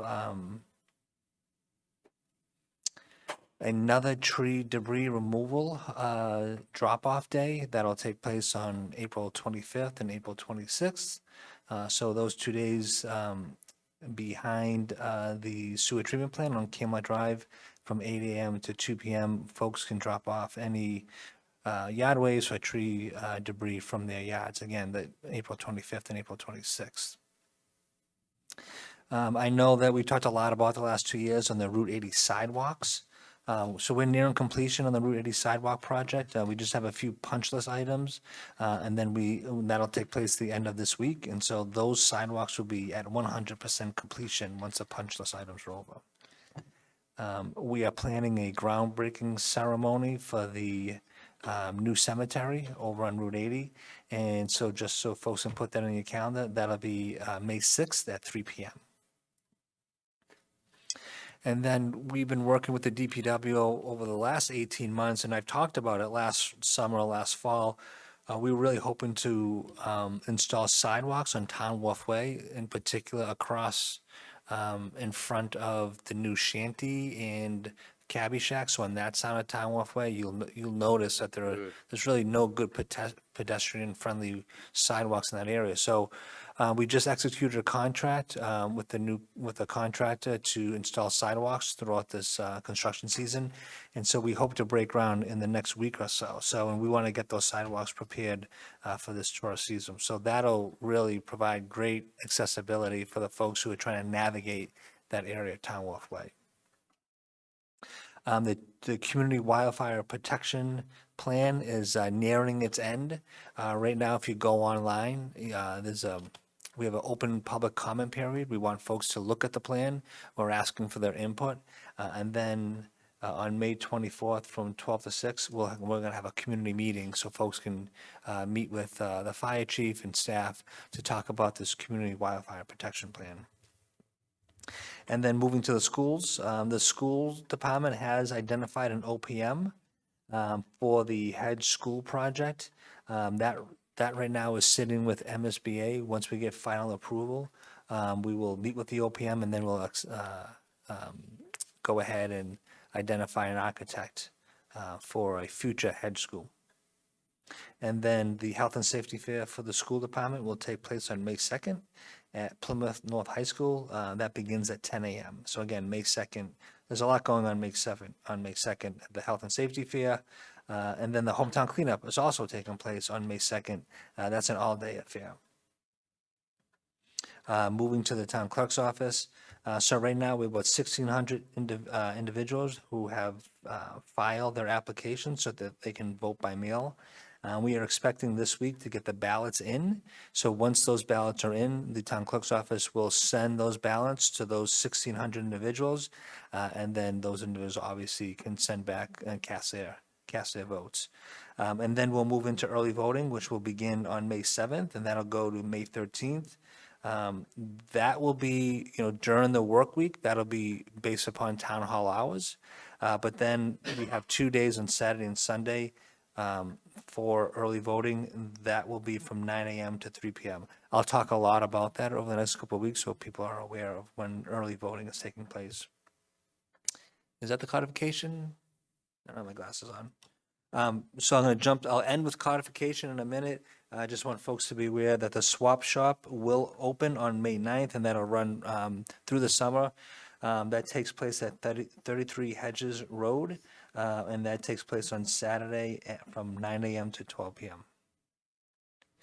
And then, so I'll talk a little bit about codification. So the town clerk went to town meeting about 2 years ago and sought an appropriation to codify the town's general bylaws.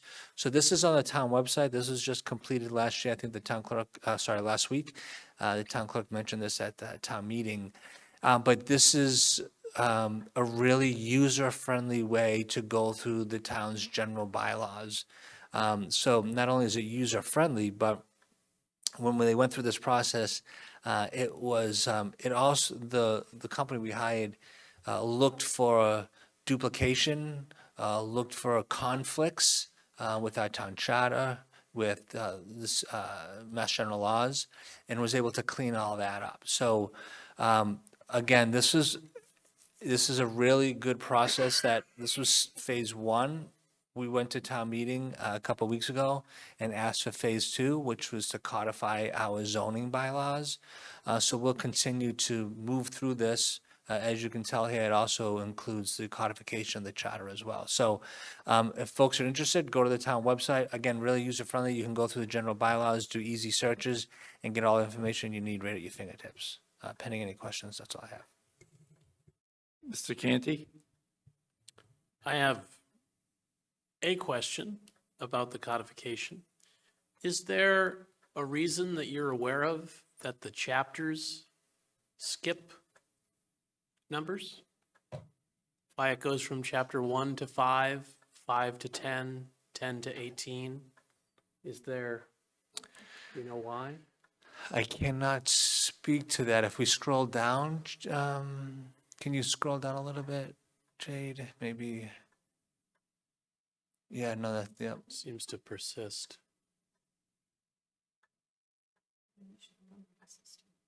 Yes, I don't know. We'd unconventional. have to ask the town clerk that. I wonder if they have stricken some of those other chapters. It's not make or break, but I would be curious to Yeah, know that's a good if question. there's some legal justification. Maybe it's a provision of state law or something, but just why it skips around. Yeah, no, it's a good question. We'll have to ask the town clerk. So you can add.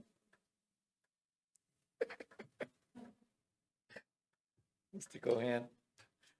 So we're seeing phase one, and there was a phase two approved at town meeting. That's right. I know you're really presenting on what has been compiled under phase one. But as they work on phase two, how will that be done? Will there be a number of eyes looking on that process? Because now we're going into the zoning bylaws. That's, we want to make sure that, I remember under phase one, we went to town meeting and there was a series of amendments that had to be made to catch up on some of the things. So I just want to see how we can maybe avoid that in the future, that as we move on to phase two, we think about having a small working group that is looking at this, more than one set of eyes looking on it, as they start to make the changes. Yeah, I can speak directly to the town clerk. I know she's been working with the planning department on that. Right. Certainly the ZBA, I'm sure will be a part of that conversation. But yeah, we can look at, getting a number of folks who are interested in that work to be a part of that process. Yeah, someone maybe from the planning board, elected planning board, or the select board, just to have some civilian eyes look at it as it goes through town hall.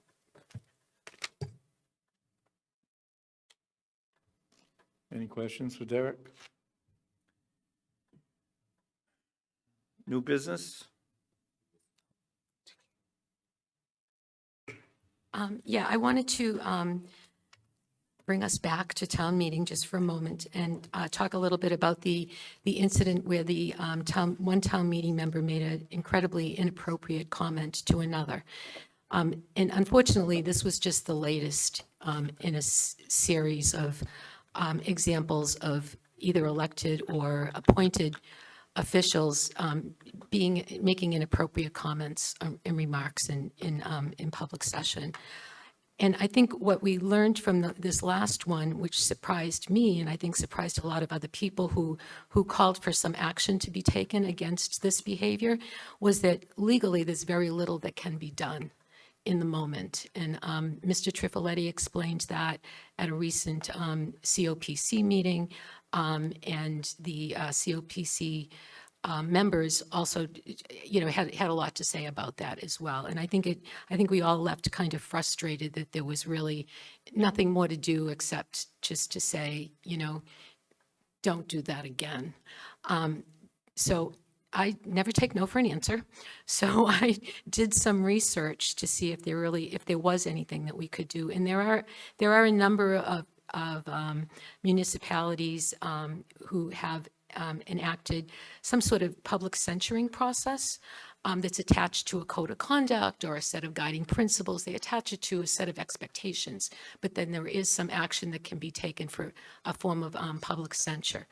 And our own planning board code of conduct does that really nicely. So I stumbled across this. This was just published in February of 2026, and I had an opportunity to speak to Mr. Bulletin this afternoon about that. And because I was curious if in his view, if this was something that might be modified and adopted for a town-wide policy, and it might be something that each body would have to adopt itself, but at least to start that conversation. So I guess my ask is if we could, and I'm happy to work with town council, just to explore what our options might be to provide some sort of public censure, something to put some teeth in the the admonishments that we give or don't give to people that do this.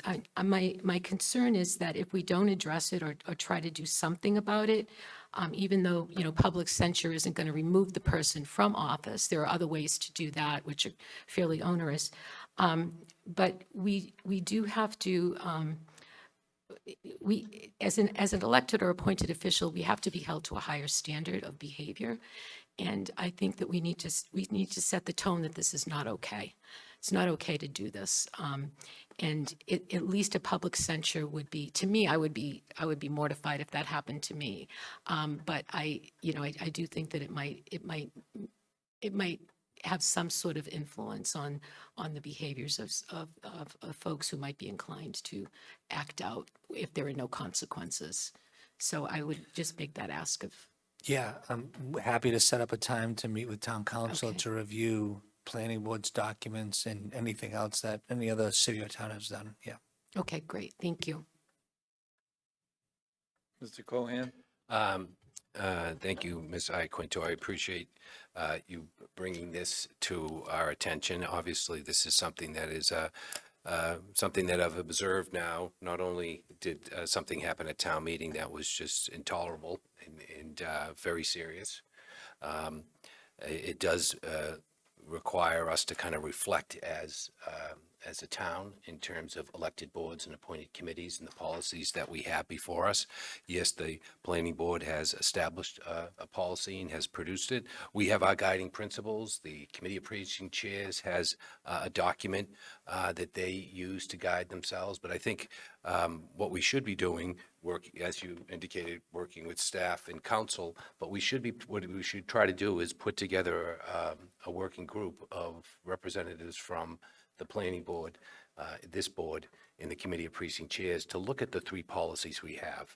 And as we incorporate a standard of a code of conduct, and more importantly now, adding some language of, the actions that would be taken if the code was to be ignored or violated. I've often spoken about the guiding principles, but I think it's time now that we moved on from the guiding principles, incorporating them into a code of conduct with results of that code if it's not met. So what I would think we do is reach out to the committee of precinct chairs and get a representative from the planning board and our board to sit down with council to start to compile a document that we could bring back. And obviously, in the end, it's the executive board that has to make this decision. But I think we should try to get buy-in from these governing elements of our community. Yeah, no, I completely agree. Why don't you join me to meet with Kate, and we at least get her initial opinion on whether this is something that we might be able to do, because I just don't want there to be a legal challenge to Correct. anything that we propose before we get more people involved. But absolutely, that would be the goal. We wouldn't just do this unilaterally. There would need to be, obviously input from the people that would be affected by this. But I do think that based on the research that I've done in terms of potential pushback and objections to this, I would love to just get council's opinion on how feasible it would be to broaden this. I look forward to working with you and council and also including, other boards that might have an interest. Thank you.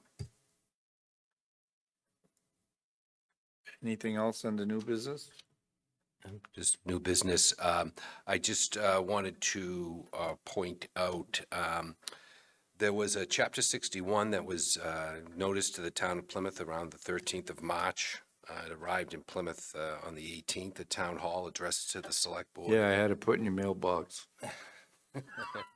I know, but I came across this when I was attending one of the many So did meetings I, I go yeah. to. So I was at the Land Use and Acquisition Committee, and they had this document. What I would just remind staff that if a Chapter 61 comes in, this one for 128 acres on Hedges Pond Road, abutting, a significant interest to the residents of Cedarville. We really want to know about this as soon as possible. I want to be notified in a manner which, obviously, my understanding is the current Chapter 61 has been looked at by council not to be a bona fide offer, and they're going back, the clock has stopped. But I just kind of stumbled across this in the future.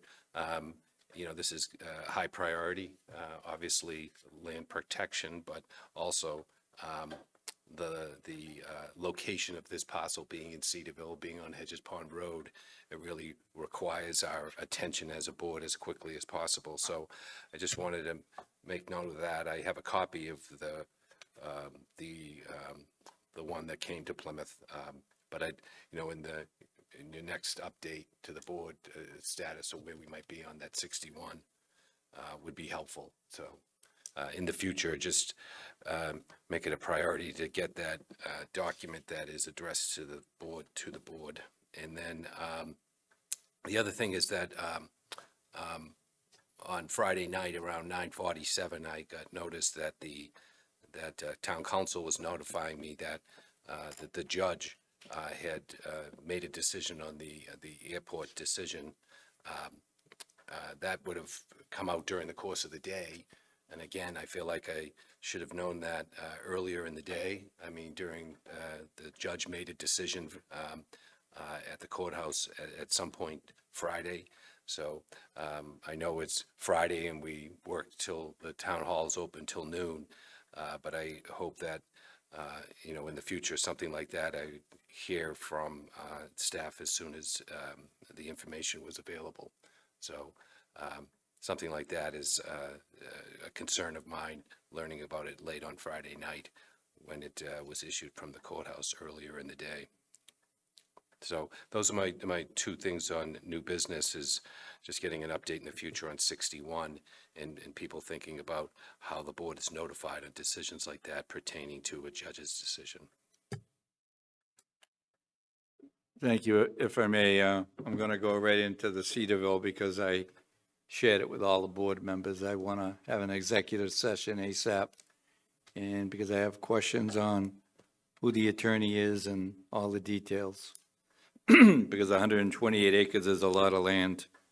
And we just went through this at Atlantic. So just want to get brief, but I think we need to have an executive session. That's what I was going to say on it. So that's one. The second thing is, if you know Keiko, she took the C Plymouth job from Lee Filson. We're going to start remodeling and renovations at the visitor center, so it'll be shut down. So I was at a harbor committee meeting, and her hope was to use the old harbor master shack. And that's not going to work according to the harbor master. They have other plans. So I asked Keiko if she'd be might interested with the town manager's approval to use Cherry's Bait Shop in the interim. I mean, it needs some love, but you can put some tables out and meet people and some pamphlets. So if you can do that, I know she'd be happy about that. And then the last thing is, I said this at a debate, and our state aid, I know we haven't received it yet, and I know it's gonna go to the Senate and everywhere else it's gonna go, but eventually it'll land here.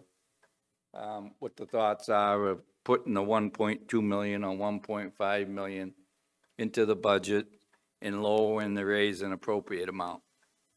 So we'd have some extra in our levy. Am I understanding it right, that the school superintendent or the school budget and our budget are balanced? They went to town meeting already, correct? That's right. Mhm. So there's really no dire need to spend whatever we might be getting. If we could put it away, that would get us another year on the end of the tracks, I think. Right?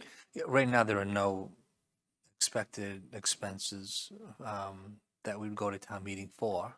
Right now, the budget came out of the House, and I want to say it's, I'm ballparking it, it's like a net new to the town about $1 million. So Yeah. that's about $300,000 north of what the governor had proposed. Right. But it doesn't have to go to the Senate or something after? Yeah, so it still has to make its way to this, through the Yeah. Senate, and then it has to make its way back to the governor for final Right, authorization. But I mean, what do the board members here think? If we don't need to use it, why should we be, And I did ask, all due respect, when the superintendent was here, I asked him that question, and he said he wouldn't use it. And I asked it a couple times, but, and not to be fresh, but I think it's going to serve everybody better if we, raise our levy amount. That was the whole idea of the 1% that no one, and I get it, it was at the last call, but we have to try. We heard that last night in Red Brook, and I don't know. Do you need a motion for that, or is this, we give direction, or what are your thoughts, Mr. Canty? Well, obviously the number is still in flux. Right. So, and, we already built a budget with the prior number, so we're not accounting for it. And I guess the only question I would have is, we know we have a big snow and ice bill, and I don't know what we have to pay that. If we're gonna get 75% reimbursement, that'll come back to us. But like, what is the current plan for paying for that? Which isn't using it for a budget thing. When but I did ask Yep. Ms. Barrett, Yep. she said that she was going to take it out of free cash. Okay. I don't know about the reimbursement part of it, but that was her Yeah. plan because, and I only know that because I asked her about Yeah. Thanksgiving and 4th of July. Right. That's what that was about. Yeah, so I don't have an issue, I'm not looking to use it on some new thing, but Right. yeah, just I mean, yeah. knowing that we have that big unexpected bill hanging out there too. right, it that's- might be, yeah, Right. I understand. Do we need a motion to do that? Are you all right with that? 10-4? Yeah, I mean, certainly, I think we should finalize the state budget, make it an agenda item, have a discussion, Okay. and the board take a vote. That's fair. Any letters? Oh, any more new business? I'm sorry. No? Letters? Old business? Mr. Canty? So I have one quick thing. So on next week's agenda is listed a topic that I brought up, immigration enforcement policy related to non-Plymouth Police Department employees. So I have language that I'm waiting to get back from town council about that.